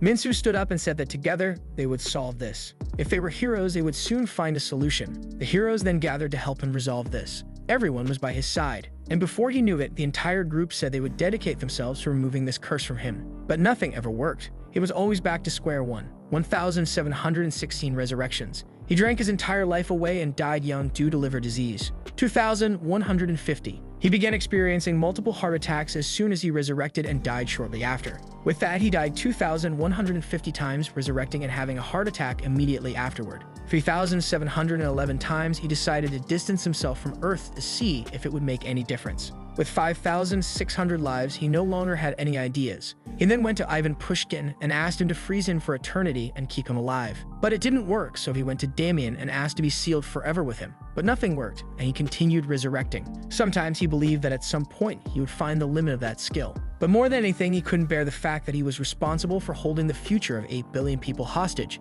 Some dubious people would say something like, "The future possibilities in a timeline are like branches that stretch and diverge infinitely, and the timeline he was on was just one of many others." Even Seongjun himself began to believe in this theory. Maybe he was some kind of Doctor Strange. Instead of dreaming of a different future, he should be satisfied with life in the present. But this wasn't fiction, it was reality. It wasn't like the timeline of a movie, a book where everything goes back and works out. The branches that had moved forward always returned to him. All the future that had been built up to the moment he woke up was destroyed. He was the starting point of everything, holding the entire world's time hostage. The clock of the planet's entire existence turned, and so he was back to the same moment. Even if there were multiple timelines, he would be learning the world in all of them. He banged on the ground, wondering what he was going to do. There was no way for him to return to that other world, and he started screaming at the sky, asking what she wanted from him. 13,148 resurrections. He had already given up being one of the good guys. His hope was that as soon as he became a villain, Min Soo-kim, or whoever it was, would be able to kill him. When he died, it was always with a smile on his face. But as always, over time, it became tedious. No matter which hero killed him or how, nothing changed in the end, and 14,000 resurrections had passed. No skill or attack from the heroes allied with the government could kill him. Not even Min Soo-kim could stop his resurrection, and time began to pass in a blur. Even without his help, the heroes ultimately won the war. He was in his room eating chips while they announced that despite many defeats, the heroes had won. Mr. Jung said it was obvious that no one would kill him. For that, they would need a demon lord. When he reached his limit, regardless of the despair, he couldn't shed a tear. He remembered that the goddess had said that the skill wouldn't work if he died at the hands of a demon lord. This meant he only had one chance to kill him. That's when he had an idea. The warrior is the only person who can kill the demon lord, and the demon lord is the only one who can kill that person in the world. If this were true anywhere, perhaps a different demon lord, not necessarily the one of resurrection, could end him. He didn't have time to hesitate anymore. After tens of thousands of deaths, he was beginning to go insane. He needed to create a demon lord before he completely lost his mind. With that, 14,612 lives passed. He carefully began to calculate all hypotheses. What were the conditions for someone to become a demon lord? It had to be someone who caused a lot of destruction and had bad karma. He began using the hatred of the heroes as if it were an advantage, becoming their right hand to keep them alive as long as possible. And when they turned into a demon lord, he would die at their hands. 17,903 resurrections later, he discovered a fatal flaw in his plan. As soon as the allies he had managed to get started destroying the entire planet, Kim would appear and tell them to stop. Those people showed up no matter where it was. His old comrades, those he had fought alongside, even the person he loved. He was furious, telling them to stop showing up and ruining his plans. 21,102 resurrections passed. It would be impossible to create a demon lord without affecting them in some way. 23,000 resurrections passed. It was the first time Ji-won died in agony inside his armor. He had to start killing his old comrades even if it was necessary. Seeing Ji-won die, he made a note. Apparently, that guy's weakness was an overheating problem in the armor system. If he didn't reduce the number of heroes, the corrupted warriors were killed even before becoming a demon lord. With that, 25,000 resurrections passed. Someone was lying on the ground, nearly dead from his slash. Seongjun approached slowly. She asked why, and he said he had to kill his wife for her own good. Or rather, his future wife. He didn't even know what he was saying anymore. But either way, he killed her. 119,000 resurrections later, he was about to turn one of the warriors into a demon lord. A boy on the ground was beginning the transformation, and Seongjun stood in front of Min-soo Kim, telling him to stop right there. But Min-soo Kim just said that for the crimes that guy committed and for killing the allies, he would be punished. However, Seongjun begged him to wait a little longer because he was about to become a demon lord. He grabbed his leg and begged him to forgive that guy. He kept pleading, asking him to stop, but he was killed before it could happen. Again, he started cursing Min-soo Kim for it. No matter what he did to try to create a demon lord, Min-soo Kim always stopped him. With that, he decided that the first step was to eliminate Min-soo Kim. 161,000 resurrections passed. But no matter how many times he went back, no matter how much he anticipated each possibility, Min-soo Kim's power was entirely different from any other heroes. Against him, there was no way to win. And if he didn't win, there was no way to create the demon lord, as Min-soo Kim would kill them before it happened. As he experienced hundreds of deaths at Min-soo Kim's hands, his sanity began to slip. He then decided that if he couldn't defeat Min-soo Kim, what if he turned him into a demon lord? But would it be something for which he would be forgiven one day? He accelerated the car and apologized as he drove toward Min-soo Kim's mother. He said it was the only option he had. What corrupted a person wasn't a tragic story, a fatal flaw, or a desire for power, but rather infinite time. At the moment, he desired to make Min-soo Kim a demon lord, even though he knew it was an unforgivable plan. He looked at the clock and knew that the boy would arrive in this world in 3 months, and having the goal again made him feel at peace. He was excited, thinking that maybe this time he would finally die. Having a real goal left little room for him to think about nonsense. He was looking at a news article on his phone. It was about Min-soo Kim's father trying to end his life, but someone had saved him. Seongjun was sad that he hadn't managed to arrive in time this time, but it was okay since he could just start over. With a clear objective, thousands of lives passed without him even realizing it. In all of them, he killed Min-soo Kim's parents. He opened the car door and got out euphoric, saying she would understand if she knew the truth. He removed the old friends. He went to his best friend's mother and told her to be careful with that boy named Min-soo Kim because he seemed to get involved in a lot of trouble. It seemed like he was planning to run away from home and was being a bad influence. He even bribed Min-soo Kim's teacher. He went to his classroom and brought a money card. The guy was confused, not knowing what it was about. However, Seongjun just asked if that wasn't his. He then started spreading malicious rumors about him. At a police station at night, he walked in asking for help. The people at the station were startled. He said he got beaten up and his wallet was stolen, and the person who did it seemed to be a runaway, which in Korea is someone who runs away from home to live on the streets. Seongjun did everything possible to ensure that Min-soo Kim received not a shred of sympathy from the world. He made sure that future allies were eliminated, and he ensured that anyone who trusted the government lost their position. Any good official who had a chance to end the government's project of making the heroes fight each other, he made sure they lost their job. In some futures, he regretted everything he had done,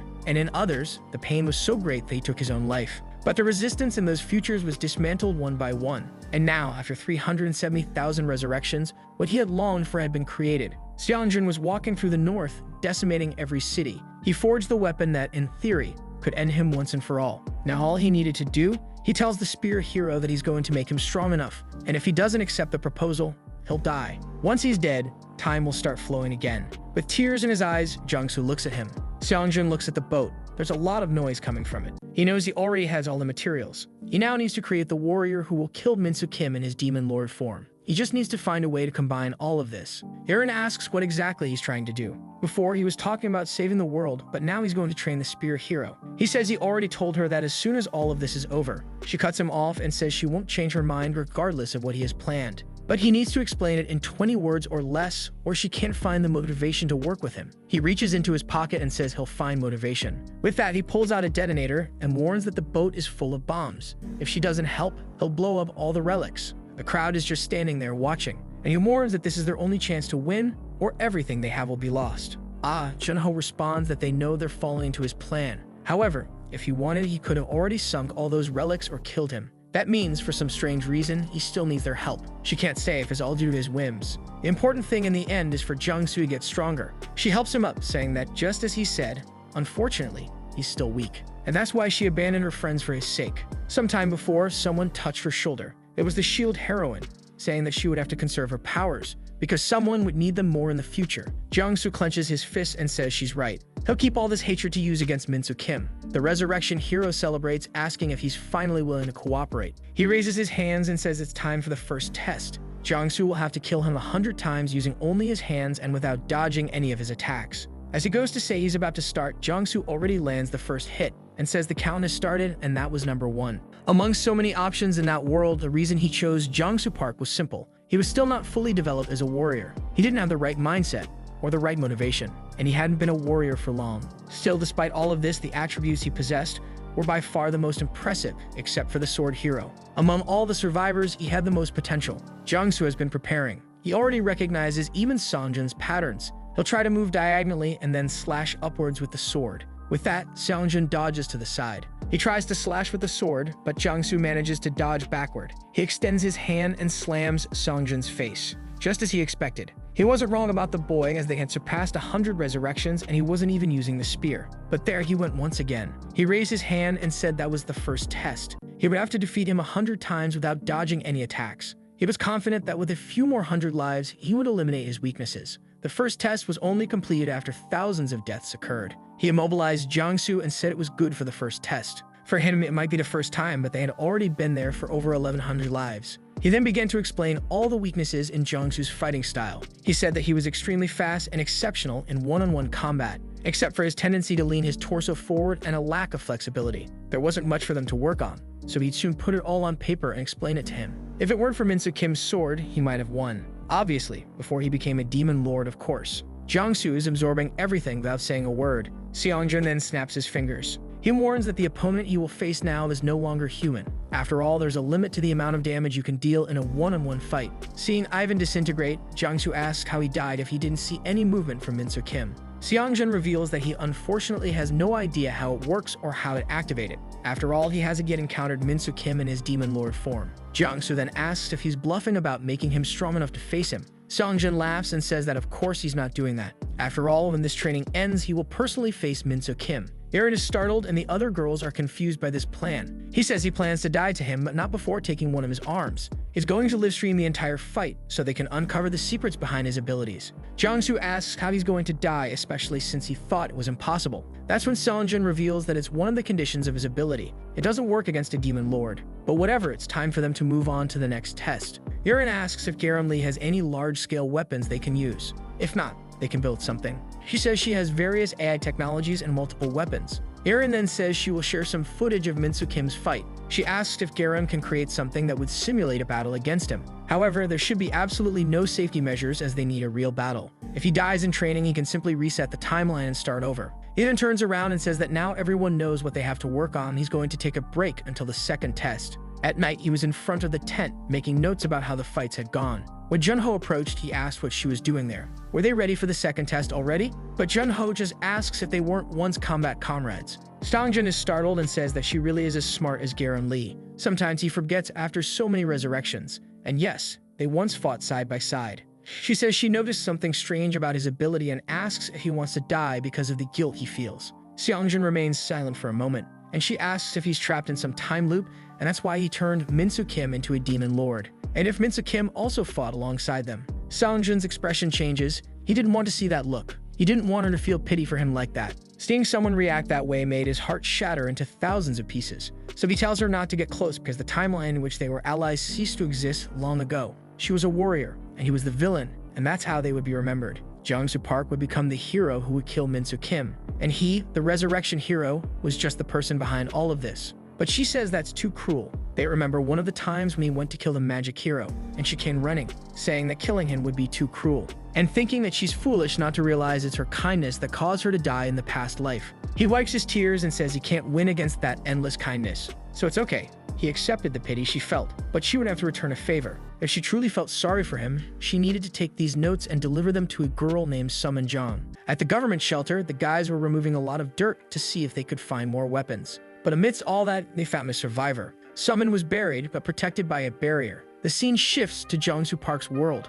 The girl takes a book off the shelf and says it's been 2 weeks. That's how long it's been since he returned to the warrior's world. Did he finally get the revenge he talked about incessantly? Or maybe he could manage to. Imagining him dying, she says it's impossible. She slaps her own face, saying that couldn't be. He had grown much stronger than any spear hero that had ever existed. What he created, there was a new pinnacle, and you wouldn't die that easily. But just then, someone comes running and calls for the summoner. They inform her that the spears are returning. They run to the room. She rushes in, desperate to see that all the ones that had been summoned had returned. However, this was actually a good sign that he was still alive. The knight said that wasn't all, and she needed to look at the writings. It seemed that the spear warrior himself had written some things. They said that he still hadn't gotten the revenge he sought. He needed even stronger spears. She realized that this time it wasn't a request for personal revenge. It said that just as he saved their world, the world he came from was now in danger, and he desperately needed their help. He was counting on her. The knight asks the summoner what they will do. She says that the boy was brought here and, without even knowing anyone, saved this world.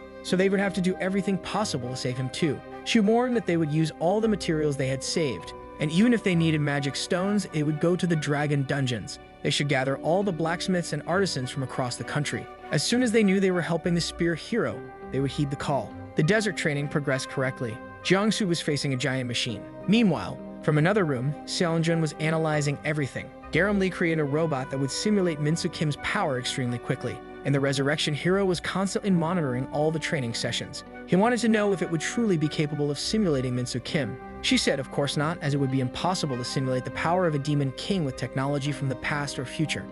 However, she used everything she had available to program something that would copy Min-soo Kim's attack patterns. Seongjun said it was too big and asked if it couldn't be made the same size as Min-soo Kim. She questioned if he thought they were making an MP3 player or something. It was impossible to create something that's strong in that size. He said that was fine. If that was the case, they would start since they didn't have much time. He tested the microphone and said the second test would begin. He counted from 3 to 1, and the robot unleashed a barrage of missiles. Before Jiangsu could make a move, the robot had already tracked the entire area. He realized that this creature was much faster than he was, but he had no choice. He stepped on the ground and dodged the first attack. However, he ended up falling like a fool. He had lost a leg, and Seongjun said it was time for a reset. The boy just looked to the side, confused. Seongjun prepared for the reset and said he would explain why he failed. And with that, the boy was gone. He began to explain everything that had happened, and discuss strategies even with the other heroes. They needed some plan that would make him capable of defeating Min-soo Kim. The problem was that the power he wielded was almost incomprehensible, but they were armed with knowledge of future mistakes. And when someone knows all the mistakes that can happen, eventually they arrive at the best option. Back in the present, he told them to increase the number of blades because Jiangsu had done well. The boy just followed the instructions without asking much. And it was irrelevant how many times Jiangsu failed, since they could go back in time and pretend nothing had happened. She screamed desperately, saying that he had gone too far that time. But he just said it was fine since he'd be back soon. No matter how many times he had to try, it wouldn't be more than 370,000. Sometime later, he had completely destroyed that robot. He was exhausted but had passed the second test. Seongjun was starting to get excited. He thought the boy was skilled, but he was exceeding expectations, and any tip made him learn extremely quickly. Garam then asked what he planned to do since she had no way to train him further. He thought about it, saying that fighting against a human is very different from a piece of metal. He wished there was someone extremely powerful that Jung-soo Park could face before going against Min-soo Kim. At that moment, in San Francisco, USA, people were walking when everyone looked up, wondering what that was. It looked like a sort of missile approaching the country. It hit directly against a building. Everyone started running in panic, but something emerged from within it. It was the Iron Fist hero who had returned from space. Seeing everyone judging him, he said they were all guilty, and people recognized him as one of the individuals destroying everything in South Korea. At that moment, he became even angrier, and everyone trembling said they thought he was dead. But Wino was tired of it all, and said he would bring justice to everyone. Meanwhile, Seongjun watched everything on his phone. He was supposed to arrive at the perfect moment as always, and he told Jungsu to pack his bags because they were going on a trip. It was time for the first training comrade. The people in the United States were trying to resist, using every kind of weapon they had, which, let's be honest, wasn't little. The problem was that they weren't up against just anyone. And to Miho, it was a ridiculous effort, even if everything exploded directly on him. Even a plane came down from the skies aiming at that area. The military was discussing the operation. To the captain organizing it, the guy was nothing more than a man with great resilience and strength. But now that all the citizens had been evacuated, it was just a matter of time before they took him down. However, amid all that destruction, he emerged once more, saying it was impossible to hurt him under the protection of divine justice. And the army colonel questioned why it seemed impossible to cause any damage. At least the other heroes, when hit, seemed to get hurt or affected in some way. However, this guy defied all logic and reason. It was like they were toy soldiers shooting at a giant. At the base, everyone was murmuring about the best option. The military guy said that 37 mass attacks had already been launched, but he remained unharmed. One of them mentioned that they had tried every kind of bomb, gas, or supersonic missile and nothing worked. Then someone approached and called for the general, informing him that they had received a call from the Korean department. The general said he didn't care about that. As long as their land was being destroyed, he wouldn't concern himself with a government that had fallen long ago. However, the man said the hero of resurrection and the one who emerged as the hero of revolt were on the line. That's when his expression changed. He immediately agreed to take the call. On the phone, someone said they knew he was powerful, but that was way too rude. What was this talk about a government that had collapsed? And here he was thinking of extending a hand to save them. The military officer knew that the resurrection hero had previously been an enemy of the people. Was he a spy, some sort of trick, or had he really changed sides? But he didn't have many options, especially considering what was on their soil. Seongjun was just waiting for the man to respond, and the general asked if he was offering assistance to eliminate the Iron Fist hero. He replied that was exactly it, and that they must have realized it was impossible to kill him with modern weaponry. Despite wearing that latex suit, he couldn't be underestimated. After all, he specialized in one-on-one combat, and always ended up surviving in the end. He said that if they were willing to accept it, they should prepare a jet because they were arriving in Japan. The general obviously agreed. He said he didn't know why he had changed sides, but he understood that it took a monster to kill another monster. Seongjun thanked him for his intelligent decision and said he had just saved humanity. He then hung up the phone and said it was time for the first time. The spear hero asked if this test was to take down the Iron Fist hero. Seongjun said yes, and that in terms of endurance, he was stronger than Minsu Kim himself. It was like he was a character with all his defense powers maxed out. The previous tests were to practice speed and evasion, and this one was like trying to break a diamond. Jongsu asked why he had to fight only with the spears and not with the other relics. Seongjun explained that it was because he had to realize the maximum potential of the abilities he possessed. Moreover, to use the power of others, he would have to be worthy. Just like a warrior chosen to be summoned to another world, he also needed to be chosen by that world. Or in this case, the relic had to choose him. The American soil was completely destroyed. Walking through it, the Iron Fist hero wondered if they had run out of ammunition, or maybe everyone had fled from the heroic act. The general had warned that a minute before the hero's arrival, they would illuminate the battlefield. With that, some flares were sent into the skies. The entire area was lit up, revealing the position of the Iron Fist hero, and a helicopter approached. He glanced over, wanting to know if they were going to try something else. However, a ladder then descended, and calmly, Jongsu arrived. The hero said he remembered him as the kid who was at the shelter. However, the hero of revolt said nothing and began to approach. Iron Fist said that in that underground base he couldn't save a single person. So why did he think his chances had changed now? Suddenly, Jongsu stopped and said he always failed because he was never good at saving people. He spun the spear, saying, however, that he was always very good at killing them, and it was there that he would die. And then he charged in. From afar, Seongjun watched everything. The third test had begun. A warm laugh, and an outfit that stood out. Fists as strong as steel. A soldier was trembling when someone knocked on the door. He punched, breaking the tank, and announced that Johnny had arrived. He had an unyielding will. The Iron Fist hero would be the perfect hero if he didn't have this corrupted sense of justice. He raised his arms, saying that sympathy doesn't bring justice to this world. However, it was precisely for this reason that he was so powerful. Jongsu gripped the spear and charged forward, going in for a direct attack on Liho. However, he laughed heartily. He jumped toward him, and Jongsu noticed he wasn't trying to dodge. The attack hit directly in the chest, but it only sparked and ran across his body. The blow literally did nothing, and Miho said he would never break into a rock with a toothpick. And here comes the first punch. However, his reaction is quick, and he manages to dodge. The strike he landed creates a crater behind him. Jiangsu notices that his power comes from the sheer mass he possesses. That means he manages to dodge another kick. He only needs to cut off the air that feeds this body. He clings with his legs while trying to choke him. The hero screams desperately until he pauses and asks if he really thinks he's going to win like this. He says that a child can't break a stone with a twig. From the helicopter, Seongjin laughs.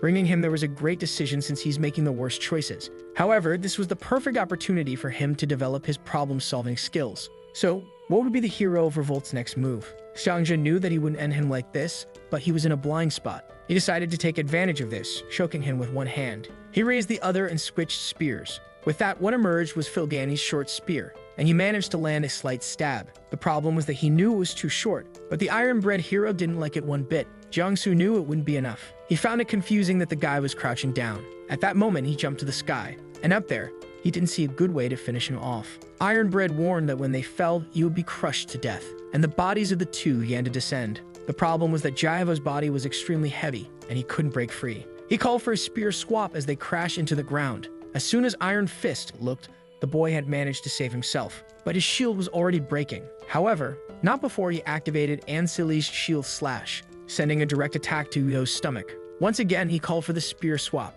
He pulled out the dark and light ones, and activated the resonance of the Void Union. From the Wing Yang, a tornado of energy emerged, and before Yo hit the wall, another attack was already coming. Half the city was swept away with him. Impressed, the general hoped that had evaporated that damn thing. However, he was defending himself with both arms. He shouted and dispelled the attack. He jumped forward and threw himself toward Jiangsu. The spear was aimed straight at his face, but Mito blocked it with his arm and punched the spear with the other. And so they continued. Another spear, another punch. A multitude of attacks were exchanged, and the city was being destroyed in the process. Another spear aimed at him, and a punch came. In the world of the spear hero, when they returned, the spears came back damaged. It seemed that the opponent he was facing was leagues ahead in terms of power. Then he turned and said to place the new spear there. The guy asked if he was talking about that one. With that, a giant spear appeared in his hand called Helpto. Since the beginning of time, humanity has been developing increasingly advanced combat weapons. First, fists to clubs, from clubs to swords, and from swords to spears.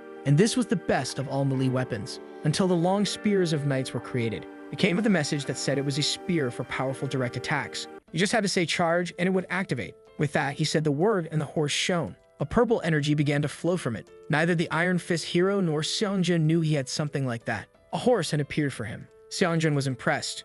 The people from the spear world were very creative, and with that, he was basically cheating, considering the speed and distance. After all, this weapon focused on one of Jiangsu's biggest weaknesses. It solved the speed problem. Before, he had to use his entire body to create force, but now he could concentrate everything on the tip of the spear. He was curious to know the total destructive power it had. The horse snorted, and he noticed it was a new weapon that didn't exist. Besides, it seemed to suit his combat style. The problem was that he had never seen anything like this or even used it, and it was impossible to tell if it would be enough to defeat that guy. But he was sure that if he had made a mistake, the Resurrection Hero would have already warned him about it, which meant he had to fight with it no matter what happened. And maybe this was a sign that it was the weapon against Minso Kim. Iron Fist said that first he brought those spears that looked like toys, and now apparently the kid wanted to play horsey. It was time for him to stop embarrassing himself and accept his fate there. But Jiangsu replied that it was time to go head-to-head, that's for sure. He tapped the horse and told it to charge. Iron Fist ran towards him, and the two prepared for the final battle. The collision of their attacks created an energy wave. It swept through part of the city,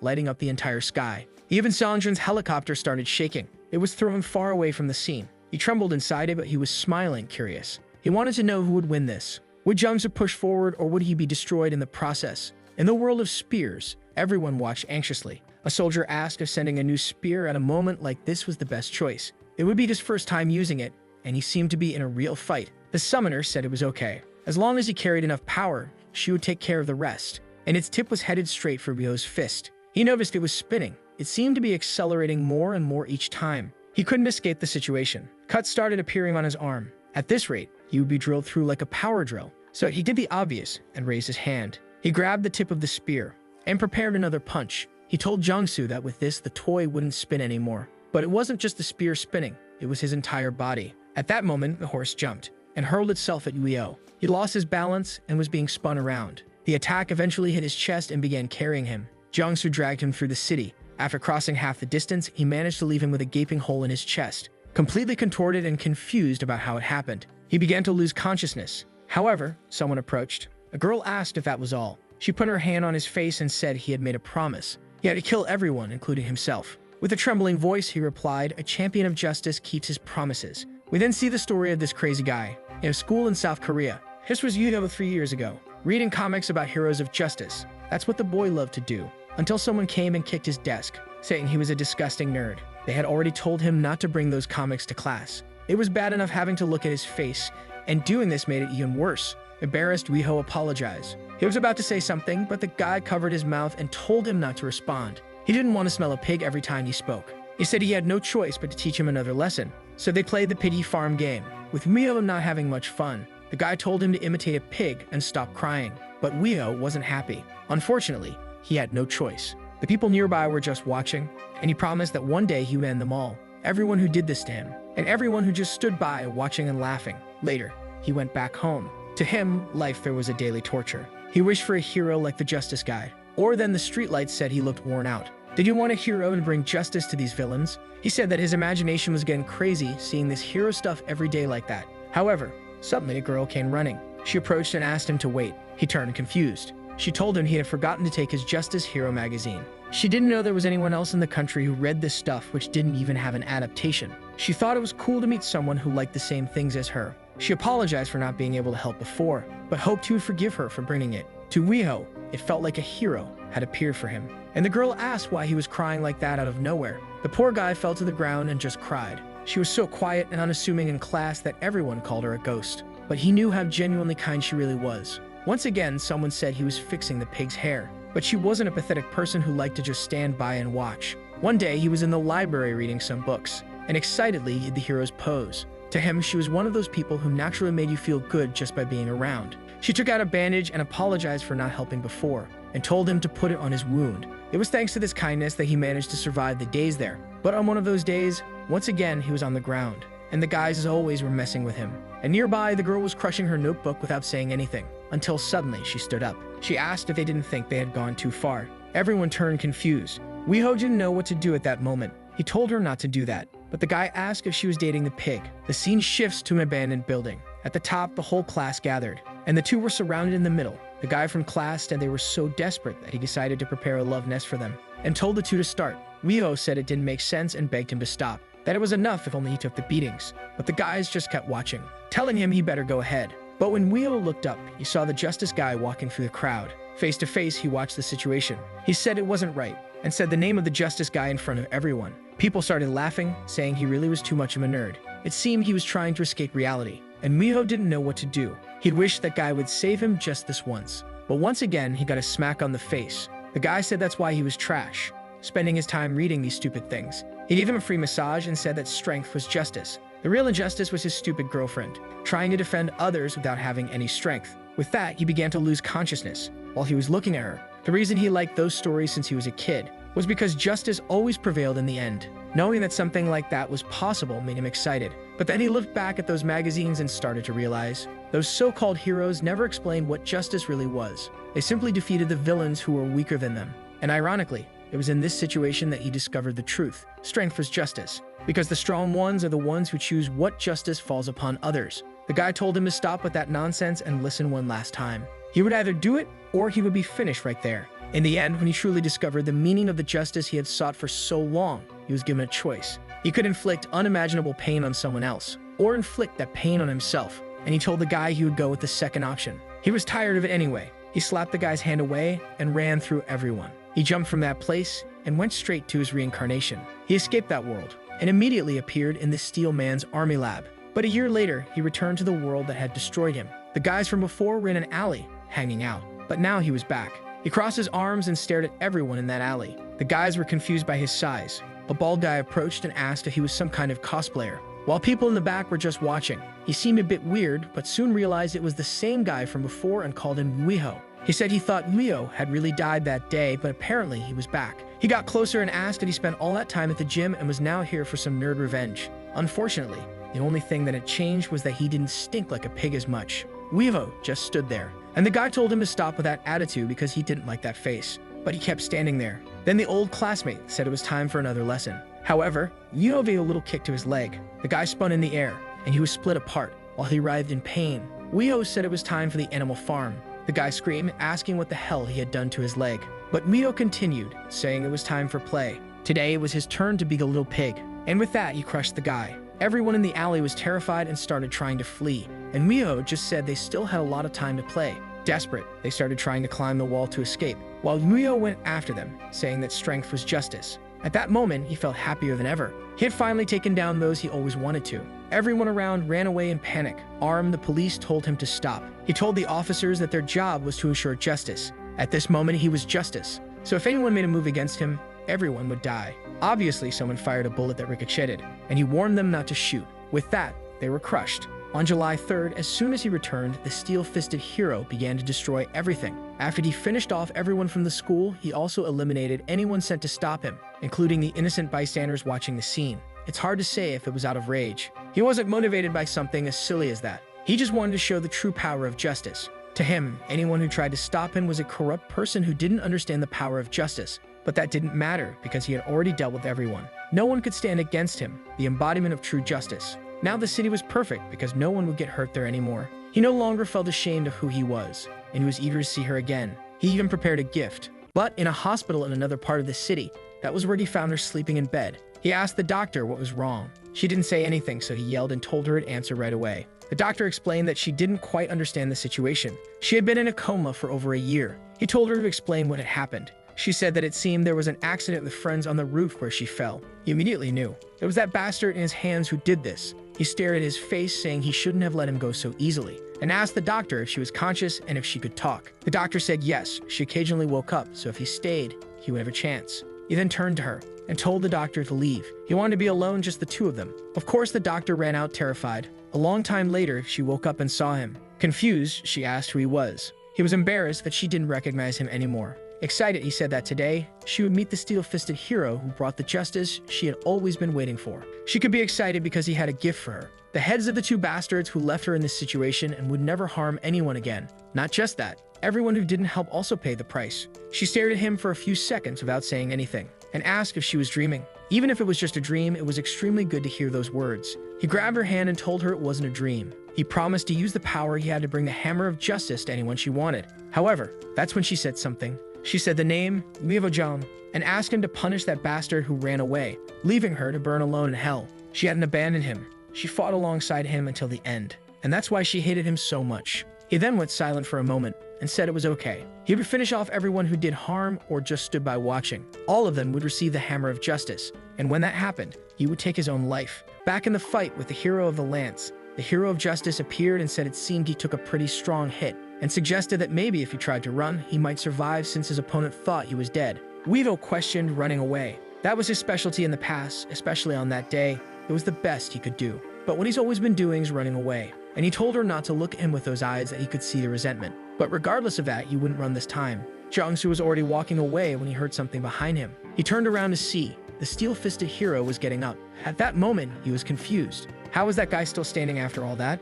Weevo simply said that he couldn't die by anyone else's hands. He went inside his body and found a mechanism connected to his organs. Then he destroyed it. Suddenly, he began to radiate energy. The wound started to heal. He said he had to deliver justice to one more person before he could bring justice to himself. Jiangsu didn't expect that. After all, Seongjin hadn't mentioned anything like that. And Weevo said he wouldn't die until the job was done. Sometime before in the steel-fisted lab, the doctor said that was the C-1008, and the capsule was inside his body. It was the culmination of all the technology developed in that place. Compared to previous heroes, the Demon Lord was on a completely different level. If it meant he would defeat that guy, it was worth the investment. Weeho said that it didn't look very sturdy and could break in the middle of the fight. The doctor said it was as hard as a diamond and nothing would happen unless his body, which was even tougher, was broken. However, if somehow that C-1008 spread throughout his body for a brief moment before going into a total berserker state and losing control of his body, he would gain the powers of all the superheroes. The wound on his chest then healed, and Jiangsu realized that the energy he was radiating was completely different. Something was already coming to his face, and he was still thinking about what Seongjin had said. He narrowly dodged the first attack, a laser to create a crater behind him. He didn't know this guy had that kind of attack, and immediately, Weeho got ready and launched himself toward him, closing the distance in a second. He grabbed him by the chest and carried him, saying it would be tough to fight back, considering he was faster than Seongjin. Jiangsu was dragged across the city. Weeho threw him, prepared a punch, and teleported to hit him in midair. The blow landed squarely in his stomach, And with that, the hero of the lamps was thrown far away. His armor had already been partially destroyed. Ryo prepared a roar and launched a laser attack from his mouth. Now the entire city was swept away. Meanwhile, Seongjin wasn't just watching. The steel-fisted hero's trump card brought the end for him and his opponent. It would be difficult for the hero of the lance to beat that. Seongjin himself had only managed to win when, on the 8th attempt, he neutralized the activation. It seemed it was time to bring that out. He went to the bag where Juwon's belt was stored. A little earlier at the base in Indonesia, Garam Lee was bringing the belt back, and Seongjin said the items from the hero transformation were indeed incredible. She handed it over, saying she managed to make some repairs and improve the cooling system. But there was a problem. He asked what the problem was. She explained that it wouldn't awaken anymore. Apparently, after the death of the hero of metamorphosis, it no longer accepted anyone. It's not a repair issue since it's 100% fixed. It's just that weapons like that have some sort of self-awareness. Seongjin said that if this weapon could really think, that he would create a dramatic scene for it to witness, and he announced he would take it to the fight against the steel-fisted hero. By then, Yuho was losing his mind. Of course, his body wasn't doing well either, and the boy was vomiting neon blue. Those were the chemical processes of the item consuming his body. At least he had defeated the guy, except he hadn't. In front of him, Jang-suk had survived thanks to the lance shield. From the helicopter, Seongjin asked if the belt had seen that. It should be familiar with the steel-fisted hero since it had fought him before, but surely it didn't know the other boy known as the hero of revolt. He was the last person protecting the world that Juwon had tried to save. And just like Juwon, he was the only person who also faced Minso Kim and survived. Moreover, he was one of the heroes who lost absolutely everything and hadn't given up. But at this rate, he would die before even having the chance to stop Minso Kim. So now, Juwon's old weapon had to make a choice. Would it cower in fear and sadness and watch this world be destroyed? Or would it accept a new hero as its master? Suddenly, the system appeared, saying it wasn't willing to fight just out of pity for the boy. It wasn't like it didn't know Seongjin's game, nor was it particularly interested in the fate of this world. But one thing was certain. This was the world Jiwon gave his best to protect. And that's the only reason it was also willing to fight. Seongjin then smiled. Meanwhile, Jang-soo was thrown against the wall. The steel-fisted hero was about to explode. However, at that moment, a blade carrying the belt flew in. It landed right between the two, and the steel-fisted hero stepped back. Jang-soo just stared at the item. Both were confused, having no idea what it was. From the helicopter, Seongjin said that it was a little free gift, and the system announced it would give the hero of revolt a little chance. It was time to transform. And just like that, in the next frame, the steel-fisted hero was already gone. It truly happened in an instant, exactly 5 seconds after the relic hit the ground. The head of the steel-fisted hero fell to the floor as well. Rolling, Ryo asked what had happened.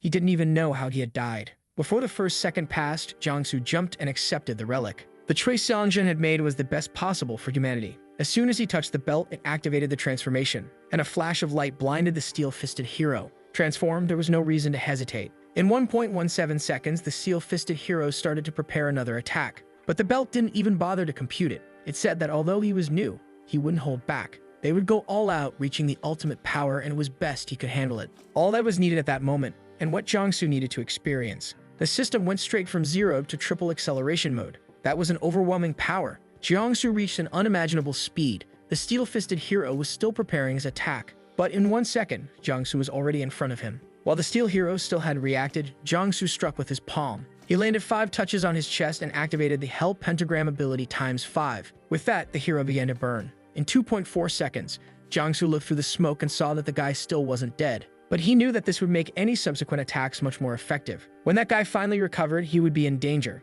So he called for a weapon swap. Once again, he pulled out the new lance. And with it, he pierced him again. By the time 4.1 seconds had passed, the injuries were too much even for the serum he had consumed. Seongjin noticed he had slowed down because his body was focused on recovery. This was a natural response of the serum, but the attempt to recover his life made him incapacitated for 1 second. Jang-soo then activated another ability. He charged the lance with electricity, and he told the guy that this was the end for him. With that, he clicked the weapon and fired a shot at him. The attack went directly to his face. Now fallen to the ground, the girl approached. He apologized for not keeping his promise to the end. She just watched without saying anything. Then she pointed to the side and said that there was still one left. Jang-soo just stared. When the part of his neck closed up, a strange voice said that promises must be kept. He then stretched his hand inside his heart. With that, he pulled it out and said he still believed. That strength was the true meaning of justice, and said that now Jang-soo was justice. With that, he crushed himself. The system of the suit said that obviously they were. In the end, Ryo died without being understood by anyone.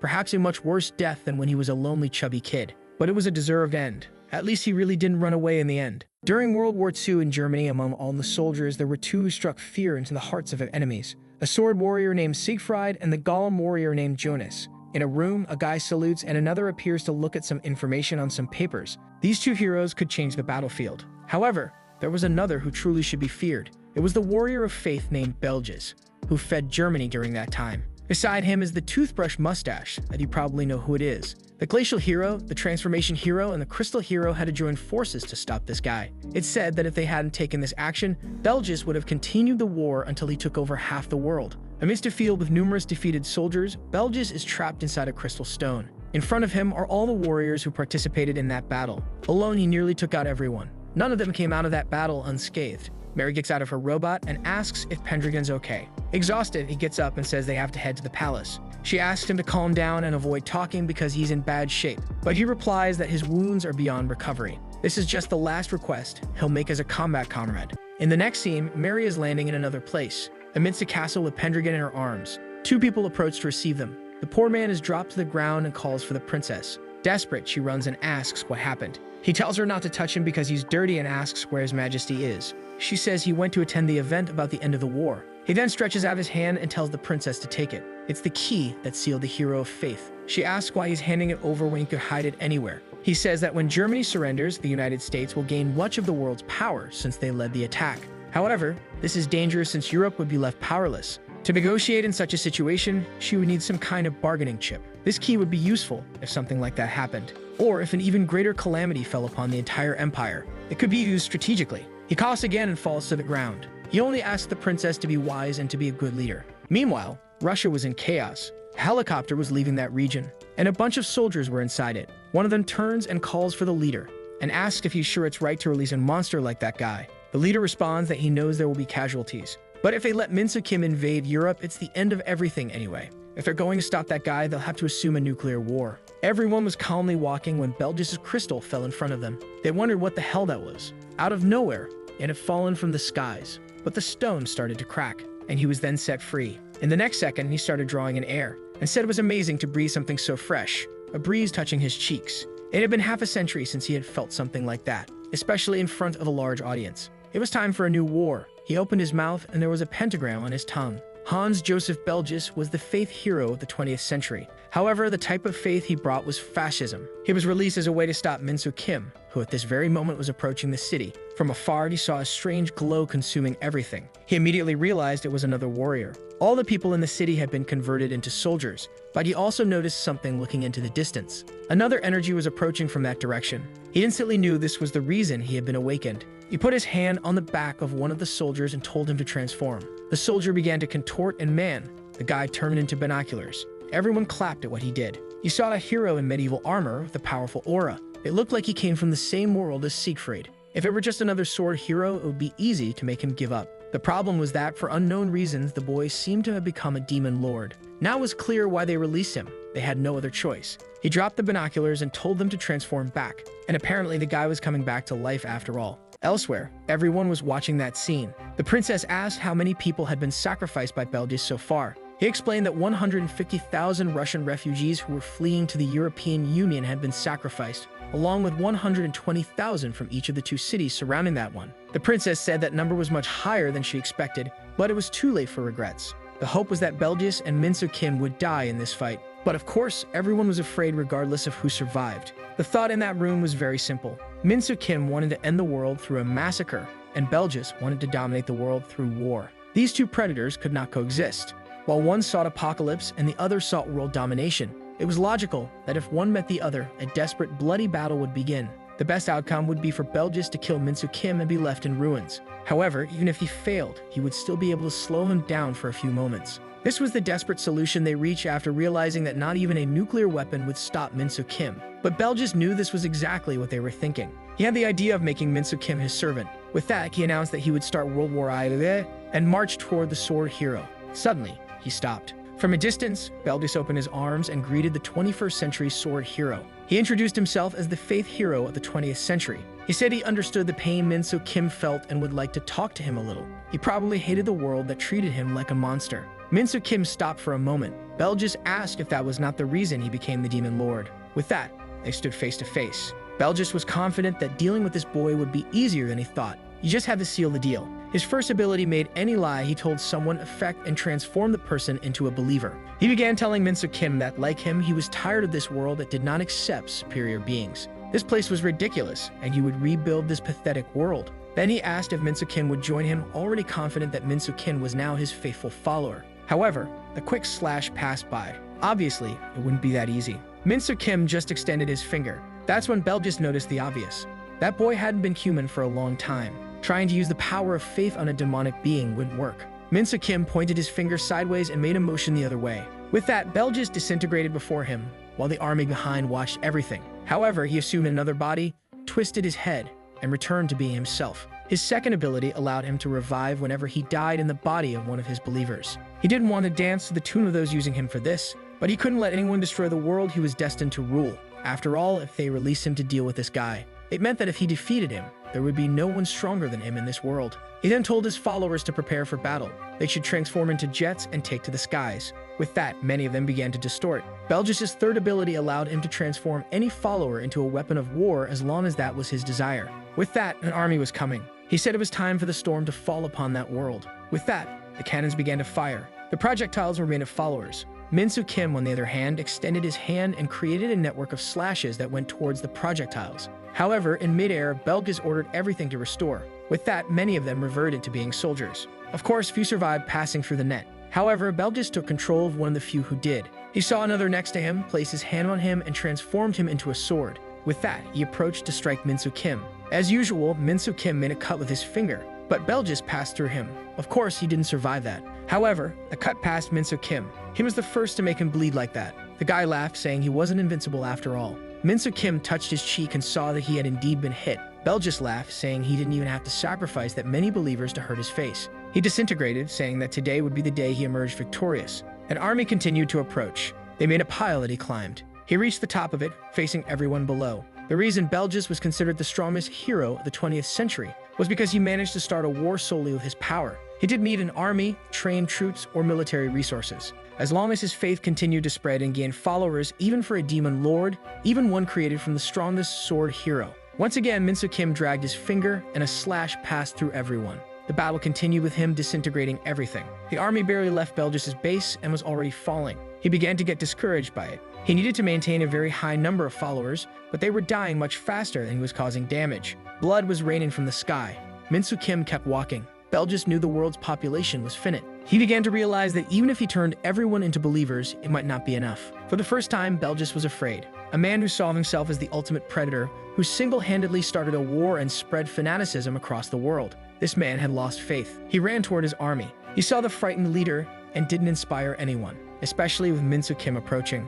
Upon seeing him, everyone trembled, and they all ran ahead of Belgis. He told them to wait and return to face that guy, but he tripped over one of the followers. All the others ran away. Belgis called them idiots and told them to stop there. But someone was already behind him, the frenzy that had started from the delusion of a man. Someone who spoke nonsense about some kind of biological superiority. None of it was enough to end the fear in the face of someone even stronger. Desperate, he said it was impossible. He proposed a second fight because, for some reason, none of his abilities were having an effect. Something was wrong. He told Min Soo Kim that he shouldn't be satisfied with ending the war like this either. They should keep fighting. He was the only person with whom he would have a good fight. But Min Soo Kim finished him off without letting him finish the sentence. And with that, he dissolved on the ground. Min Soo Kim finally relaxed for a second, but he took a hit. Someone behind said he wasn't strong enough to face a demon lord. It was the hero of return who had struck his arm. He said Belgis was enough to conceal his arrival. Min Soo Kim looked confused.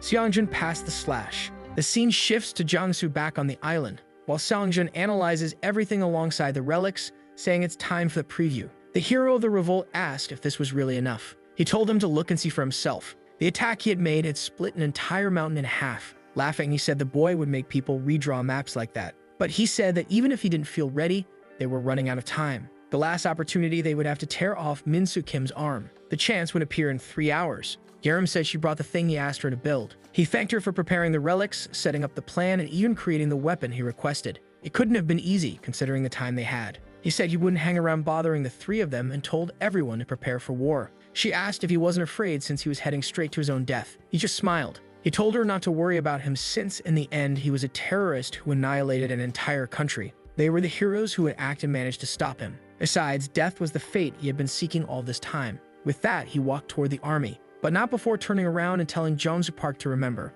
He had to become the warrior of all warriors. Then he said goodbye. That's when he passed the slash on Minsu Kim. The Sword of the Beginning is the first item given to the hero of Resurrection. When he saw it in his inventory, he didn't think much of it. However, it had a special attribute. Even with only 13 attack and 3 defense, it reduced any type of defense by 1%. And with every upgrade, that percentage increased. He died 10,000 times in front of the forge, leveling it up, until he finally managed to create the Sword of the Beginning plus 99. Whether it was the defense of a demon god or the blessing of a goddess, that sword would neutralize 99% of it. Jiangsu said he tried this attack thousands of times to find the perfect angle, the perfect force. However, he eventually realized it was foolish to think it would be that easy to damage a demon lord. Minsu Kim was about to raise his finger to strike, but something grabbed his arm, and a strange watch seemed to seal something. When he turned, a floating skeletal mage was behind him. It was the master of the 37th floor. Seongjun asked if he was surprised, and Minsu Kim turned his attention to him. Then he revealed that in the world he came from, bosses would drop certain cues at intervals.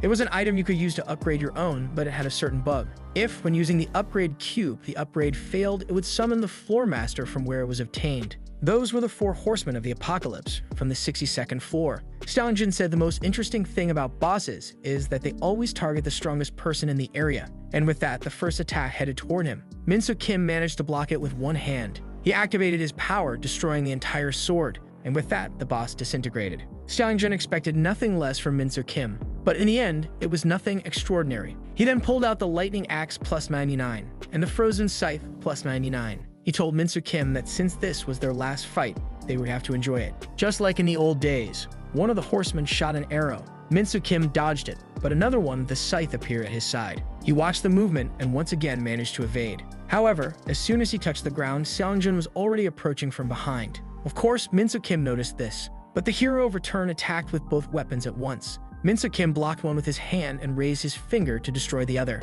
He sent a slash, narrowly missing Seongjun, but still managed to kill most of the horsemen. After evading, Seongjun returned and struck with both items. With one of Minsu Kim's arms still immobilized, the 2 X-shaped strikes headed toward him. The attack hit squarely in the chest, causing a dematerialization at that spot. Anyone watching that fight would think they were evenly matched for a moment. Seongjun pulled a spear from the cube, jumped and threw it at Minsu Kim. The attack hit the same wound again. The reason the fight seemed balanced was that Seongjun was planning everything through countless resurrections. He told himself he needed to weaken Minsu Kim as much as possible to make it easier for Jiangsu. From the start of this battle, Seongjun had already died 10,000 times. The question is how this was possible if he was dying in the hands of a demon lord. That would be the correct answer if the demon lord dealt the final blow. But the truth is that every time Seongjun knew he was about to die, he canceled Minsu Kim's attack by causing his own death. He was using a bomb strapped to his chest. It was something made by Garam that activated at the slightest touch. This way, he could remain immortal even against a demon lord. Theoretically, Seongjun could endure for a while like this.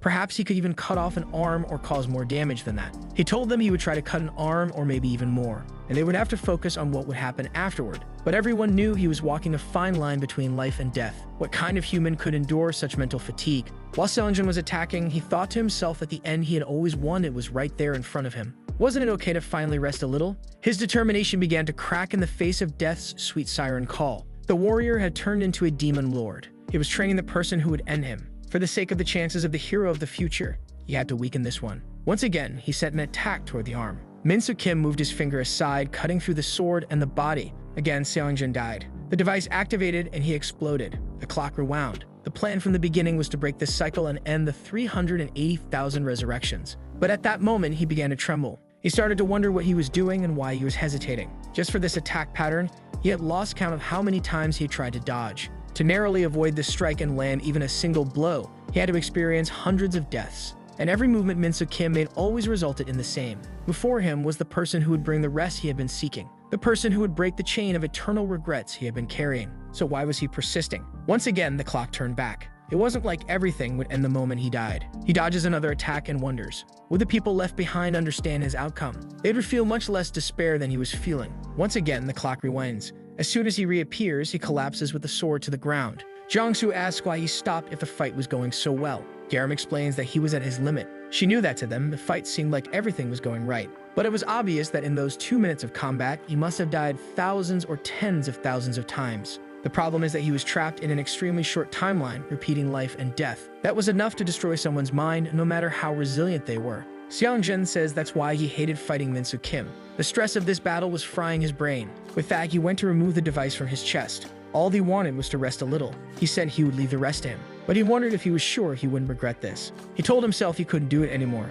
He was going to die anyway. When he died, everything would be over and he had already done enough. Why did he have to worry about what would happen after him now? What was the point of doing all this? A rational side said that this time, yes, he would really die. And that's why he wanted to know if this time he would really give up. He asked himself what this business of giving up was. Logic said yes, he had always given up. On all of them and all their lives. He realized that yes, he had given up. On the life in which with his friends he saved the world. On the one where he married Summon and started a family. The life in which he made all the villains repent. Whether they were happy lives or sad lives, by his own will, he had buried all those destinies. Under the pretext that he was creating the best possible future. The moment he chose this ability in another world, he now faced Min Soo Kim defeated, with the option to continue that fight. The goddess of resurrection appears in front of him, and he was like a child using a hack in a game. She once again tries to connect, but he said he'd had enough and would no longer defile the sanctity of life. He just wanted one more life without any regrets. With that, he drops the bomb on the ground and says that it's okay.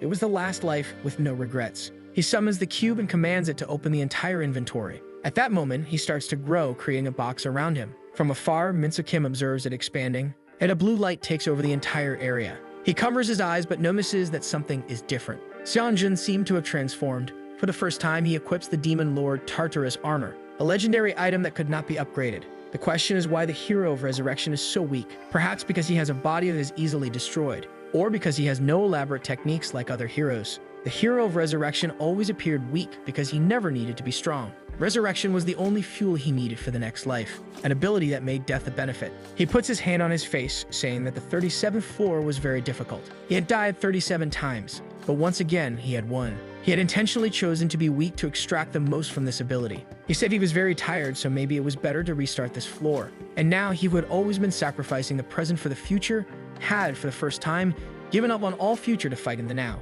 He knew he was nothing without the resurrection ability, and even those different armors, spears, or swords he had never used. He was inexperienced with all of it because he relied only on his ability. But he had never managed to defeat Min Soo Kim through countless resurrections. And before him now was the Demon Lord Min Soo Kim, much stronger than the warrior he had never beaten. And that was the only card he had left to play. So he shouts that this time he was fighting in the present. Min Soo Kim immediately feels that he seemed different, and he wonders if at any other time his eyes had seemed so alive. But to Min Soo Kim, none of that mattered. In the end, he just wanted to kill that guy. A club comes flying toward him. Right as he sends the slash, it passes through it. He notices something odd. It was exploding and creating a flash of light. Seongjin knew that the probability of creating a level 99 weapon was extremely low. That's why he threw the club with the level of item. That's when it exploded in Min Soo Kim's face, because the upgrade had failed and it had turned into blue ashes. It was blinded for a second, and that was the opportunity Seongjin had been trying to create. The initial goal was to close the gap between the two. At that moment, he landed an attack on the arm.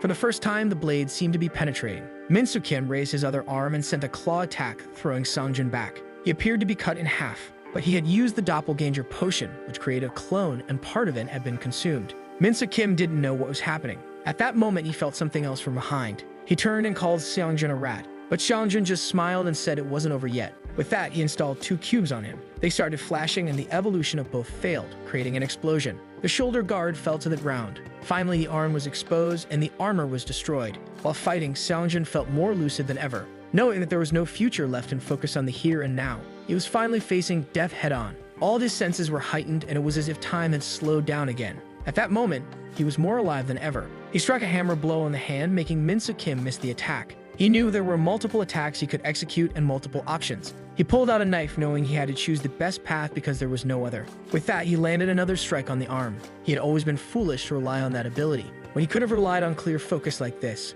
However, Min Soo Kim began to move his leg and kicked, shattering Seongjin's legs. For the first time, he writhed in pain, holding himself up with a knife on his shoulder, but he looked up desperately. Once again, he prepared an attack and said that since he had lost his legs, in return, he would take an arm. And he punched down on the dagger, finally tearing off Min Soo Kim's arm. And with that, he fell to the ground along with the Demon Lord's arm. This time, it didn't seem to regenerate. However, once again, the whole clock rewound. His mission was complete. He had torn off the arm he had promised to. And then once again, he decided to live another life. The one in which he ensured that everyone was happy. He knew the regrets that each of the villains carried, and the support they needed to become different people. After all this time, he knew the story of each one, and he made a point of seeing the so-called perfect world one more time. The world in which he and Minso Kim came back from work, and together, they laughed and had fun. That was the perfect world with all the friends, and also with Somin, even the heroes of the past whom no one even remembered. He made sure each of them had a good moment, and then he enjoyed himself for the last time. At a theme park, fireworks were going off. He was with her on a Ferris wheel. She said that today had been a lot of fun,